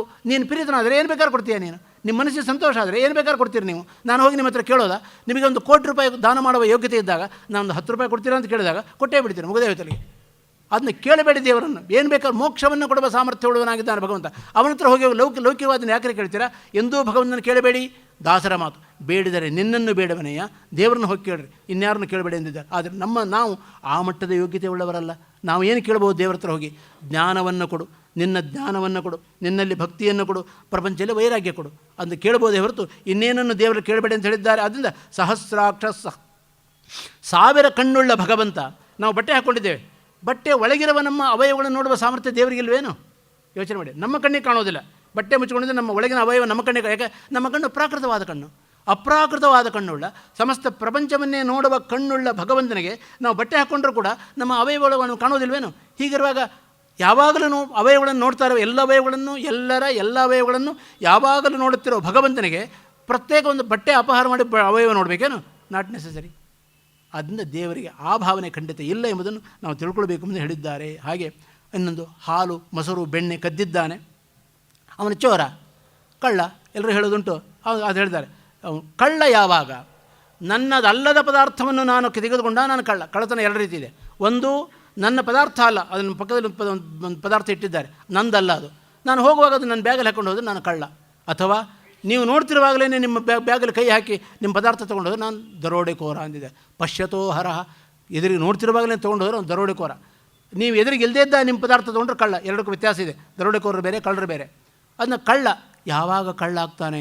ನನ್ನದಲ್ಲದ ಪದಾರ್ಥವನ್ನು, ಇನ್ನೊಬ್ಬರ ಪದಾರ್ಥವನ್ನು ನಾನು ತೆಗೆದುಕೊಂಡಾಗ ನಾನು ಕಳ್ಳ ಆಗ್ತೇನೆ. ಸಮಸ್ತ ಪ್ರಪಂಚವೇ ಭಗವಂತನೇ ಸಂಬಂಧಪಟ್ಟ. ಅವನೇ ಸೃಷ್ಟಿ ಮಾಡಿದ್ದಾನೆ, ಅವನೇ ಪ್ರಪಂಚ ಸೃಷ್ಟಿ ಮಾಡಿದ್ದಾನೆ. ಪ್ರಪಂಚದಲ್ಲಿ ಏನೇನು ಪದಾರ್ಥ ಇದೆಯೋ ಎಲ್ಲವೂ ದೇವರಿಗೆ ಸೇರಿದ್ದು. ಹಾಲು, ಮೊಸರು, ಬೆಣ್ಣೆ, ತುಪ್ಪ ಎಲ್ಲವೂ ದೇವರು. ತನ್ನ ಪದಾರ್ಥ ತಾನು ತೊಗೊಂಡ್ರೆ ಕಳ್ಳ ಅಂತ. ಇದು ನನ್ನ ಕನ್ನಡದ ಕೇಸು. ನಾನು ಉಪನ್ಯಾಸ ಮುಂದಮೇಲೆ ತೊಗೊಂಡೋದ್ರೆ ಆಚಾರ್ಯ ಕಳ್ಳತನ ಮಾಡಿದರು ಅಂತೀರ ನೀವು? ಅಯ್ಯೋ ನಂದರಿ ಕಂಡ್ರಿ, ಇದು ನಾನು ತೊಗೊಂಡು ಹೋಗ್ತೇನೆ. ತನ್ನ ಪದಾರ್ಥವನ್ನು ತಾನು ಪಡ್ಕೊಂಡ್ರೆ ಕಳ್ಳ ಆಗೋದಿಲ್ಲ. ಹಾಗೆ ಭಗವಂತ ತನ್ನ ಪದಾರ್ಥ ತಾನು ತೆಗೆದುಕೊಂಡಿದ್ದಾನೆ, ಕಳ್ಳ ಆಗೋದು ಹೇಗೆ ಯೋಚನೆ ಮಾಡಿ ನೋಡೋಣ ಅಂದಿದ್ದಾರೆ. ಅದು ಒಂದರ್ಥ. ಇನ್ನೊಂದು ಹೇಳ್ತಾ ಇದೆ, ಆಧ್ಯಾತ್ಮಿಕವಾದ ಒಂದು ಕಾರಣ ಹೇಳ್ತಾ ಇದ್ದಾರೆ. ಅಮ್ಮ, ನೀವೆಲ್ಲ ಮೋಕ್ಷಯೋಗ್ಯ ಜೀವರಾಶಿಗಳಾಗಿದ್ದೀರಿ. ಈ ಹಾಲು, ಮೊಸರು, ಬೆಣ್ಣೆ ಇದರ ಮೇಲೆ ಅಭಿಮಾನವನ್ನು ತ್ಯಾಗ ಮಾಡಬೇಕು, ಅಭಿಮಾನ ಬಿಡಬೇಕು. ಆಗ ಮಾತ್ರ ನನ್ನ ಅನುಗ್ರಹ ಆಗಲು ಸಾಧ್ಯ. ಪ್ರಾಪಂಚಿಕವಾದ ಈ ಪದಾರ್ಥವನ್ನು ಕಟ್ಟಿಕೊಂಡು ನೀವು ಜೀವನ ನಡೆಸೋದಾರೆ ನನ್ನ ಅನುಗ್ರಹ ನಿಮಗಾಗೋದಿಲ್ಲ ಅಂತ ತಿಳಿಸ್ಲಿಕ್ಕೋಸ್ಕರ ಭಗವಂತ ಅದನ್ನೆಲ್ಲ ಅಪಹಾರ ಮಾಡಿದ್ದಾನೆ ಹೊರತು ತನಗೆ ಬೇಕು ಅಂತಲ್ಲ. ಎಲ್ಲವನ್ನೂ ಹೊಂದಿದ ಭಗವಂತನಿಗೆ, ಎಲ್ಲರಿಗೂ ಮೋಕ್ಷವನ್ನು ಕೊಡುವ ಭಗವಂತನಿಗೆ ಈ ಹಾಲು ಮೊಸರು ಕಟ್ಟಿಕೊಂಡು ಏನಾಗಬೇಕಾಗಿದೆ ಯೋಚನೆ ಮಾಡಿ ನೋಡೋಣ ಅಂದ ಆ ಭಾವನೆ ಮಾಡ್ಕೊಳ್ಬೇಡಿ ಅಂತ ಹೇಳ್ತಾ ಇದ್ದಾರೆ. ಅಂದ ಪ್ರಪಂಚವೇ ಪರಮಾತ್ಮನ ವಸ್ತುವಾಗಿದೆ. ಇನ್ನೊಂದು ಹೇಳ್ತಾ ಇದ್ದಾರೆ ಕೃಷ್ಣ ಒಂದು ಮಾತಿಲ್ಲ, ತೈರ್ದತ್ತಾನ ಪ್ರದಾಯೇಭ್ಯೋ ಯೋ ಭುಂಕ್ತೆ ಸ್ಥೇನಯೇವ ಸಹ. ನಮಗೆ ಮನೆಯಲ್ಲಿ ಮನೆ ತುಂಬ ಪದಾರ್ಥ ಇದೆ, ತಿನ್ನೋ ಪದಾರ್ಥಗಳಿದೆ, ಸುಖಭೋಗದ ಪದಾರ್ಥಗಳಿದ್ದಾವೆ. ಅದನ್ನು ಕೊಟ್ಟವರು ಯಾರು? ದೇವತೆಗಳು. ಅದನ್ನು ಕೊಟ್ಟವರು ಯಾರು? ಭಗವಂತ. ಅವನು ಕೊಟ್ಟದ್ದನ್ನು ಅವನಿಗೆ ನಾವು ನೈವೇದ್ಯ ಮಾಡದೆ ಹಾಗೆ ಊಟ ಮಾಡಿದರೆ ಅವನನ್ನು ಕಳ್ಳ ಅಂತ ಕರೆಯಬೇಕು ಅಂತ ಕೃಷ್ಣ ಹೇಳಿದ್ದಾನೆ ಗೀತೆಯಲ್ಲಿ. ತೈರ್ದತ್ತಾನ್ ಅಪ್ರದಾಯ ಯೋ ಭುಂಕ್ತೆ ಸಹಸ್ತೇನೆಯವ. ಪರಮಾತ್ಮ ಕೊಟ್ಟದ್ದನ್ನು ದೇವರಿಗೆ ಸಮರ್ಪಣೆ ಮಾಡಿದ್ದೇನೆ ಯಾರು ಊಟ ಮಾಡ್ತಾನೆ ಅವನನ್ನು ಕಳ್ಳ ಅಂತ ಕರೆದಿದ್ದಾನೆ ಕೃಷ್ಣ ಪರಮಾತ್ಮ. ನಾವು ಕಳ್ಳರಾಗಬಾರ್ದಲ್ವ, ನಾವು ಸಜ್ಜನರಾಗಬೇಕಲ್ವ, ನಾವು ಒಳ್ಳೆಯವರಾಗಬೇಕಲ್ವ. ಆಗಬೇಕಾದ್ರೆ ಅವನು ಕೊಟ್ಟ ಪದಾರ್ಥ ಅವನಿಗೆ ಸಮರ್ಪಣೆ ಮಾಡಬೇಕು, ಕೃಷ್ಣಾರ್ಪಣ ಅನ್ನಬೇಕು. ಆಗ ಮಾತ್ರ ದೇವರ ಒಂದು ಪ್ರೀತಿಯನ್ನು ಹೊಂದಲಿಕ್ಕೆ ಸಾಧ್ಯ ಅಂದಿದ್ದಾರೆ. ಆದ್ದರಿಂದ ಇನ್ನೊಂದು ಆಧ್ಯಾತ್ಮಿಕವಾದ ಪ್ರಾಯ ನೀವು ಕೇಳದಿರುವ ಒಂದು ತತ್ವ, ಒಂದು ಸಮಾಧಾನ ಹೇಳ್ತಾ ಇದ್ದೇನೆ ನೋಡ್ರಿ. ದೇವರಿಗೆ ಕಳ್ಳ ಅಂತ ಹೆಸರು ಯಾಕೆ ಗೊತ್ತಾ ನಿಮಗೆ ಅಂದಾಗ,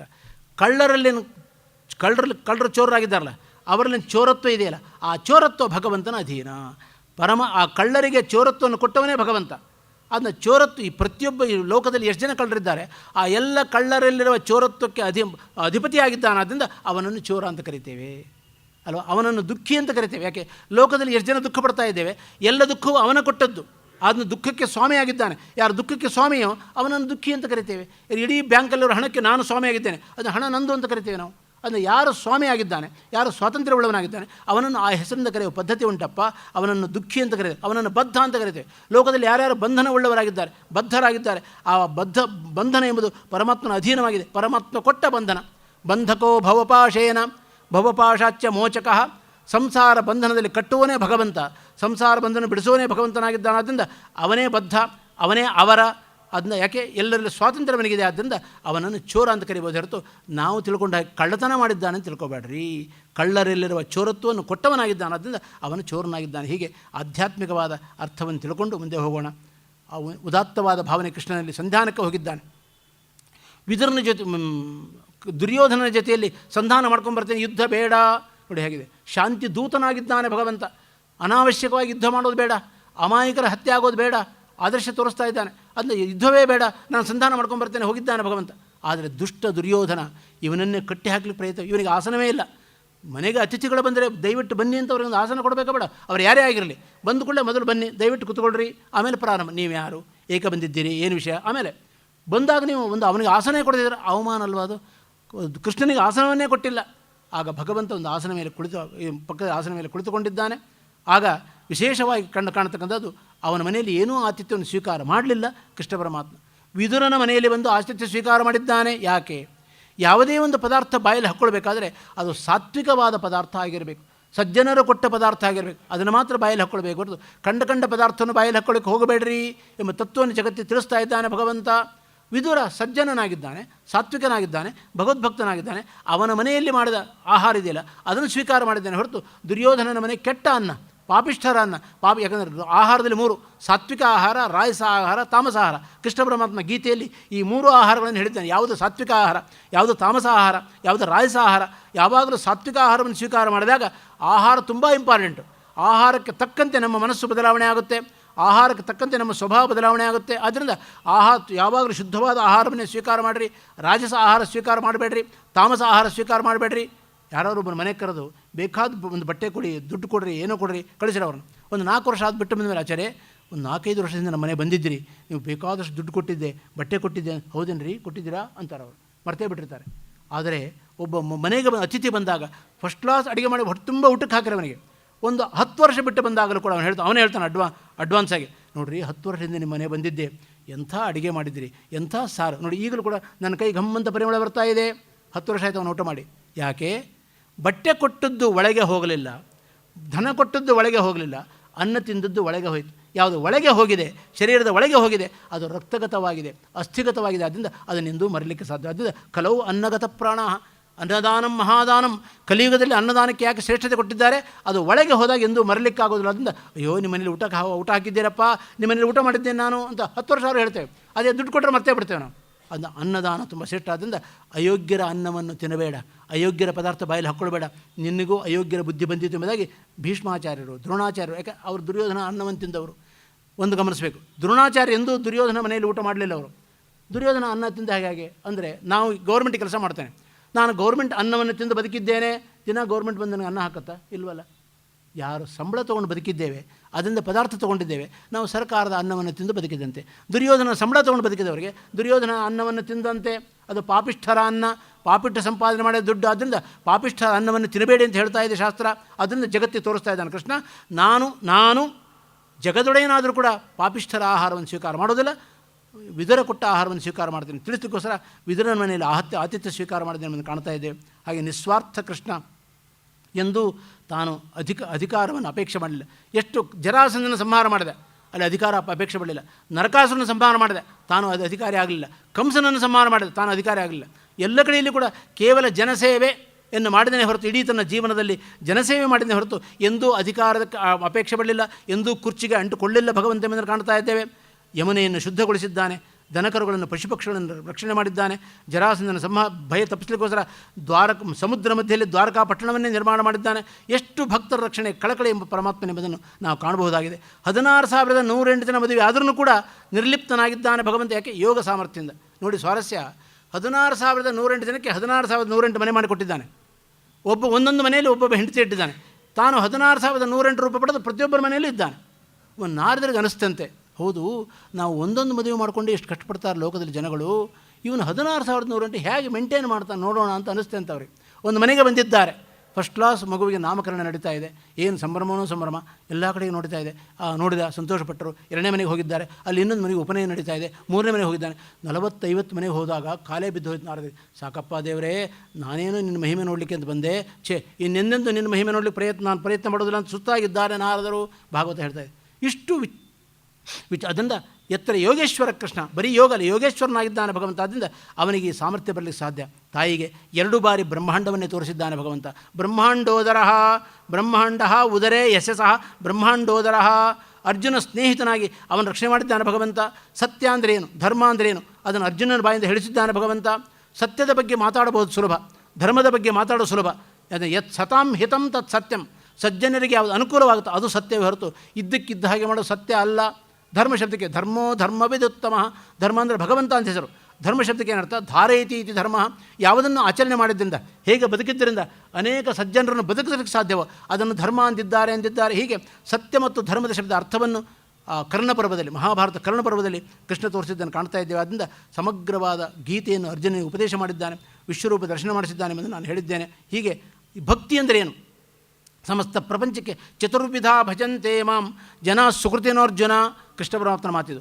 ನೋಡಪ್ಪ ಅರ್ಜುನ, 4 ವಿಧವಾದ ಭಕ್ತರಿದ್ದಾರೆ. ಏನು ಭಕ್ತರು? ಒಬ್ಬ ಚತುರ್ವಿಧ ಭಜಂತೆ ಮಾಂ ಜನ ಸುಕೃತಿನೋರ್ಜುನ ಆರ್ತೋ ಜಿಜ್ಞಾಸುರರ್ಥಾರ್ಥಿ ಜ್ಞಾನೀಚ ಭರತರ್ಷಭ. ಒಬ್ಬ ಆರ್ತ ಭಕ್ತ ನಾವು, ನಮ್ಮಂಥವ್ರು. ಸಂಕಟ ಬಂದಾಗ ವೆಂಕಟರಮಣ. ನಾವು ಸುಖವಾಗಿದ್ದಾಗ ನಮ್ಮ ದೇವರೇ ಬೇಕಾಗಲ್ಲ. ಯಾವ ಕಷ್ಟ ಬಂತೋ ಆಗ ಅಯ್ಯೋ ದೇವರೇ ಯಾಕಪ್ಪ ಕಷ್ಟ ಕೊಟ್ಟಿ ಅಂತೇವೆ ನಾವು. ಅದನ್ನ ಸಂಕಟ ಬಂದಾಗ ವೆಂಕಟರಮಣ, ಇವನು ದೇವರ ಭಕ್ತನೇ. ಆರ್ತಃ ಜಿಜ್ಞಾಸು, ಏನು ದೇವರಂತೊಬ್ಬ ಇದ್ದಾನಂತೆ, ಅವ್ನು ತಿಳ್ಕೊಳ್ಬೇಕಲ್ರಿ ಅಂತ. ಜ್ಞಾತುಮಿಚ್ಛಾ ಜಿಜ್ಞಾಸ ಅಸ್ಯ ಅಸ್ತೀತಿ ಜಿಜ್ಞಾಸು. ಯಾರಿಗೆ ತಿಳ್ಕೊಳ್ಬೇಕು ಅಂತ, ದೇವರನ್ನು ತಿಳ್ಕೊಳ್ಬೇಕು ಅಂತ ಅಪೇಕ್ಷೆ ಇದೆ, ಅವನು ಜಿಜ್ಞಾಸ ಭಕ್ತ ಅಂತಿದ್ದಾರೆ. ಇನ್ನೊಬ್ಬ ಅರ್ಥಾರ್ಥಿ ಭಕ್ತ. ಕೆಲವರು ತಿರುಪತಿಗೆ ಹೋಗ್ತಾರೆ, ಶ್ರೀನಿವಾಸರಿಗೆ ಹೇಳ್ತಾರೆ, ನೋಡಪ್ಪ ಒಂದು ಹೊಸ ಬಿಸ್ನೆಸ್ ಶುರು ಮಾಡ್ತಾ ಇದ್ದೇನೆ, ಅದರ ಲಾಭ ಎಷ್ಟು ಬರುತ್ತೋ 50-50, ನಿನಗೆ ಅರ್ಧ ನನಗರ್ಧ. ಲಕ್ಷ ರೂಪಾಯಿ ತಂದು ಹಾಕ್ತಾರೆ ರೀ. ನಾನು ಕಣ್ಣಾರೆ ಕಂಡಿದ್ದೇನೆ. ಕೇಳಿದ ಒಬ್ಬರನ್ನು, ಯಾಕೆ ಏನು ನಿಮಗೆ ಹುಟ್ಟಿದ್ದು ಅಂದಾಗ, ಆಚಾರ್ಯ ನಾವು ದೇವರ ಹತ್ರ ಹೀಗೆ ನಾವು ಪ್ರತಿಜ್ಞೆ ಮಾಡ್ಕೊಂಡಿರ್ತೇವೆ, ಅದು ನಮಗೆ 2 ಲಕ್ಷ ರೂಪಾಯಿ ಲಾಭ ಬಂದಿದೆ, 1 ಲಕ್ಷ ತಂದು ಹಾಕಿದ್ದೇನೆ ಹುಂಡಿಗೆ, 1 ಲಕ್ಷ ದೇವರಿಗೆ, 50-50. ಇವನು ಭಕ್ತನೇ, ಅರ್ಥಾರ್ಥಿ ಭಕ್ತ. ಅರ್ಥಂ ಅರ್ಥಯತಿ ಐತಿ ಅರ್ಥಾರ್ಥಿ, ಹಣಕ್ಕೋಸ್ಕರ ದೇವರಲ್ಲಿ ಭಕ್ತಿ ಮಾಡೋನು, ಇವನನ್ನು ಭಕ್ತ ಅಂತ ಕರೀತಾರೆ. ಇನ್ನೊಬ್ಬ ಇದ್ದಾನೆ ಭಕ್ತ, 4ನೇ ಭಕ್ತ, ಜ್ಞಾನೀಚ ಭರತರ್ಷಭ, ಅಪರೋಕ್ಷ ಜ್ಞಾನಿ ಆದಮೇಲೆ ನನ್ನನ್ನು ಭಕ್ತಿ ಮಾಡ್ತಾನಲ್ಲ, ಅವನನ್ನು ಜ್ಞಾನಿ ಅಂತ ಕರೆದಿದ್ದಾನೆ. ಈ 4ರಲ್ಲಿ ಯಾರು ಶ್ರೇಷ್ಠ ಅಂದರೆ ತೇಷಾಂ ಜ್ಞಾನಿ ಪ್ರಿಯತಮಃ, ಅದರಲ್ಲಿ ಜ್ಞಾನಿ ಭಕ್ತ ಅತ್ಯಂತ ಶ್ರೇಷ್ಠ, ಉಳಿದವರು ಭಕ್ತರೇ, ಜ್ಞಾನಿ ಭಕ್ತ ಅತ್ಯಂತ ಶ್ರೇಷ್ಠ ಎಂಬುದಾಗಿ ಭಕ್ತಿ ಅಂದರೆ ಏನು, ಭಕ್ತಿ ಮಾಡುವ ಕ್ರಮ ಹೇಗೆ, ಭಕ್ತಿಯಲ್ಲಿ ವಿಧಾನ ಏನು ಎಲ್ಲವನ್ನು ತಿಳಿಸಿಕೊಟ್ಟಿದ್ದಾನೆ ಎಂದು ಕಾಣ್ತಾ ಇದ್ದೇವೆ. ಒಂದೇ 2 ನಿಮಿಷದಲ್ಲಿ ಹೇಳಿ ನಾನು ಉಪನ್ಯಾಸ ಮುಗಿಸೋಣ ಅಂತ. ಯಾಕೆಂದರೆ ಸಮಯ, ಕಾಲ, ಯಮ, ಎಲ್ಲರೂ ಯಮನ ಸೆಳೆತಕ್ಕೆ ಒಳಗಾಗಿದ್ದೇವೆ. ಯಾವ ಕ್ಷಣದಲ್ಲಿ ಯಮ ಬಂದು ಕರ್ಕೊಂಡು ಹೋಗ್ತಾನೋ ಗೊತ್ತಿಲ್ಲ. ಆದ್ದರಿಂದ ಎಲ್ಲರೂ ಅಧೀನರಾಗಿರಲೇಬೇಕಾದ್ದರಿಂದ ಸರಿಯಾಗಿ 8 ಗಂಟೆಗೆ ಮುಗಿಸಬೇಕೆಂಬುದಾಗಿ ವ್ಯವಸ್ಥಾಪಕ ವರ್ಗದವರು ಹೇಳಿದ್ದಾರಾದ್ದರಿಂದ ಆ ಸಮಯಕ್ಕೆ ಸರಿಯಾಗಿ ಮುಗಿಸ್ಲಿಕ್ಕೆ ಪ್ರಯತ್ನ ಮಾಡ್ತೇನೆ ಅಂತ ಹೇಳ್ತಾ, ಒಂದೇ ನಾರದರು ಒಮ್ಮೆ ಕೃಷ್ಣ ಪರಮಾತ್ಮನ ಬಳಿಗೆ ಬಂದ, ಕೊನೆಯದಾಗಿ 2 ನಿಮಿಷದಲ್ಲಿ ನಾರದರು ಒಮ್ಮೆ ಕೃಷ್ಣ ಪರಮಾತ್ಮನ ಬಳಿಗೆ ಬಂದಿದ್ದಾರೆ. ಕೃಷ್ಣ, ನಿನ್ನ ಮಹಿಮೆ ನೋಡಬೇಕು ಅಂತ ಅಪೇಕ್ಷೆ ಆಗಿದೆ, ಸ್ವಲ್ಪ ತೋರಿಸ್ತೀಯಾ ಅಂದರು. ಆ ಕೃಷ್ಣ ಹೇಳಿದ, ನಾರದರೆ ಅನೇಕ ಸಲ ನೋಡಿದ್ದೀರಲ್ಲ ನನ್ನ ಮಹಿಮೆಯನ್ನು, ಪುನಃ ಯಾಕಪ್ಪ ನೋಡಬೇಕು ಅಂದ. ಇಲ್ಲ ಕೃಷ್ಣ, ಇದೊಂದು ಬಾರಿ, ಯಾಕಂದ್ರೆ ಉಪನ್ಯಾಸ ಮುಗಿತಾ ಬಂತಾದ್ದರಿಂದ ಕೊನೆಯ ಬಾರಿ ರಿಕ್ವೆಸ್ಟ್ ಮಾಡ್ಕೊಳ್ತಾ ಇದ್ದೇನೆ, ದಯವಿಟ್ಟು ನಿನ್ನ ಮಹಿಮೆ ತೋರಿಸಿ ಅಂತ ಕೇಳಿದ್ದಾನೆ. ಆಗ ಆಯಿತು ನಾರದರೆ, ಪಾಪ ಇಷ್ಟು ಕಳಕಳಿಯಿಂದ ರಿಕ್ವೆಸ್ಟ್ ಮಾಡ್ಕೊಳ್ತಾರಿಂದ ಬನ್ನಿ ತೋರಿಸ್ತೇನೆ ಎಂಬುದಾಗಿ ಅವನು ನಿಧಾನ ಕರ್ಕೊಂಡು ಊರ ಹೊರಗೆ ಹೋಗಿದ್ದಾನೆ ಕೃಷ್ಣ ಪರಮಾತ್ಮ. ಅಲ್ಲಿ ಒಂದು ಸಣ್ಣ ಸರೋವರ, ಆ ಸರೋವರದಲ್ಲಿ ದಡ ಮೇಲೆ ನಿಂತ್ಕೊಂಡ ಕೃಷ್ಣ. ನಾರದರೆ, ನೀವು ನನ್ನಿಂದ ಮಹಿಮೆ ತಿಳ್ಕೊಳ್ಬೇಕಾದ್ರೆ ದೇಹ ಶುದ್ಧವಾಗಿರಬೇಕಲ್ವ, ಅದರಿಂದ ಆ ಸರೋವರದಲ್ಲಿ ಮುಳುಗಿ ಸ್ನಾನ ಮಾಡಿ ಬನ್ನಿ, ಆಮೇಲೆ ನನ್ನ ಮಹಿಮೆ ತೋರಿಸ್ತೇನೆ ಅಂತ ಕೃಷ್ಣ. ಆಯಿತು ಅಂದ್ರೆ ನಾರದರಪ್ಪ, ಆಯಿತು ಅದಕ್ಕೇನಂತೆ, ಸ್ನಾನ ಮಾಡಿ ಮೈಯೆಲ್ಲ ವರ್ಷಕೊಂಡ್ಬರ್ತೇನೆ ಎಂಬುದಾಗಿ ಹೋಗಿದ್ದಾರೆ. ನೀರಲ್ಲಿ ಮುಳುಗಿದ್ದಾರೆ. ನಾರದರು ಮುಳುಗಿ ಹೇಳ್ತಾರೆ, ಮೈಯೆಲ್ಲ ಸ್ತ್ರೀ ರೂಪ, ಫಸ್ಟ್ ಕ್ಲಾಸ್, ಒಳ್ಳೆ ಹುಡುಗಿ, ಸುಂದರವಾದ ಹುಡುಗಿ. ನೋಡ್ಕೊಳ್ತಾರೆ, ಅಯ್ಯೋ ದೇವರೇ ಇದೇನಿದು, ಹುಡುಗಿ ಆಗಿಬಿಟ್ಟಿದ್ದೇನೆಲ್ಲ. ಆ ಸಮಯಕ್ಕೆ ಸರಿಯಾಗಿ ಆ ದೇಶದ ರಾಜ ಒಂದು ಕುದುರೆ ಮೇಲೆ ಕುತ್ಕೊಂಡು ಬರ್ತಾ ಇದ್ದಾನೆ. ನೋಡಿದೆ, ಹೀಗೆ ಇದ್ಯಾವುದಿದು, ನಿರ್ಜನ ಪ್ರದೇಶ, ಯಾರೂ ಇಲ್ಲ, ಬರೀ ಸರೋವರ ದಡವಿನೊಂದು ಹುಡುಗಿ, ಎಂಥ ಹುಡುಗಿ, ಫಸ್ಟ್ ಕ್ಲಾಸ್ ಹುಡುಗಿ, ದೇವರೇ ಸೃಷ್ಟಿ ಮಾಡಿದ ಹುಡುಗಿ ಇದು. ಆದ್ದರಿಂದ ತುಂಬ ಒಳ್ಳೆಯ ಹುಡುಗಿ ನೋಡಿದ್ದಾನೆ. ಆ ನಿಧಾನ ಹತ್ತಿರ ಬಂದ, ಯಾರಮ್ಮ ನೀನು?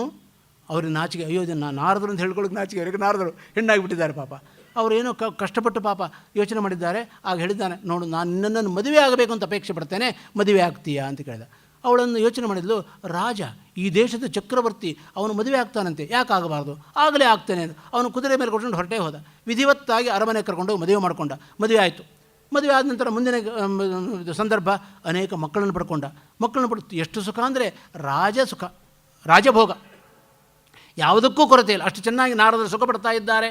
ಸುಖ ಅಂದರೆ ಸುಖ, ದುಃಖದ ಲೇಷವೂ ಇಲ್ಲ. ಆಗ ಕೆಲವು ವರ್ಷ ಕಳೆದ ನಂತರ ಪಕ್ಕದ ದೇಶದ ರಾಜ ದಂಡೆತ್ತಿ ಬಂದಿದ್ದಾನೆ, ಯುದ್ಧಕ್ಕೆ ಬಂದಿದ್ದಾನೆ. ಭಯಂಕರವಾದ ಯುದ್ಧ ನಡೆದಿದೆ. ಅನೇಕರು ಸತ್ತೇ ಹೋಗಿದ್ದಾರೆ ಸೈನಿಕರು. ಕೊನೆಗೆ ರಾಜನ ಮಕ್ಕಳನ್ನು ಈ ನಾರದರು ತನ್ನ ಮಕ್ಕಳನ್ನು ಕಳಿಸಿದ್ದಾರೆ, ಮಕ್ಕಳು ಸತ್ತು ಹೋಗಿದ್ದಾರೆ. ಕೊನೆಗೆ ರಾಜ ಹೋಗಿದ್ದಾನೆ, ರಾಜನು ಸತ್ತು ಹೋಗಿದ್ದಾನೆ. ಓ ದುಃಖ ದುಃಖ ದುಃಖ. ಯಾರಿಗೆ ಗಂಡ ಸತ್ತರೆ ಅಥವಾ ಮಕ್ಕಳು ಸತ್ತರೆ, ರಾಜ್ಯವೇ ನಾಶವಾದರೆ ಯಾರಿಗೆ ದುಃಖ ಆಗಲಿಕ್ಕೆ ಯೋಚನೆ ಮಾಡಿ. ಏಕಪ್ರಕಾರ ಅಳ್ತಾ ಇದ್ದಾರೆ ನಾರದರು, ಏಕಪ್ರಗಳೋ ಅಂತ ಅಳ್ತಾ ಇದ್ದಾರೆ. ಅಷ್ಟೊತ್ತಿಗೆ ದಡದ ಮೇಲೆ ನಿಂತಿರುವ ಕೃಷ್ಣ, ನಾರದರೆ ಎಷ್ಟೊತ್ತು ಮುಳುಗಿ ಸ್ನಾನ ಮಾಡ್ತಾಯಿದ್ದಾರೆ, ಏಳ ಮೇಲೆ ಅಂತ ಕೂಕ್ಕೊಂಡಂತೆ. ಅಯ್ಯೋ ಮೇಲೆ ಎದ್ದು ನೋಡ್ತಾರೆ, ನಾರದರಾಗೇ ಇದ್ದಾರಂತೆ. ನಿಧಾನ ಕೃಷ್ಣ ಹತ್ರ ಬಂದರು. ನಾರದರೆ, ನೀವು ಯಾಕೆ ಬಂದದ್ದು ಗೊತ್ತೋ? ನನ್ನ ಮಹಿಮೆ ನೋಡಬೇಕು ಅಂತಲ್ಲ ಬಂದದ್ದು, ನನ್ನ ಮಹಿಮೆ ತೋರಿಸ್ಲಾ ಅಂತ ಕೇಳಿದಂತೆ ಕೃಷ್ಣ. ಸಾಕಪ್ಪ ದೇವರೇ, ಇನ್ನೆಂದೆಂದು ನಿನ್ನ ಮಹಿಮೆ ತೋರಿಸು ಅಂತ ಕೇಳಲ್ಲ. ಒಂದು ಭಾಗವತದ ಕಥೆ ಇದು, ನಾನು ಕಟ್ಟ ಕಥೆ ಅಲ್ಲ. ಒಂದು ನೀರಿನಲ್ಲಿ ಮುಳುಗಿ ಏಳುವಾಗ ಎಷ್ಟೊತ್ತು ಮುಳುಗಿ ಸಾಧ್ಯ ಯೋಚನೆ ಮಾಡಿ. 1 ಸೆಕೆಂಡ್ ಅಥವಾ 1 ನಿಮಿಷ ಮುಳುಗಿರೋ ಭಾರೀ ಪ್ರಾಣಾಯಾಮ ಮಾಡಿ ಅಭ್ಯಾಸ ಇದ್ದವರು 1 ನಿಮಿಷ ಮುಳುಗಬಹುದು. 1 ಸೆಕೆಂಡ್ ನೀರಲ್ಲಿ ಮುಳುಗಿ ಏಳುವಾಗ ಇಷ್ಟೆಲ್ಲ ನೀನು ಮಾಡಿದರೆ ಇನ್ನು ನಿನ್ನ ಮಹಿಮೆ ತೋರಿಸಿದ್ರೆ ಇನ್ನೇನೇನು ಮಾಡ್ತೀವಿ. ಅದರಿಂದ ಬೇಡಪ್ಪ ದೇವರೇ, ನಿನ್ನ ಮಹಿಮೆ ತೋರಿಸ್ಬೇಡ ಅಂದ್ರಂತೆ ನಾರದರು. ಹೀಗೆ ಅದ್ಭುತವಾದ ಮಹಿಮೆಯನ್ನು ತೋರಿಸುವ ಸಾಮರ್ಥ್ಯವುಳ್ಳವನು ಕೃಷ್ಣ ಪರಮಾತ್ಮ ಭಗವಂತ. ಆದ್ದರಿಂದ ಅಂಥ ಕೃಷ್ಣ ಪರಮಾತ್ಮನ ಜನ್ಮ ದಿವಸದ ಅಂಗವಾಗಿ ಆ ಭಗವಂತನ ಕೆಲವು ಮಹಿಮೆಗಳನ್ನು ಇವತ್ತು ನಾವು ಮೆಲುಕು ಹಾಕಿದ್ದೇವೆ. ಅವನಲ್ಲಿ ಪ್ರಾರ್ಥನೆ ಮಾಡೋಣ. ಆದ್ದರಿಂದ ಏನು ಅಂದರೆ, ನಾವು ನಿನ್ನ ಭಕ್ತರಾಗಿದ್ದೇವೆ ಕೃಷ್ಣ, ಎಂದೂ ನಮ್ಮನ್ನು ಕೈ ಬಿಡಬೇಡ. ನಮಗೆ ಅನೇಕ ಸಾಧನೆಗಳನ್ನು ಮಾಡಿಸ್ತಾ, ಅನೇಕ ನಿನ್ನ ಮಹಿಮೆಗಳನ್ನು ಹೀಗೆ ಬೇರೆ ಬೇರೆ ವಿದ್ವಾಂಸರ ಮೂಲಕ ನಿನ್ನ ಕೇಳಿಸ್ತಾ ನಮ್ಮನ್ನು ಉದ್ಧಾರ ಮಾಡಿ, ನಮ್ಮನ್ನು ನಿನ್ನ ಜೊತೆ ಕರ್ಕೊಂಡು ಹೋಗಿ ನಮಗೂ ಕೂಡ ಒಂದು ಉತ್ತಮ ಗತಿಯನ್ನು ಕಾಣಿಸುವಂಥ ಪ್ರಾರ್ಥನೆ ಮಾಡಿದಾಗ ನಾವು ಕೃಷ್ಣನ ಭಕ್ತರಾಗಿದ್ದು ಸಾರ್ಥಕವಾಗ್ತದೆ. ಆದಷ್ಟು ಆ ಹಿನ್ನೆಲೆಯಲ್ಲೇ ಈ ಉಪನ್ಯಾಸದ ಏರ್ಪಾಡು. ಅವರು ಹೇಳಿದರು, ಯಾಕೆ ಉಪನ್ಯಾಸ ಏರ್ಪಾಡು ಮಾಡಿದ್ದೇವೆ ಅಂದರೆ, ಜನಗಳು ಅನೇಕ ವಿದ್ವಾಂಸರ ಮುಖದಿಂದ ಬರುವ, ಅನೇಕ ಥರದ ಆ್ಯಂಗಲ್, ಅನೇಕ ಮುಖದಿಂದ ಬರುವ ಆ ಉಪನ್ಯಾಸ ಕೇಳಿ ಕೇಳಿ ಕೇಳಿ ಅವರು ಅನೇಕ ವಿಷಯಗಳಲ್ಲಿ ಪರಿಪೂರ್ಣರಾಗಬೇಕು, ಅನೇಕ ಶಿಕ್ಷಣ ಪಡ್ಕೊಳ್ಬೇಕು, ಅನೇಕ ಒಳ್ಳೆ ಒಳ್ಳೆ ವಿಚಾರ ಸರಣಿಯನ್ನು ಪಡ್ಕೊಳ್ಬೇಕು. ಆಗ ಅವರು ತುಂಬ ಉತ್ತಮರಾಗಲಿಕ್ಕೆ ಸಾಧ್ಯವಾಗುತ್ತೆ, ಒಳ್ಳೆಯ ಮಟ್ಟದ ಜ್ಞಾನಿಗಳಾಗಿ ಸಾಧ್ಯವಾಗುತ್ತೆ, ಪರಮಾತ್ಮನ ಅನುಗ್ರಹ ಪಡ್ಕೊಳ್ಳೋಕ್ಕೆ ಸಾಧ್ಯವಾಗುತ್ತೆ. ಅದಕ್ಕೋಸ್ಕರ ಇಂಥ ಉಪನ್ಯಾಸ ಏರ್ಪಾಡು ಮಾಡಿದ್ದೇವೆ ಅಂತ ಹೇಳಿದರು. ಸಾರ್ಥಕವಾದ ಮಾತಿದು. ಎಂತೆಂಥ ವಿದ್ವಾಂಸ ನಾನು ನೋಡಿದ್ದೇನೆ ಅರಿಷ್ಟನ್ನು, ಎಂತೆಂಥ ವಿಚಿತ್ರವಾದ ವಿದ್ವಾಂಸರು. ಅದು ಸೈನ್ಸ್ ಬಲ್ಲವರು, ವಿಜ್ಞಾನ ಬಲ್ಲವರು, ವೈದ್ಯ ಬಲ್ಲವರು, ಇದು ಸಾಹಿತ್ಯ ಬಲ್ಲವರು, ಸಂಗೀತ ಶಾಸ್ತ್ರ ಬಲ್ಲವರು, ಅನೇಕರ ಮುಖದಿಂದ ಕೇಳಿದ ಉಪನ್ಯಾಸ ನಿಮ್ಮ ಜ್ಞಾನದ ಪರಿಪೂರ್ಣತೆಗೆ ಕಾರಣವಾಗುತ್ತಾದ್ದರಿಂದ ದೇವರು ಹಾಗೆ ಮಾಡಿಸಲಿ, ನಮ್ಮನ್ನು ಜ್ಞಾನಿಗಳನ್ನಾಗಿ ಮಾಡಲಿ, ನಮಗೂ ಅಪರೋಕ್ಷ ಜ್ಞಾನ ಕೊಡಲಿ, ನಮಗೂ ಏನು ಉತ್ತಮವಾದ ಸ್ಥಾನ ಇದೆ ಅಂತ ಹೇಳ್ತಾರಲ್ಲ ನಾವು ಹೋಗಿಲ್ಲ ನೋಡಿಲ್ಲ, ಅಲ್ಲಿಗೆ ನಮ್ಮನ್ನು ಕರ್ಕೊಂಡು ಹೋಗಿ ನಮ್ಮ ಜೀವನ ಸಾರ್ಥಕಪಡಿಸಲಿ ಎಂಬುದಾಗಿ ಆ ಕೃಷ್ಣ ನಿಮ್ಮೆಲ್ಲರ ಪರವಾಗಿ ಮತ್ತೊಮ್ಮೆ ಮುಗದೊಮ್ಮೆ ಕೃಷ್ಣ ಪರಮಾತ್ಮನ ಪಾದಾರವಿಂದಗಳಿಗೆ ಸಾಷ್ಟಾಂಗ ನಮಸ್ಕಾರ ಮಾಡ್ತಾ, ಕೃತಜ್ಞತೆ ಯಾರಿಗೆ ಹೇಳೋಣ? ಕೃಷ್ಣನಿಗೆ ಕೃತಜ್ಞ. ನಮ್ಮನ್ನು ಕರ್ಕೊಂಡ್ಬಂದಿದ್ದಾನೆ ಭಗವಂತ, ನಮ್ಮನ್ನು ನಿಮ್ಮನ್ನು ಕೂಡಿಸಿದ್ದಾನೆ, ಉಪನ್ಯಾಸ ಮಾಡಿಸಿದ್ದಾನೆ, ಉಪನ್ಯಾಸ ಕೇಳಿಸಿದ್ದಾನೆ. ಇದೊಂದು ಶ್ರೇಷ್ಠ ಮಟ್ಟದ ದೇವ್ರ ಪೂಜೆ. ದೊಡ್ಡವರೊಬ್ಬರು ಹೇಳ್ತಾ ಇದ್ದಾರೆ, ಯಾವುದು ದೇವ್ರ ಪೂಜೆ? ಬೆಳಗ್ಗೆ ಮಾಡಿದ ದೇವ್ರ ಪೂಜೆ ದೇವರಿಗೆ ಮುಟ್ಟದೇ ಇರಬಹುದು. ನಮ್ಮ ಧಾರವಾಡ ಭಾಷೆಯಲ್ಲಿ ಹೇಳೋದಾದರೆ ಕರಪರ ದೇವ್ರ ಪೂಜೆ ಅಥವಾ ಅಡರಾ ದೇವ್ರ ಪೂಜೆ. ಅದನ್ನ ದೇವರು ಕ್ಷಮಾಗುಣವುಳ್ಳವನಾಗಿದ್ದ ಕ್ಷಮಿಸಿದ್ದಾನೆ. ಇದು ನಮ್ಮನ್ನು ಎಂದೋ ಒದ್ದು ಓಡಿಸ್ಬಿಡೋದು, ಗೆಟ್ ಔಟ್ ಅಂತ ಓಡಿಸ್ಬಿಡ್ಬೋಯಿತು. ಯಾಕೆ ಕ್ಷಮಿಸಿದ್ದಾನೆ ಗೊತ್ತಾ? ಏನೋ ಒಂದಿಷ್ಟು ದೇವ್ರ ಪಟ್ಟಿಗೆ ಬಿಚ್ಚಿದ್ದಾನೆ, ತಲೆ ಮೇಲೆ ನೀರು ಹಾಕಿದ್ದಾನೆ, ಮನಸ್ಸೆಲ್ಲೋ ಇಡೀ ದಿನ ಕಾರ್ಯಕ್ರಮದ ಬಗ್ಗೆ ಅವನ ತಲೆ ಏನು ಮಾಡಬೇಕು, ಮುಂದೇನು ಏನೋ ಒಂದಿಷ್ಟು ಕರಪರ ಮಾಡಿ ಕಟ್ಟಿಟ್ಟಾಯ್ತು ದೇವರನ್ನು. ಮನೆಯವರು ಏನ್ರಿ ಗಂಧ ಇಲ್ಲೇ ಕೂತಿದೆಯಲ್ಲ, ದೇವರಿಗೆ ಸಮರ್ಪಣೆ ಮಾಡಲೇ ಇಲ್ಲ. ಹೌದಾ, ಪರವಾಗಿಲ್ಲ ಬಿಡು, ನಾಳೆ ಸಮರ್ಪಣೆ ಮಾಡೋಣಂತೆ. ತುಳಸಿನೇ ಸಮರ್ಪಣೆ ಮಾಡಿಲ್ವಲ್ರಿ, ಇಲ್ಲೇ ಕೂತಿದೆ. ಹೌದಾ, ಹಾಗಾದ್ರೆ ತುಳಸಿ ನಾಳೆ ಸಮರ್ಪಣೆ ಮಾಡ್ತೇನೆ ಬಿಡು. ಇದು ನಾವು ಮಾಡುವ ದೇವ್ರ ಪೂಜೆ. ಇದನ್ನು ಕ್ಷಮಿಸಿದ್ದಾನೆ ಭಗವಂತ. ಯಾಕೆ ಗೊತ್ತಾ? ಇದನ್ನು ಮಾಡದೇ ಇದ್ದವರು ಸಾವಿರ ಇದ್ದಾರಲ್ರಿ, ಅವರಿಗಿಂತ ವಾಸನೆ ಈ ಮಗುವಂತ ಕ್ಷಮಿಸಿದ್ದಾನಂತೆ ಭಗವಂತ. ತಪ್ಪು ಪೂಜೆ ಮಾಡಿದವನು ಒಂದಿಲ್ಲ ಒಂದು ದಿವಸ ಸರಿಯಾದ ಪೂಜೆ ಮಾಡ್ತಾನೆ. ತಪ್ಪು ಹೆಜ್ಜೆ ಇಟ್ಟ ಮಗು ಮಾತ್ರ ಒಂದು ದಿವಸ ಸರಿಯಾಗಿ ನಡೆಯಬಲ್ಲದು. ನಾನು ಒಂದೇ ಸಲ ರನ್ನಿಂಗ್ ರೇಸ್ನಲ್ಲಿ ಭಾಗವಹಿಸ್ತೇನೆ ಅಂತ ಕೂತ್ರೆ 15 ವರ್ಷ ಆದರೂ ಮಗು ಕಾಲೇ ಬರಲ್ಲ. ನಾನು ಒಂದೇ ದಿವಸ ಮೈಕ್ ಮುಂದೆ ಕೂತು ಉಪನ್ಯಾಸ ಮಾಡ್ತೇನೆ, ಅಲ್ಲಿವರೆಗೂ ಮಾತೇ ಆಡಲ್ಲ ಅಂದರೆ ಅವನಿಗೆ 25 ವರ್ಷ ಆದರೂ ಮಾತೇ ಬರಲ್ಲ. ತಪ್ಪು ಮಾತಾಡಿದವನು ಮಾತ್ರ ಸರಿಯಾಗಿ ಮಾತಾಡಲಿಕ್ಕೆ ಸಾಧ್ಯ. ತಪ್ಪು ಹೆಜ್ಜೆ ಇಟ್ಟವನು ಮಾತ್ರ ಸರಿಯಾದ ಹೆಜ್ಜೆ ಇಡಲಿಕ್ಕೆ ಸಾಧ್ಯ. ಹಾಗೆ ತಪ್ಪು ದೇವ್ರ ಪೂಜೆ ಮಾಡಿದವನು ಮಾತ್ರ ಸರಿಯಾಗಿ ದೇವ್ರ ಪೂಜೆ ಮಾಡಲಿಕ್ಕೆ ಸಾಧ್ಯ. ಆದ್ದರಿಂದ ನಮಗೆ ದೇವರು ಈ ಜನ್ಮದಲ್ಲಿ ತಪ್ಪು ಪೂಜೆ ಮಾಡಿಸ್ತಾ ಇದ್ದಾನೆ. ನಾವು ಮಾಡಿದ ತಪ್ಪು, ಯಾವಾಗ ತಪ್ಪು ಪೂಜೆ ಮಾಡಿಸಿದ್ನೋ ಗ್ಯಾರಂಟಿ ಒಂದಿಲ್ಲ ಒಂದು ಜನ್ಮದ ಸರಿಯಾದ ಪೂಜೆ ಮಾಡಿಸ್ತಾನೆ ಅಂತ ಗ್ಯಾರಂಟಿ ನಮಗೆ. ಅದನ್ನು ಯಾವಾಗ ರೈಲ್ ಕಂಬಿ ಮೇಲೆ ನಿಂತಿದ್ದೇವೆ, ಅದನ್ನ ಇಂಜನ್ ಬಂದು ಎಳ್ಕೊಂಡು ಹೋದ್ರೆ ಮುಂದೆ ಹೋಗ್ತೇವೆ, ಇಲ್ಲ ಅಲ್ಲೇ ನಿಂತಿರ್ಬೇಕು. ಎಷ್ಟು ದಿವಸ ನಿಲ್ಲಿಕ್ಕೆ ಸಾಧ್ರಿ? ಬೇರೆ ರೈಲ್ ಬರೋದು ಬೇಡವಾ? ಬೇರೆ ಆ ರೈಲ್ ಲೈನ್ ಕ್ಲಿಯರ್ ಆಗೋದು ಬೇಡವಾ? ಇವತ್ತೆಲ್ಲ ನಾಳೆ 2 ದಿವಸ ತಡ ಆಗ್ಬೋದು, 3ನೇ ದಿವಸ ಅವನು ಆರ್ಡರ್ ಮಾಡ್ತಾನೆ, ಮುಂದೆ ಇಂಜನ್ ಕರ್ಕೊಂಡು ಹೋಗುತ್ತೆ. ಇಂಜನ್ ಭಗವಂತ ಶ್ರೀಕೃಷ್ಣ ಪರಮಾತ್ಮ. ಆ ಇಂಜನ್ನಲ್ಲಿ ಪ್ರಾರ್ಥನೆ ಮಾಡೋಣ, ನಾನು ಒಂದು ಕೇವಲ ಭೋಗಿ ಇದ್ದಂತೆ ಜಡ ಪದಾರ್ಥ, ನನ್ನನ್ನು ಮುಂದೆ ಎಳ್ಕೊಂಡು ಹೋಗೋದು ನಿನ್ನ ಜವಾಬ್ದಾರಿ. ಆದರೆ ದಯವಿಟ್ಟು ನನ್ನ ಅದೃಷ್ಟವಶಾತ್ ಕೆಳಗೆ ನಿಲ್ಲಿಸಿಲ್ಲ, ಕಂಬಿ ಮೇಲೆ ನಿಲ್ಲಿಸಿದ್ದೆ. ಆದ್ದರಿಂದ ಇವತ್ತಿಲ್ಲ ನಾಳೆ ಖಂಡಿತ ಎಳ್ಕೊಂಡು ಹೋಗ್ತೀಯ, ಮುಂದೆ ಹೋಗ್ತೀಯ. ನನ್ನನ್ನು ಮರೆಯಬೇಡ, ನನ್ನನ್ನು ಬಿಡಬೇಡ, ನನ್ನನ್ನು ದಾಟಿಸು. ಸಂಸಾರ ಸಾಗರ ದಾಟಿಸಿದಾಗ ನಾನು ಈ ಮಾನವ ಜನ್ಮ ಪಡ್ಕೊಂಡು ಸಾರ್ಥಕವಾಗುತ್ತೆ ಎಂಬುದಾಗಿ ಅತ್ಯಂತ ಅನನ್ಯ ಭಾವನೆಯಿಂದ ದೇವರನ್ನು ಕೇಳಿಕೊಂಡಾಗ ನಮ್ಮ ಈ ಮಾನವ ಜನ್ಮ ಮಾನವ ಬುದ್ಧಿಯುಳ್ಳ ಜನ್ಮ ಇದು. ದೇವರು ಬರ್ತಾರೆ ಭಾಗವತಲ್ಲಿ, ಮುದಮಾಪ ದೇವ, ಅನೇಕ ಪ್ರಾಣಿ ಸೃಷ್ಟಿ ಮಾಡಿದ ದೇವರು ಸಮಾಧಾನ ಆಗಲಿಲ್ಲಂತೆ. ಯಾವಾಗ ಮನುಷ್ಯನ ಸೃಷ್ಟಿ ಮಾಡಿದ್ನೋ, ಈಗ ನಾನು ಸೃಷ್ಟಿ ಮಾಡೋದು ಪೂರ್ಣ ಆಯಿತು, ಸಮಾಧಾನ ಪಟ್ಟಿದ್ದಾನೆ. ಯಾಕೆ? ಅವಬೋಧನೆ, ಬುದ್ಧಿಯೊಳವನ್ನು ಸೃಷ್ಟಿ ಮಾಡಿದ್ದೇನೆ, ಬುದ್ಧಿ ಕೊಟ್ಟಿದ್ದೇನೆ. ಏನು ಮಾಡಬೇಕು, ಏನು ಮಾಡಬಾರ್ದು, ಏನು ತಿನ್ನಬೇಕು, ಏನು ತಿನ್ನಬಾರ್ದು, ಎಲ್ಲಿ ಹೋಗಬೇಕು, ಎಲ್ಲಿ ಹೋಗಬಾರ್ದು, ಏನು ಮುಟ್ಟಬೇಕು, ಏನು ಮುಟ್ಟಬಾರ್ದು, ಇಂಥ ಬುದ್ಧಿ ಒಳ್ಳೆ ಶರೀರ ಕೊಟ್ಟಿದ್ದೇನೆ. ಆದ್ದರಿಂದ ಅವರು ಸರಿಯಾಗಿ ನಡ್ಕೊಳ್ತಾರೆ, ಸರಿಯಾಗಿ ಸಾಧನೆ ಮಾಡ್ತಾರೆ ಎಂಬ ಧೈರ್ಯ ದೇವರಿಗೆ, ಸಮಾಧಾನ ಆಯಿತು ಅಂತ ದೇವರಿಗೆ. ಅಂಥ ಪವಿತ್ರವಾದ ಶರೀರ ನಮಗೆ ಬಂದಿದೆ. ಮಾನವ ಜನ್ಮ ಬಹುದೊಡ್ಡದೋ, ಇದು ಹಾನಿ ಮಾಡಿಕೊಳ್ಳಬೇಡಿ, ಹುಚ್ಚಪ್ಪಗಳಿರ. ಅದು ಹಾನಿಯಾದರೂ ನಾವು ಹುಚ್ಚಪ್ಪಗಳಾಗಿಬಿಡ್ತೇವೆ. ಆದ್ದರಿಂದ ದೇವರು ನಮ್ಮನ್ನು ಯಾವುದೇ ಕೆಟ್ಟ ಮಾರ್ಗದಲ್ಲಿ ನಡೆಸೋದು ಬೇಡ, ಸನ್ಮಾರ್ಗದಲ್ಲಿ ನಡೆಸಿ ನಮ್ಮನ್ನು ಉದ್ಧಾರ ಮಾಡಲಿ ಎಂಬುದಾಗಿ ಇನ್ನೊಮ್ಮೆ ನಿಮ್ಮೆಲ್ಲರ ಪ್ರಾರ್ಥನೆ ಮಾಡ್ಕೊಳ್ತಾ ಇವತ್ತಿನ ನಾಯಕನಾದ ಆ ಕೃಷ್ಣ ಪರಮಾತ್ಮನ ಪಾದಾರವಿಂದಕ್ಕೆ ಸಾಷ್ಟಾಂಗ ನಮಸ್ಕಾರ ಸಲ್ಲಿಸೋಣವಂತೆ. ಅನಂತದ ಕೃತಜ್ಞತೆ. ಈ ವ್ಯವಸ್ಥೆ ಇಬ್ಬರ ಹೆಸರು ಹೇಳಿದ್ದಾರೆ, ದತ್ತಿಯಿಟ್ಟವರು, ಒಬ್ಬರು ವ್ಯಾಸರಾವ್, ಅವರ ಸ್ಮರಣೆಗೋಸ್ಕರವಾಗಿ ಪ್ರಭಾಕರರಾವ್ ಪ್ರಾಯ ಇಲ್ಲಿ ಬಂದಿರಬಹುದು, ಅವರಾಗಲಿ ಅವರ ಬಂಧುಗಳಾಗಲಿ ಇಲ್ಲಿ ಬಂದಿರಬಹುದು. ಅವರು ಮತ್ತು ಅವರ ಶ್ರೀಮತಿಯವರು, ಮತ್ತು ಏನು ಪ್ರಭಾಕರರಾವ್ ಅವರ ಶ್ರೀಮತಿಯವರು ಇಂದಿರಾದೇವಿ ಅವರಲ್ಲಿ ಬಂದಿರಬಹುದು, ಮತ್ತು ಪ್ರಕಾಶ್ ದತ್ತಿ ಅವರು ಕೂಡ ಇಲ್ಲಿ ಬಂದಿರಬಹುದು. ಅವರೆಲ್ಲರೂ ಕೂಡ ಕೃಷ್ಣ ಪರಮಾತ್ಮ ಸಮಸ್ತ ಸನ್ಮಂಗಲವನ್ನುಂಟು ಮಾಡಲಿ, ಅದು ಹೇಳಬೇಕಾದ ನಮ್ಮ ಕರ್ತವ್ಯ. ಆದ್ದರಿಂದ ಅವರೆಲ್ಲರೂ ಕೂಡ ಇಡೀ ಕುಟುಂಬ ವರ್ಗಕ್ಕೆ ಪರಮಾತ್ಮ ಕೃಷ್ಣ ಒಳ್ಳೆಯದು ಮಾಡಲಿ ಎಂದು ಪ್ರಾರ್ಥನೆ ಮಾಡ್ತಾ ಅನಂತದ ಕೃತಜ್ಞತೆ. ವ್ಯವಸ್ಥಾಪಕ ವರ್ಗ, ಅಲ್ಲಿ ಗೌರವ ಕಾರ್ಯದರ್ಶಿಗಳಿದ್ದಾರೆ. ಅದು ನನಗೆ ಯಾರ್ದು ಅಧಿಕಾರ ವರ್ಗ ಪರಿಚಯ ಇಲ್ಲ, ಒಬ್ಬರು ಮಾತ್ರ ಪರಿಚಯ, ರಾಮ ಅವರು ನನ್ನ ಮುಖ ನೋಡಿದ್ದಾರೆ, ನನ್ನ ಪರಿಚಯ, ಅವರು ಕೇಳಿದೆ, ಅವರು ಅವಕಾಶ ಕೊಟ್ಟಿದ್ದಾರೆ. ತುಂಬ ಕೃತಜ್ಞನಾಗಿದೆ. ಇಷ್ಟು ಜನ ವಿಚಾರವಂತರ ಮುಂದೆ ಕುಳಿತುಕೊಂಡು ಮಾತಾಡೋದಿದೆಯಲ್ಲ, ಅದು ತುಂಬ ದೊಡ್ಡ ಮಟ್ಟದ ಯೋಗ್ಯತೆ, ಒಂದು ಆಪರ್ಚುನಿಟಿ ಅಂತ ನಾನು ಅಂದುಕೊಂಡಿದ್ದೇನೆ. ಆದ್ದರಿಂದ ಅವರಲ್ಲಿ ವಿಶೇಷವಾದ ಕೃತಜ್ಞತೆಯನ್ನು ಸಲ್ಲಿಸ್ತಾ ಇದ್ದೇನೆ. ಅನಂತದ ಕೃತಜ್ಞತೆ. ಕುಳಿತು ಸಮಾಧಾನದಿಂದ ಕೇಳಿದೆ. ನಿಮ್ಮೆಲ್ಲರಿಗೂ ಕೂಡ, ನೀವ್ಯಾರು ಇಲ್ಲದಿದ್ದು ನಾನು ಯಾರಿಗೂ ಉಪನ್ಯಾಸ ಮಾಡಬೇಕಾಯ್ತು ಯೋಚನೆ ಮಾಡಿ. ಕೂತಿದ್ದೀರಿ, ಕೇಳಿದ್ದೀರಿ, ಸಂತೋಷಪಟ್ಟಿದ್ದೀರಿ. ಆದ್ದರಿಂದ ನಿಮ್ಮೆಲ್ಲರಿಗೂ ಕೂಡ ಪುನಃ ಕೃತಜ್ಞತೆ ಸಲ್ಲಿಸ್ತಾ, ಸರ್ವೇ ಜನಾ ಸುಖಿನೋ ಭವಂತು, ಸಮಸ್ತ ಸನ್ಮಂಗಲಾನಿ ಭವಂತು. ಎಲ್ಲರಿಗೂ ಭಗವಂತ ಕೃಷ್ಣ ಪರಮಾತ್ಮ ಒಳ್ಳೆಯದನ್ನು ಮಾಡಲಿ ಅಂತ ದೇವರಲ್ಲಿ ಕಳಕಳಿಯಿಂದ ಪ್ರಾರ್ಥನೆ ಮಾಡ್ತಾ, ನನಗೆ ಕೊಟ್ಟ ಅವಕಾಶದಲ್ಲಿ 5 ನಿಮಿಷ ಹೆಚ್ಚು ತೆಗೆದುಕೊಂಡಿದ್ದೇನೆ. ನಿಮ್ಮ ಕಾಲ ನನ್ನ ಕಾಲ ಎಷ್ಟು ಮುಖ್ಯವೋ ಅದಕ್ಕಿಂತ ಹೆಚ್ಚು ನಿಮ್ಮ ಕಾಲ ಮುಖ್ಯ. ನಿಮ್ಮ ಕಾಲದ 5 ನಿಮಿಷ ನಾನು ಅಪಹಾರ ಮಾಡಿದ್ದೇನೆ. ಆದ್ದರಿಂದ ಕೃಷ್ಣ ಪರಮಾತ್ಮ ಅಪಹಾರ ಮಾಡೋ ಬುದ್ಧಿ ಅಲ್ವ, ಅದನ್ನು ಕೃಷ್ಣ ಪರಮಾತ್ಮನ ಉಪದೇಶ ಮಾಡುವಾಗ ನಾವು ಅಪಹಾರ ಮಾಡಲೇಬೇಕಾದ್ದರಿಂದ 5 ನಿಮಿಷ ಅಪಹಾರ ಮಾಡಿದ್ದಕ್ಕಾಗಿ ಕ್ಷಮಿಸಬೇಕು ಎಂಬುದಾಗಿ ನಿಮ್ಮಲ್ಲಿ ಕ್ಷಮೆ ಕೇಳಿಕೊಳ್ತಾ ನನ್ನ ಉಪನ್ಯಾಸವನ್ನು ಕೃಷ್ಣ ಪರಮಾತ್ಮನ ಪಾದಾರವಿಂದಕ್ಕೆ ಅರ್ಪಿಸ್ತಾ ಇದ್ದೇನೆ. ಶ್ರೀಕೃಷ್ಣಾರ್ಪಣಮಸ್ತು.